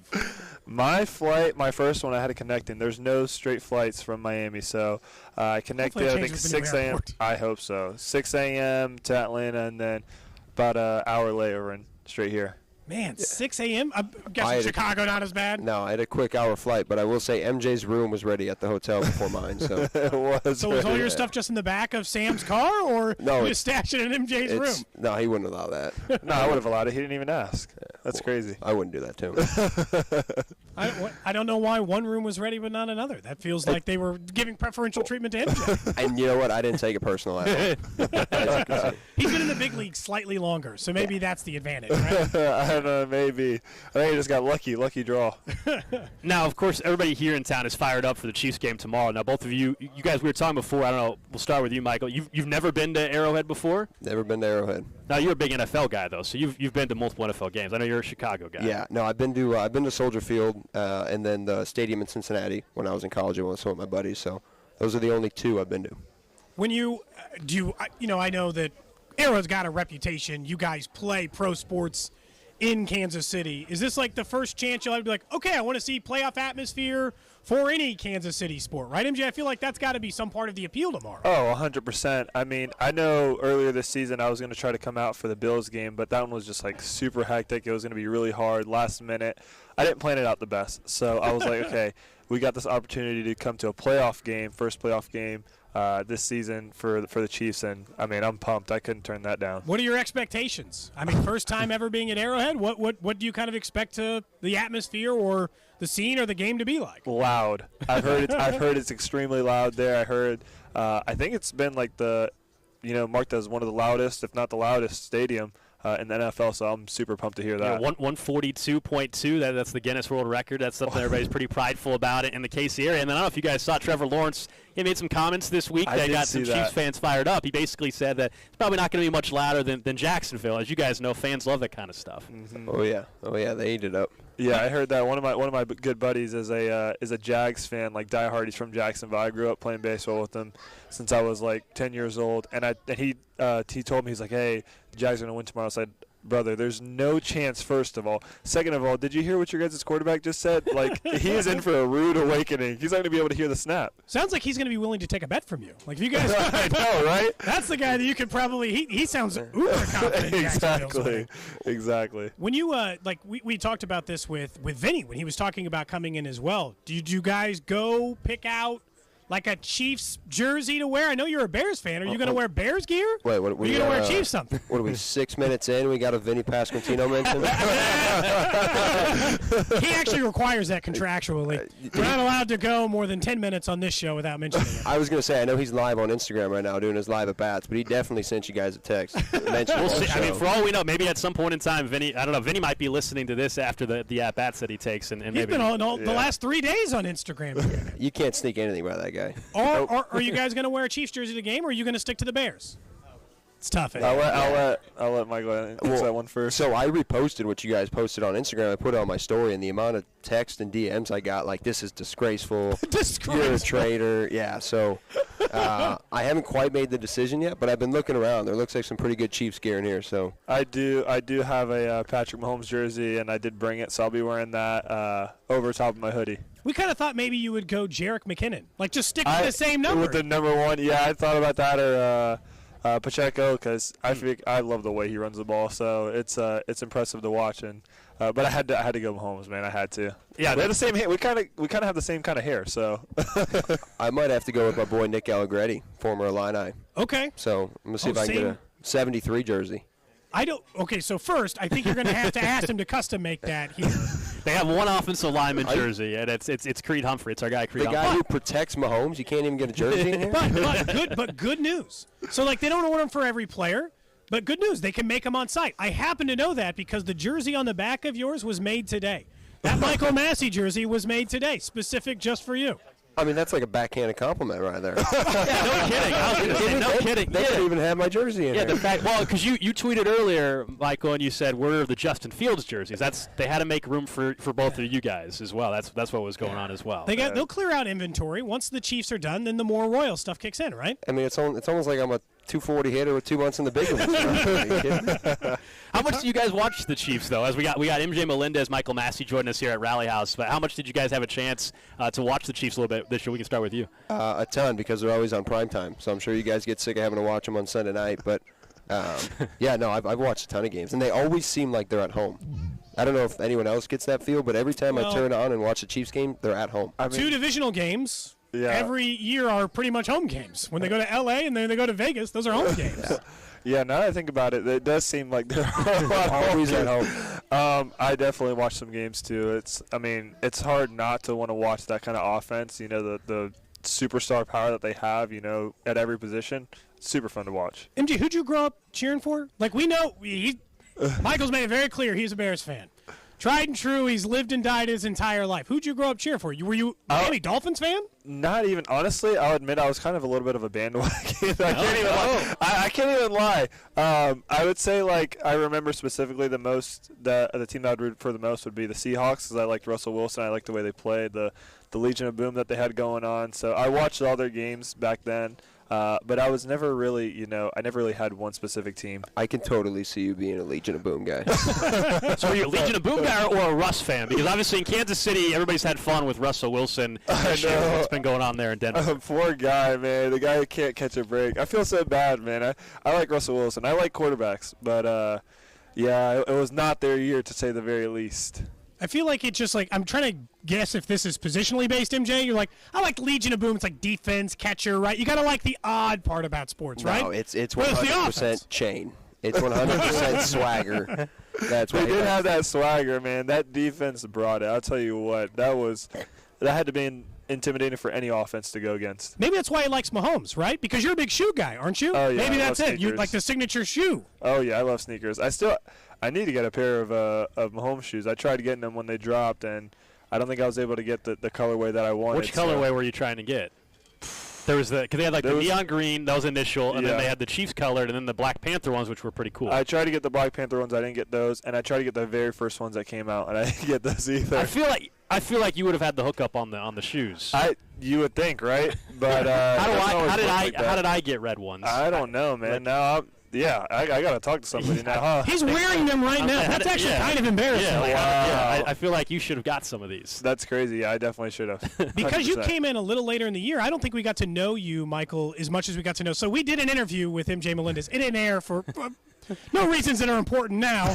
We can get into it wasn't MJ's fault. It wasn't This was MJ's our fault. It was definitely our fault. But we didn't get to do some of the same stuff. He's into shoes. What are some of your hobbies? Football. 100%. That's it. Bears football. Yeah. I don't have a ton You're not of into hobbies outside. shoes. You're not into. No, I'm a Lululemon guy. I got my Allbirds on, so I'm pretty simple. Yeah. That's it. You just care about football and Bears football specifically. Bears football specifically. Keeping Vinny Pasquantino in check on my Twitter. What's the story behind that? You just made a Twitter account just to keep an eye on Vinny Pasquantino. Yeah, so I heard he was talking crap about from you guys. He was. Yeah, that Thank was you a for little that. bit. Yeah. So I went on Twitter, and I just started shooting, just right at him about the Jets, about what he's doing in his offseason, and then he sent me a text about a week later. He ignored me for a week, and then he goes, hey, what's the deal with your Twitter? And I'm like, oh, I'm just here to keep you in check. And he goes, oh, nice. So I could tell he wasn't having it, so I kind of ended up getting bored with it, so now I just changed it to my personal Twitter, but that's how it started. Just to keep Vinny in check. And I do have a bone to pick with you guys because I heard Oh, no. when I came on the show and filled in for him, I heard that you guys already knew why he was a Jets fan. We did. Yeah. So you we weren't trying to make you look bad. We're like, oh, thank you for telling us. I could come up with another story. Oh, you though. could. I sent something in early. You still can. Well, look, here's your redemption. We had asked Vinny before you guys came on. We're like, hey, give us something we need to know about MJ. Give us something we need to know about Mike. He's like, I don't know, and he wouldn't give us anything. This is your chance. He can't defend himself. No, I have a good one. That's great. I have a good one on Vinny that just happened. So, actually, I was in Cabo a couple weeks ago, and I'm sitting in the gift store at the resort we're staying, and one of Vinny's favorite items is in there, and they just have 10 packs of it. So I send him a picture. I'm like, man, you would love Cabo. No response. I get home, I'm texting him, and through the grapevine, I hear that he's coming to Chicago, through a kid named Jimmy Govern who's in AAA with us. And not even you? No, not even me. So Vinny's fiance Ryan texts Jimmy's girlfriend, hey, we're coming to Chicago. I hear it through the grapevine. Actually, my girlfriend Jane hears it from Jimmy's girlfriend. And so, again, no text back from Vinny. I'm in a group chat with a bunch of guys, and my agent sends me a text about, some potential deal. And at the bottom of it, he texts the wrong group chat, and the text is about, what the Bears need to do and how they need to get back to the glory days of playing defense. So I put that in a group chat, and I'm like, hey, boys, I'm with the right agent. No worries. He's texting about the Bears. And Vinny then DMs me. No response to that group chat. He DMs me on Instagram. And he goes, hey, why don't you pick up your phone? And I'm like, what are you talking about, man? I've been trying to get a hold of you for 2 weeks now. And so he gets super mad at me. He goes back, looks at his phone. He accidentally blocked me on his phone. So he's mad at me. I'm mad at him. And I told my girlfriend, Jane, I'm like, we're not going to hang out with him if he doesn't text me when he's in Chicago. He's just going to come hang out with Jimmy and his girlfriend. And, we're not going to tell me he's in Chicago? So I'm not going to go out of my way then to go hang out with you. And it's, of course, because he blocked me on his phone and he didn't know it. So So everybody's unblocked. Everybody's good now. We're good. Okay, yeah, we're good. So we just found out that Vinny's just really not tech savvy at all. I was just gonna say, I would like show of hands, like who has accidentally blocked somebody on their phone ever before. Especially he's known you his entire life. How does he not realize you guys haven't talked in a few days? I don't think I've ever accidentally blocked somebody. I've blocked people, but not on accident. No. MJ, who's we know that they've known each other forever. Who are you the closest with on the team at the moment? Probably, a couple guys. And I know some guys are going to get mad if I say somebody else, but I would say probably Kyle Isbell. Me and him, obviously, we played together my first full season in Lexington, 2018. And we've been really good friends ever since. And I think, this past year, hanging out with him a lot, obviously, Bobby, playing together last 2 years, Nick Prado as well. And then a couple pitchers. I've always hung out with pitchers as well since I'm a catcher. So I'd say Amir Garrett, Dylan Coleman, Jose Quas. So I got a lot of close friends on the team. I know that Amir was talking about his basketball game a lot. Is this a game actually going to happen, or is he just going to talk about how he's good at basketball? I think he's just going to talk about it. I think he's all talk, to be honest with you. I tell him that all the time. He's just all talk. He claims he's good. I've seen videos of the whole dunk contest stuff. But, listen. There's no defenders in a dunk contest, so how hard could it possibly be? He's that tall. You would know this. Did he play with Russell Westbrook, or was he rated above him in high school? Because he always talks about that. I've heard that. I don't think he played with. I think he was just rated above. Like same class. Yeah. I'd be bragging about that as well. Yeah. I'd make sure everybody knew about that. Is he a good athlete? Like when you guys are all in the clubhouse together? You know what's crazy? I actually had somebody DM me. 2 days ago, I posted a story. Somebody asked who's the funniest guy on the team, and I put Amir. And they go, oh, like, he was so nasty at basketball. Like, I used to watch, like, his film and stuff. And I was like, okay, I cannot. Well, now I'm saying it. But I was like, I'm definitely not going to tell him that because that's just going to boost his ego even more than it already is. So I'm like, I cannot tell him that. Somebody actually complimented him. We got Michael Massey, MJ Melendez joining us here on Cody and Gold. We're broadcasting live from Rally House in Overland Park, getting set for the Chiefs and Jags game, getting to know these guys as well a little bit. You mentioned the Instagram and Ask Me Anything. What's the weirdest question maybe somebody asked you? I don't know if you ended up answering it or not. Oh, man, yeah. No, I didn't answer all of them. I had a lot. A weird question somebody asked me. People ask me, like, what's, like, the weirdest thing I've ever eaten, and I'm a super picky eater, so I... Oh, you are? Oh, extremely. He wants some backing in this. Just eat. This is good. This is else. good. They give me a hard time all the time for Define being Well, you're not pickier than I am. I bet you. What? Are you That's sure? impossible. Okay. So give an example. Give an example. I don't like any condiments. I don't like ketchup. I don't like barbecue sauce. So only condiment I like is barbecue sauce and ketchup, but like mayo, sour cream, mustard, all that stuff. Yeah, no, I don't like any of it. Yeah. None of the things that you just mentioned. I will say this though. He destroys the cotton candy milk in the clubhouse. I do destroy the cotton candy milk. Cotton candy milk? Like yeah. Shadow? Or from Shadow, yeah. Huh. That's good. We need a sponsorship from Shadow. Their milk is incredible. Cookies and cream, cotton candy, strawberry, the chocolate. They're all good. I didn't realize Also, you guys had a cooler full of the different flavors of Shadow. We have to get a poll on that because MJ and I both drink milk after the game. Mm-hmm. And we grew up drinking milk, and people think it's the weirdest thing ever to drink milk with your dinner, or like with dinner, yeah. I think as a kid I did it. I will admit that I think as I got older, milk after dinner didn't feel like it held the same. I don't know. It didn't hold the same. I feel like it's so normal. Have like most meals? Yeah, more after the game than before. I mean, I've done it before the game, but it doesn't always have the best outcome. More after the game, it's kind of a stomach ache waiting to happen if you do it before a game. In the heat in Kansas City in July. Yeah, I don't see how that could be possible. Cotton candy milk before a 97-degree game? No, that's just begging for bad news. Because like we yesterday we had a conversation of your top 5 chips, and he was like, "Oh, I don't know, regular, and then like kettle, and then." Yeah, and I was like, "What are you doing? There are so many flavors of chips." Literally my answer. It's like Ruffles. You're like, that's also a plain chip. Original Pringles, regular Lay's. Original Pringles is the best one. That's what I'm saying. But you have access to such great food as a member of a professional sports team. Don't you want to? Is it an unwillingness to try, or have you tried it and you don't like it? He won't even try. Like I'm trying to talk him into sushi, he won't try it. Yeah, I've never tried sushi either. Well, I was talking about this with my girlfriend the other day. What was the one item when you were in like elementary school when you opened your lunchbox where you're like, it's going to be a good lunch? Mine was a cosmic brownie. Oh, those are the good. little Swiss cake rolls, I think, is my answer. The little heavy Swiss cake rolls. I mean, I was a big fan of just like anytime you'd get the Lunchable. Like if you got that and it came with that single Reese's peanut butter cup, I mean, that felt like a good day. Yeah. Like a fruit, like a Capri Sun, a single, Reese's peanut butter cup. I was good there. That felt like a pretty good score for You got your lunch. carbs, protein. I mean, you're hitting your macros with that thing for sure. Honestly enough, like that's maybe like the easiest. Like anytime you're like, I need a quick dinner that I don't have to prepare anything. Like, no, just slice up some meat, cheese, crackers. That's fine. That will work under any circumstance. No, I think I'm with Mass on that one. That cosmic brownie, man, those things were so good. Those were so good. Best brownies ever. I feel like now I want to force you and Alex to eat some dinner. Are you a picky eater? No, I'm not a huge seafood eater, but anything other than seafood, I'll give it a pretty good. You give it a try? Yeah.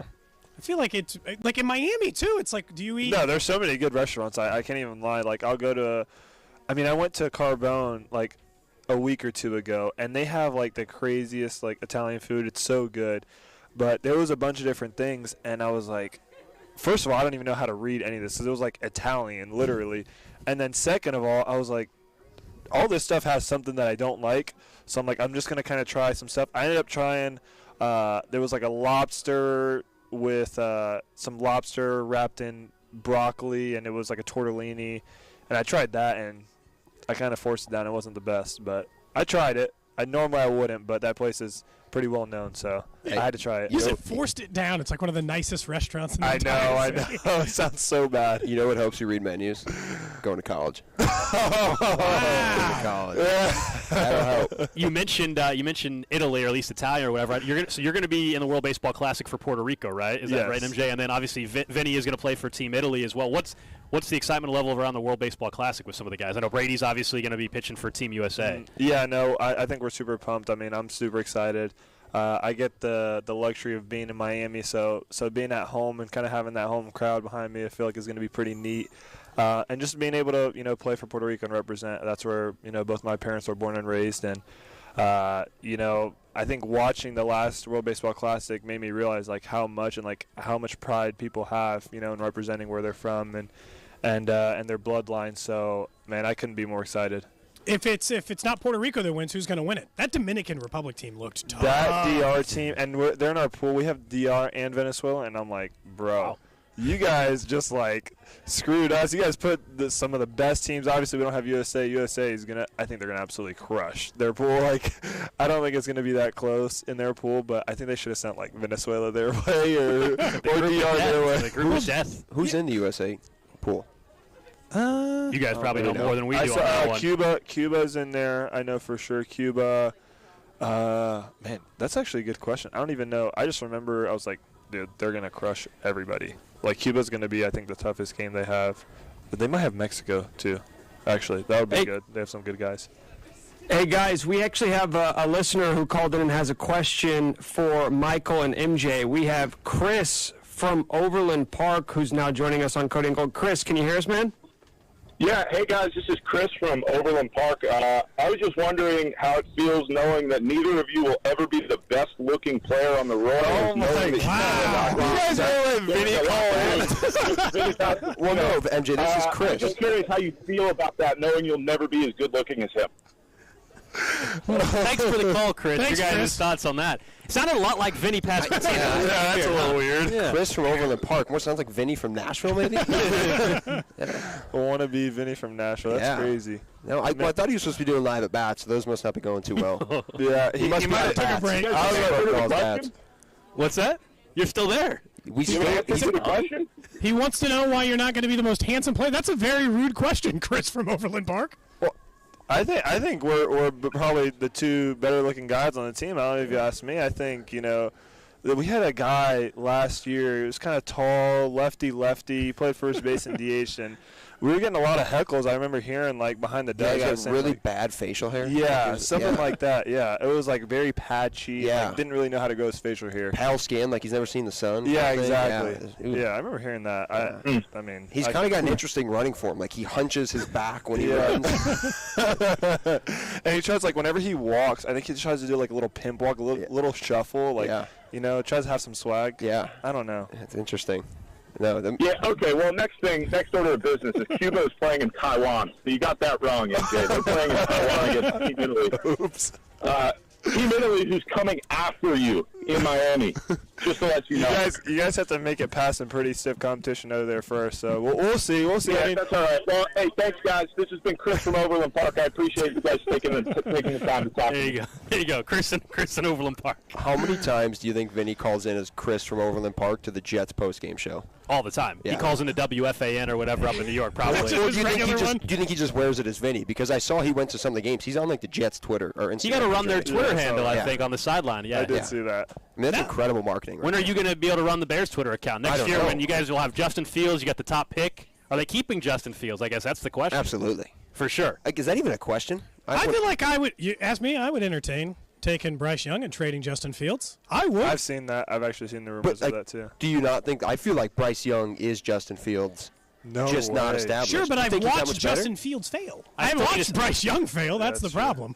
I mean, Justin Fields, what he can do with his legs is crazy, but like, dude, you're in the NFL, you got to throw the ball. What's the perception on him outside? Is that he can't throw? Yeah, like, I mean, honestly, yeah. Like obviously can make crazy plays. He's got a spot in the NFL, right? He's obviously a legit NFL talent, but can he throw the ball consistently? I think that's what people are worried about with Justin Fields. That's a fair question. I think as a Bears fan, the thing that I've always looked at with them and quarterbacks, like, and I know I'll bring it up, Trubisky over Mahomes, I get it. Yeah. But the Bears have this weird thing of they'll draft a quarterback high, and then they spend all their money and all their draft picks on the defensive side of the football, and it's like you draft this guy who you want to build around, but then you give him no offensive line, you give him no weapons on the outside. They change play callers every other year, so it's just like you're setting a guy up for he doesn't have anything around him. That's kind of how I feel Fields is at times. Like, well, his best free agent wide receiver was Byron Pringle, right? Like $6 million. And Darnell Mooney is a great player, and even like everyone in Chicago thought Allen Robinson was number one. He's a stud receiver, but then he goes to L.A. and he's like barely a number 3 there, and that was the Bears' number 1 by a long shot. And so you see who like Trubisky had to throw to, and you see who Fields gets to throw to, and it's like you watch the Packers and Rodgers throws a screen pass to Devontae Adams. He's 1 for 1 with 60 yards and a touchdown because he breaks it. Or Joe Burrow, who has Jamar Chase and T. Higgins and Tyler Boyd. Yeah, and I'm not saying that he's in that class, but it is nice. You know, you'd watch games as a Bears fan with Trubisky where he'd drive down the field, hit 2 guys in the end zone, they'd drop both of them, kick a field goal, and Trubisky's 1 for 4 with 15 yards when he could have been, 3 for 3 with 55 yards and a touchdown, and it just changes your whole day. It's like getting a hit in your first at bat. Like, if a guy makes a diving catch and you're 0 for 1, compared to if you're 1 for 1 with a triple, it's kind of sets your day up. And so I feel like the Bears just need to build around Fields, and I think the passing will come, I hope. Were you a Matt Nagy defender? Because I always felt like the fact he made 2 postseasons with Mitch Trubisky was a compliment. Yeah, you know what? I'm not one of those guys. He kind of left on bad terms, I think, with Chicago fans. But again, like you said, I mean, they won the NFC North in 2018, went 12-4, and were a double doink away from going to an NFC Championship game. So don't even start. Don't even break it up. I hesitated before I brought it up. Yeah, the double doinks. It's all right. You know what? And people blame Parkey for that game. Yeah. And the reality is the defense. Everyone always talks about how good the Chicago defense is. Well, I think the Eagles were on the 4-yard line with about 1 minute and 10 seconds left, and they drove down the field in 30 seconds and scored a touchdown to take the lead. So everyone wants to say it was Parkey's fault, but it's like the defense kind of was a sieve. We're talking to Michael Massey, MJ Melendez, live here on Cody and Gold, commercial-free for this entire 1 o'clock hour, broadcasting from Rally House in Oak Park. You guys obviously both locked into the league a little bit, too. Were you in the fantasy football league with everybody else in the Royals clubhouse, or were you guys in separate ones? We heard a rumor at one point, was it from Vinny, I think? We keep bringing up Vinny Pasquantino, I apologize. Well, Chris. The entry fee was a little steep. Yeah. Yeah, I think there was 2. I really wanted to do it, but I feel like I would have been a donation because I've never done fantasy football. And as much as I pay attention to football, like, wait, hold on. You've never done fantasy? I've never done fantasy football, no. Really? I promise you guys, like, 100% I'm doing it this year. Like, I don't care what the buy-in is. I'm going to do it. I'm going to force myself to do it. Because I watch football, and I know about it. I know what players are good and all that stuff, but I feel like I don't know, the point system.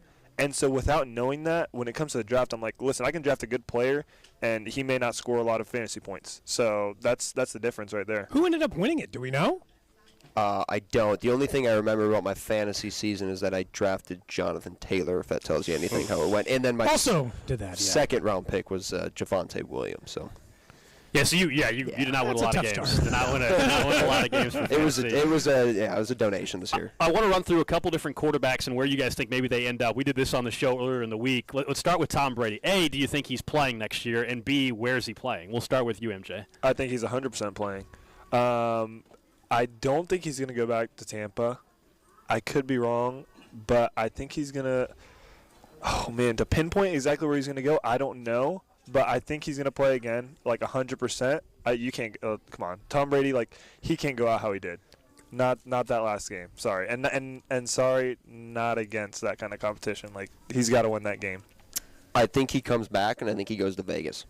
Okay, so you think he ends up with the Raiders? That's a popular pick. That'd be a hell of a division. That's the other than staying Mahomes and Brady. Yeah, other than staying in Tampa, that's the odds-on favorite of where he's going to land is Las Vegas. I just don't know why Vegas. Other than McDaniels, I guess. I think McDaniels, there's a relationship there, and then I also just think he's not going to go somewhere where they don't have weapons for him. And so in Vegas with Waller, with Renfro, Devontae Adams, I think that's a pretty appealing spot for him to land. I just wonder if you want to go to the line would be my only question there, because Brady does need that in order to succeed. I mean, we saw what happened this year. Like that, all his offensive line was hurt. And then he struggled. Exactly. Roofs went down, and he wasn't as good, right? I mean, I get it. I mean, at 45, 46, you're not moving around as much. No. You want to just stand back there and be comfortable. And he already is not a mobile quarterback as is, so. That's exactly. I just don't know why you would go to the AFC West if I'm Brady. Like, if your goal is to have a chance to win another Super Bowl, good luck winning that division. Tough. Yeah. Like, you got Herbert still, even though obviously they just lost to the Jags, but you still got Herbert in that division. That team and Mahomes seems pretty tough to do that. What about Lamar? We were talking about him a little bit earlier.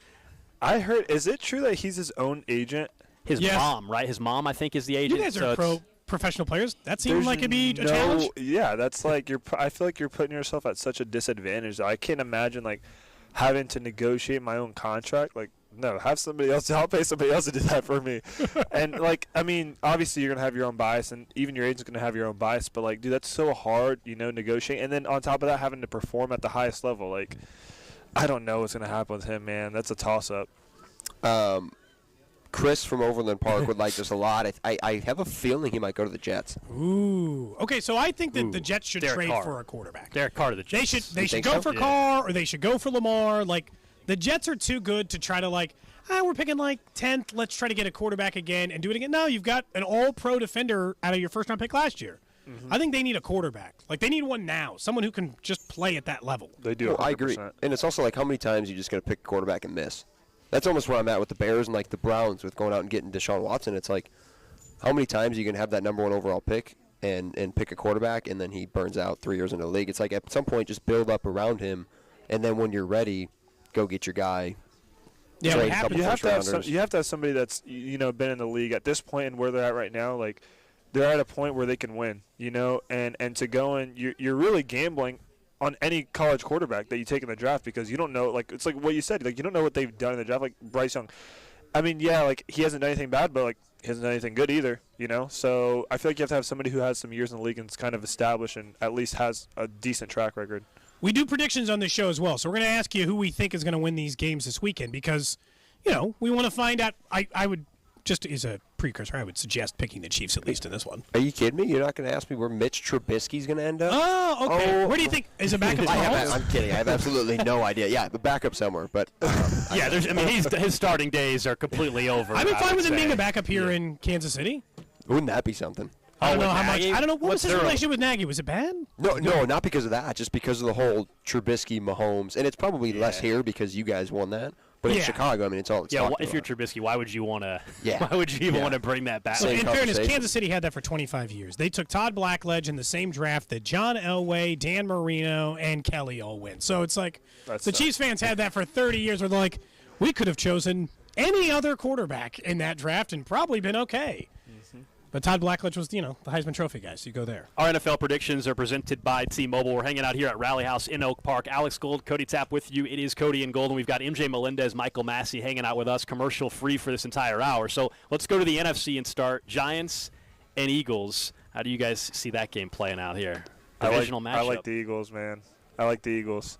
I mean, Giants had a really good game last game, but, I don't know, man. I like the Eagles. I mean, I feel like it's only right, too, what they did this whole season. Extremely impressive, and I think the Eagles got this one. Yeah, Eagles at home, no doubt. I think we're across the board here. I also think Philly's winning. It's not that the Giants. It's Daniel Jones. Daniel Jones going to be in an NFC title game. They have a He's chance. had a good year, but still. If they can keep it close and you can give the ball to Saquon and he has a good game.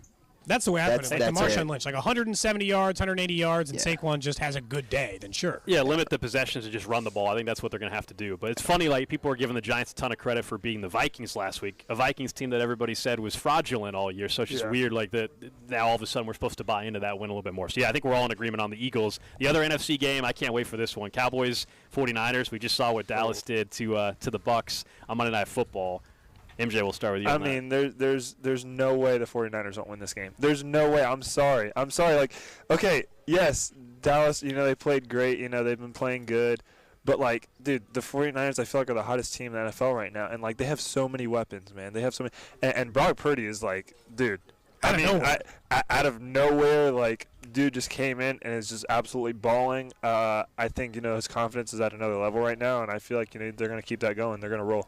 Most underrated quarterback in the league, Dak Prescott. Cowboys win. Okay. I think he's underrated. I think he's underrated. I think just not like Brock Purdy, and he's done an unbelievable job, but I feel like it's coming to, like, at some point the rookie is going to show. It's going to show in him at some point. And as you go deeper, you got a guy that Dallas team is really, really good, and you got a guy with Dak who's hungry, who's been there before and lost, in playoff situations, and I think he's kind of ready to, like, he's here. So. I'm not mentally prepared for a Brock Purdy, Daniel Jones NFC title game. I know I'm not like that. That doesn't even sound right. I'm with you on Purdy, though. Obviously, it's a great story, and he's jumped in the scheme. Of course, it shows how great of a scheme it is that he can jump in. But I'm waiting for, like, the clock to strike midnight on Brock Purdy, and I think this defense. Sometimes it doesn't.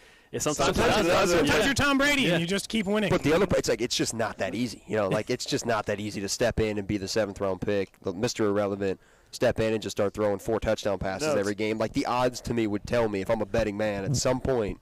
It's like you're Brady, you're Kurt Warner, or you're everyone else, and eventually people catch up. But maybe he's that. I don't know. He's playing with the chip on his shoulder, and like I said, he has so many weapons right now, man. So it's going to be a really, really good game. So I can't imagine a better fit. Christian McCaffrey. There is no better fit for a roster than Christian McCaffrey showing up for the 49ers in the middle of the year. Oh, yeah. I think that's why I like 49ers. Without them, I think it's an easy, 49ers loss, but they got one of the best players in the NFL. Yeah. So we're split.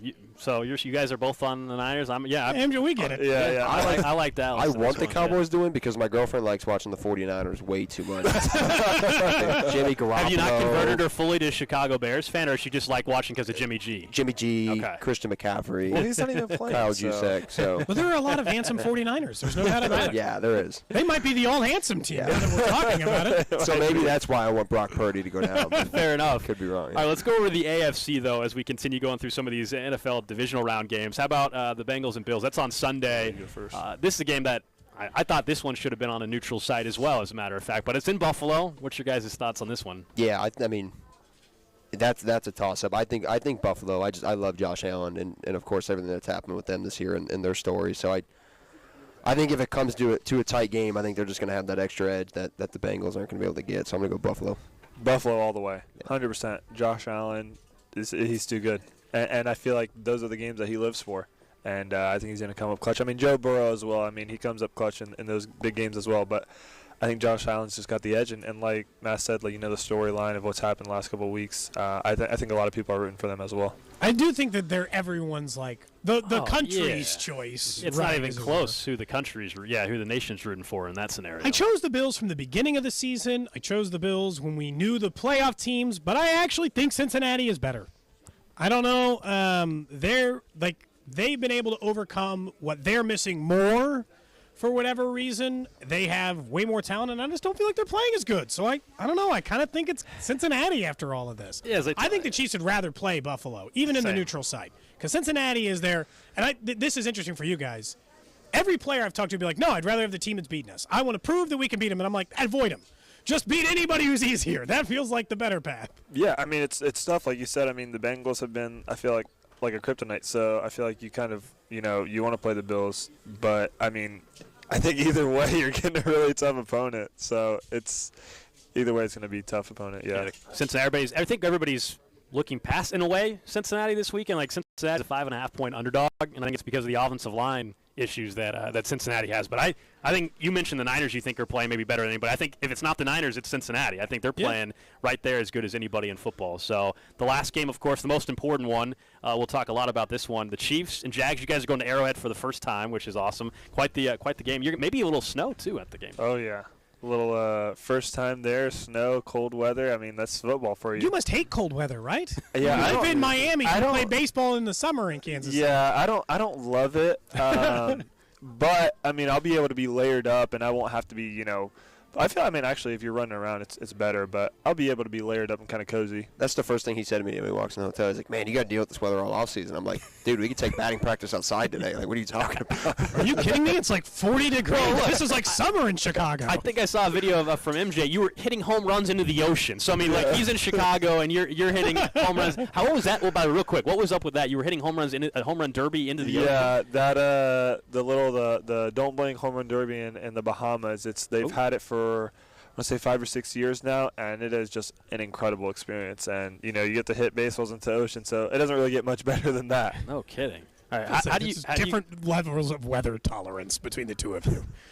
Yeah, I'm watching the Blackhawks in a freezing rink down at the UC. So you're not gonna have a problem anymore. You're just be like in a t-shirt and jeans and be ready to go. Oh, no, I walked out of the house with like one coat on and a long sleeve. My mom's like, "Are you kidding me?" I'm like, "Mom, it's gonna be 40. I'm going to a warmer. It's practically tropical. The low's 27. We'll be fine." How do you see the game going, though? I mean, these two teams obviously played each other back in Week 10, and the Chiefs won by 10 in that game.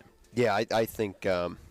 It's just so hard to go. Not only is it hard to go against Chiefs. I mean, Patrick Mahomes, I think, is like one of the greatest quarterbacks I think I've ever seen in my life. I don't know about you, but that's just, again, when it comes to playoff time, it's like having an ace on the mound. Like, it's just so tough to beat when you got a guy that can go out there and control the game. And yeah, I really don't see any scenario that Jacksonville, even if the Chiefs don't play well, I still don't see how Jacksonville overcomes it personally. Yeah, I mean, this is what I got, honestly, is it's so tough to beat the Chiefs at home.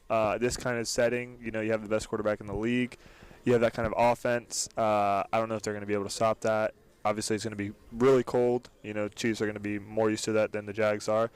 And literally the only thing the Jags have going for them, I have said this, the only thing is there's a stat that Trevor Lawrence has never lost on a Saturday. I know we've all seen it. He's never lost on a Saturday since high school.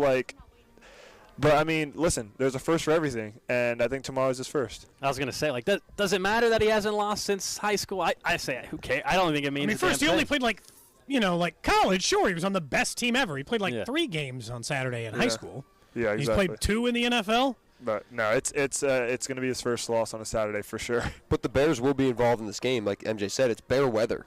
Technically, I don't know if you guys know about bear weather or not, but bear weather. Apparently in Chicago, when it gets under 35 degrees and a little bit of snow, everyone says, "Oh, the Bears are going to win." It's bear weather. Other teams are used to playing with the wind off the lake, even though half our guys are from the SEC.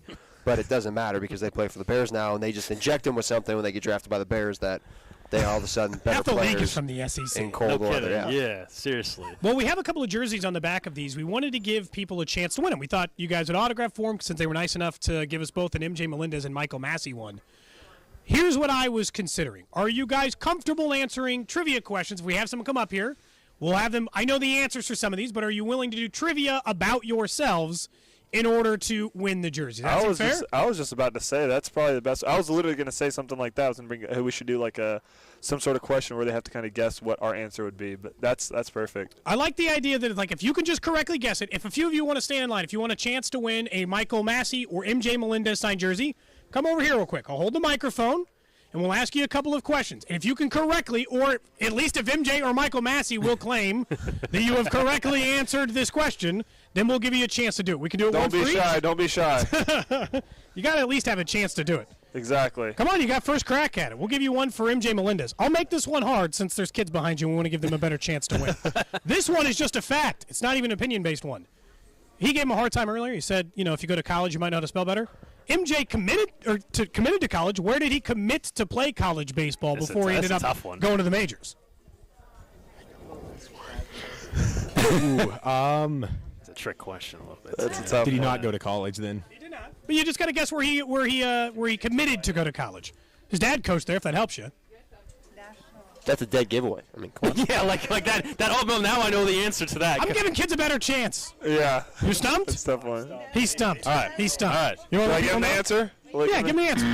FIU, Florida International University, down in Miami. Right, so you committed to playing for your dad, right? I did. And then obviously got drafted out of high school, and that's the story behind that, right? Oh, yeah, that's the story. Well, they sent out the transcripts, and he saw what classes he was going to take. He saw calculus. You're the college man. Yeah. Of the two, it's a little bit different, right? Do you guys actually? Is there like a rivalry in clubhouses about guys who went to college and guys who didn't? No, it's just a funny thing. No, it's like the subtle jabs, like times like this where you can just take full advantage of it, and like, well, I can't even say that he's right. Like he's right. He's like, you're right. I didn't go to college. I'm sorry. You were really good at baseball. It's not, that's what you say back exactly. to me. Like, I'm sorry that I signed out of high school and they wanted me to play pro ball soon. He's like, listen, we're both now on the same team playing we're both in the major leagues now, so. Lyrically is good. MJ, I'll tell you if you're right. For a chance to get this, he'll autograph the one on the back of the jersey. You know he's a picky eater. He's already established it. What do you think one of MJ Melendez's favorite foods are? So be careful here.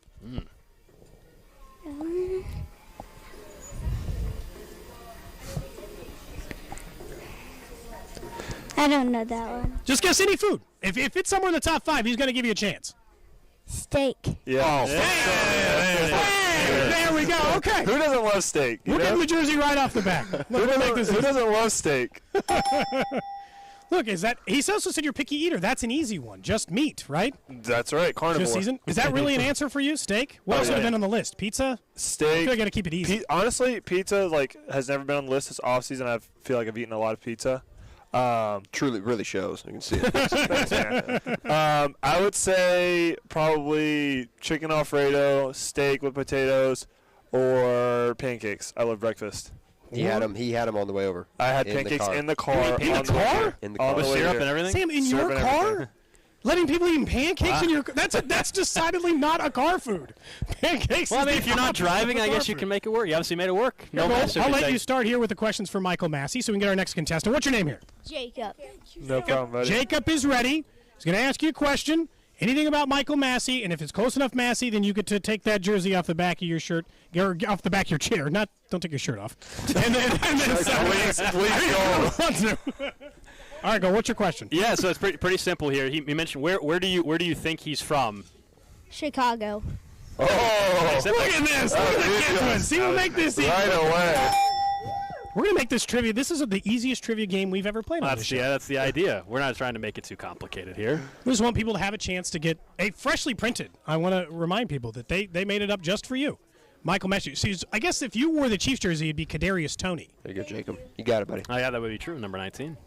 Did you consider the number 19 jersey?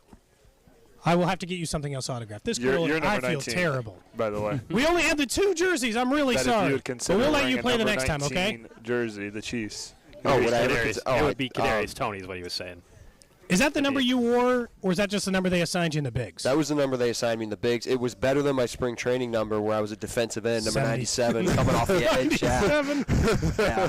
I gave Hunter Dozier a hard time about it once because I know that when they make your major league debut, they frame up the jersey, they make it look beautiful. Like the Royals do like a whole big thing, and he wore like 73.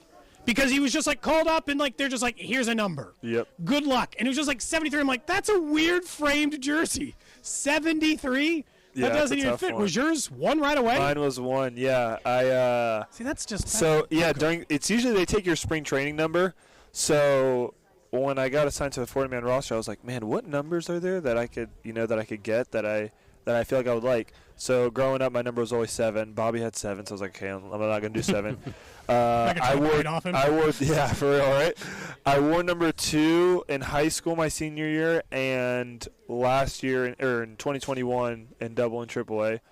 But Michael Taylor had that, and I don't think he was getting rid of that one. So I was like, all right, well, number 1, that's what's open. So I did it, and I actually really love it now, so I'll probably stick with it. Single-digit number guy, right? Oh, yeah, always single digits. Well, he keeps eating pizza. I mean, that 1 just going to keep spreading. You're going to have to add a second digit on there. No, it's like okay, this is going to sound so bad. It's not healthy pizza, but like, actually, no, I'm not going to say Wait, is it like cauliflower crust? What's the argument here? I mean, no, it's going to sound dumb because I get like the grilled chicken on the pizza, and like, I don't eat it super often, but just more than normal. See, I was thinking about the future when I had my number. I'm like, I'm 24 right now. I'm not going down in weight. It's just going to keep going out. So the 2 numbers there, I think, is going to help me for a while. We've got a couple minutes left here. MJ Melendez, Michael Massey hanging out with us at Rally House. Of course, we talked a ton of football, but we know before we know it, you guys are going to be heading out to Arizona for spring training. So just how has the off season gone for both of you guys? We'll start with Michael. Yeah, no, it's been awesome. Probably took a month off right after the season and just put the bat and the ball down and kind of reset, and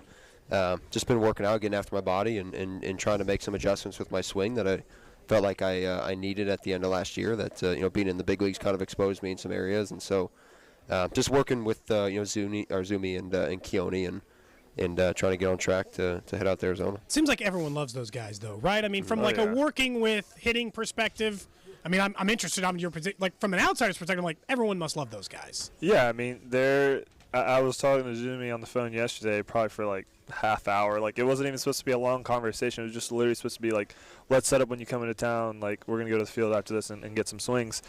But it's like, we have such a good relationship with those guys, and they're pulling for us, and it's so easy, for them, they just want our best interests, and it's not even just because of baseball. It's like on and off the field, so it makes it easy to have that great relationship with them. Yeah, what's the off season? Oh no, go ahead. Yeah, I mean, you can't say enough about those guys, man. They care about us so much on and off the field, like MJ said, and it's like a brotherhood with us and them, and so obviously were you 18 draft? 17 drafts, so I was 19. So those guys came in, and I mean, Zumi's been here for a while, but Keone and Saylor and Nick Jackson and all those guys. So we've come up through the system with them, so it's kind of cool to all be at the same spot. I like that you guys are in town for like one day, and Zumi's like, "Hey, you guys are going to come in and get some cage time, right? Like, come in and hit a little bit." Or is this your idea? No, he wants us to hit both days, and me and MJ about tomorrow. We're like we'll make it Friday, not the best. Saturday. Yeah, let's go Friday, and we'll focus on the game on Saturday. He's trying to get as much time as he can before you guys head down. Right. Did you guys head back on Sunday then? Yeah, Sunday morning. Okay, so you guys got a little bit of time. It's just like, what's the even more time? Like, Massey just had like a couple of months. So it's like, okay, this is what big league pitchers did to me. I got 2 months of time. You've had a little more time under your belt. What are the things that going into spring training, you're like, this has got to be the thing I'm doing. This has got to be the thing I'm focused on if I'm going to be the big league player I want to be? Of course. No, I think, for one on the defensive side, getting my outfield reps in the offseason, really trying to perfect my craft on the outfield. Last year being my first year ever playing in the outfield, and doing it at even the in big like high school. Did you play in the outfield? No, never. Oh man, weird. Yeah. So that was pretty crazy how that ended up turning out. But yeah, this off season I've just been able to do that, trying to perfect my craft and catching as well, and maintain that while also getting better in the outfield, and of course with my swing, kind of knowing what the pitchers are trying to do to me now, and just keeping the things I do well, working on those, and then also working on some things that I feel like I liked and could get better at. Was it left field? I mean, I just feel like if you've never played outfield, and all of a sudden you're playing, you're like, okay, and it's the big leagues. I feel like that has to be one of the weirdest adjustments for a baseball player, to just spend a lifetime doing one thing and then be like, try to play left now. Yeah, it was kind of tough. I definitely give credit to outfielders because it's harder than it looks, to be honest with you. Like, you spent all this time thinking that's easy. All the time I'm like, oh, that's so easy. Like, you guys are talking crap like it's so easy. Which, okay, it's still way easier than catching. Don't get me wrong, but it's not, and it's easier than the infield. But it's still tough because I had never done it, and like there's specific plays where outfielders make it look way easier. Like even robbing a home run, like some of them they don't look that cool on TV, which, I mean, robbing a home run is cool, but some of them look like not as just hard. Easy. Yeah, and I'm like, dude, that's so hard. Like, even the basic robbed home runs, I mean, I tip my cap now because catching the balls up against the fence is tough enough. I remember I think you told the story at one point, maybe during the season when it happened. You thought your first home run was coming off of your what would have been your second at bat, I think, and it was thinking. I guess it wouldn't really rob him. I mean, it was just at the warning track though. Mm-hmm. That was a good welcome to Kauffman Stadium right there. To be honest with you, that was a tough one. That one broke my heart a little bit. I thought I got that one, but yeah, no, those plays up against the track are tough, and especially in Kauffman, that's a big outfield. You guys have played baseball a lot of places, high school, college, in your case, the minors, whatever. Is Kauffman the hardest place to ever hit a home run for you guys? Is it the toughest place you've ever had to try to hit a home run park-wise? It's okay. I don't think it's a secret to the organization. No, I'll say this, though. Because I didn't go the other way very much last year, hitting a home run to right field in Boston at Fenway, that's got to be up there. Yeah, that's got to be tough. I mean, I'm for sure going to say Kauffman Stadium. 100%, no doubt. That's the toughest one. Yeah, well, he hit the monster about 8 times, just flicked the wrist the other way.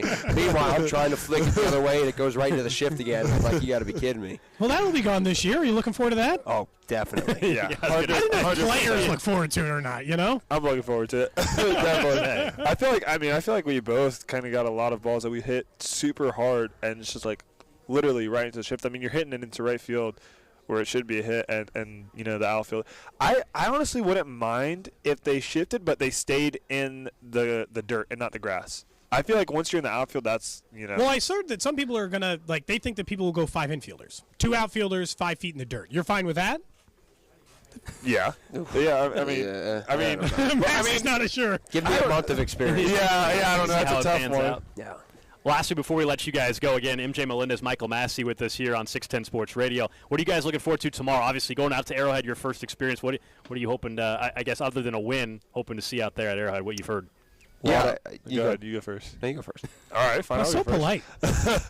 Like I said, I mean, the loud environment and just, a lot of offense. And we did get some field passes, so I'm excited to go out there pregame and hopefully see Patrick Mahomes. I kind of want to meet him. I know it's going to be kind of busy for him, so I'm not going to bother him, but that would be pretty cool to meet him. It's funny, even professional, I'd like to meet Patrick Mahomes. Yeah, I mean, the dude's the best. He's larger than life, right? I think he's the best player in the NFL, so yeah. And again, like you said, you've got the hair. Yeah, exactly. Have you been to any NFL playoff game? Playoff game? Oh, man. I went to one. I can't remember. No, it wasn't a playoff game. No, not a playoff game in the NFL. What are you looking forward to, Michael? I think just seeing the fans. You walk through the halls of Kauffman in the clubhouse, and you see the famous picture of Salvy's got his hands up on the wild card game, and you just see like a packed house, and everyone's going crazy. And so, we see that picture in the clubhouse. We see it in Arizona. If you're a Royals player, you see it everywhere from the time you get drafted. And so, just to see that, obviously being in Kansas City, same fans, just to see that in action is going to be really cool to hopefully, potentially we could be a part of that someday right across the street. So I was going to say, 100%. do some of you young guys talk about that a little bit? Obviously knowing that it's a great sports town and what it can be for you guys. Yeah. No, I think we have, the best fans. We have such loyal fans. And we're really, really excited, for our future and to bring another championship back home. It's important, and, it's been done before, and I think we can do it again. Michael, MJ, appreciate you guys coming out to Rally House. A ton of fun today. That's MJ Melendez, Michael Massey with us here. This has been Cody and Gold live from Rally House. We'll get the Chiefs a win tomorrow. We'll be back at it on Monday right here on 610 Sports Radio. Hey, commercial free means commercial free, boys. So wait, are you trying to cancel the show early? We have 2 more minutes? Nobody told me. Dude, okay. Wow, he just tried to commercial free for an hour actually meant right till 2 o'clock. This is a really commercial free means commercial free. Well, so what are you guys up to? Do you guys have big plans tonight? Are you guys gonna go see something in Kansas City, get dinner together since you guys happen to be in town? Well, we're going to go hit. Yeah, well, you have to do that. How long is that going to take? Is it 4 hours worth of work? We're trying to win a World Series here, all right? Okay, all right. My bad. No judgment. Yeah, I got to figure out the left side of the field, so that could take a little bit. But, I think we're going to hit. Yeah, we're going to hit. Probably just chill. I'm going to kind of enjoy this. It's still nice weather for me. I do enjoy it. It's kind of cool, and get away from the heat. So I don't mind spending a little bit of time outside. No, I have my girlfriend here. We're going to Prime Social tonight, 7:45. There you go. Yeah, so all the fans of you guys here, make sure you bother him for pictures, please. Well, he's just trying to enjoy dinner with his girlfriend. No, everybody go up to him if you see him, ask him for pictures, ask him for autographs, bring him a bunch of baseballs and baseball cards, please. I gotta be honest, he's been in the big leagues just enough amount of time that I bet he'd love it. You know what? I can wear my uniform and walk through the Power and Light District, and I don't think people would know. That's definitely not true.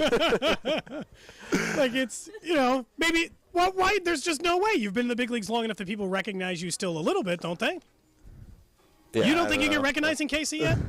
No, maybe after this. like a true fan, like someone that's really into it, maybe. But a true fan. Yeah. Versus everybody who recognizes it. Versus you can't go anywhere with Bobby, right? Is that the idea? You can't. I mean, you could, yeah. Definitely not. Bobby or Salvy. Yeah, Salvy them. Yeah. Win a World Series in this town and then try to leave. Yeah, no. I don't think Salvy would ever really just go out.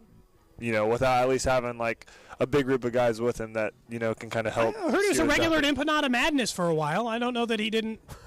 I'm dead serious. Where? Empanada Madness or whatever. I've actually never heard of that.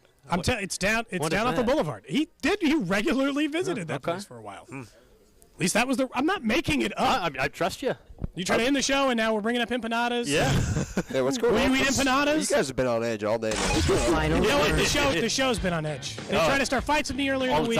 All the time. I have to defend myself. Playoff anxiety. That's what it is. Chiefs anxiety. Yeah. I think people will be feeling good on Monday, though, after Chiefs win. Now we're actually about to end the show. Now it's actually happening. Music. That is actually the music happening there. Thank you guys again, seriously, for coming out. We had a ton of fun today. Thanks to Nick back at the studio for running the show. CDOT in the drive going to take up the rest of the afternoon. Get you set for Chiefs football tomorrow afternoon on 106.5 The Wolf. Right here. It's been Cody and Gold from Rally House in Oak Park.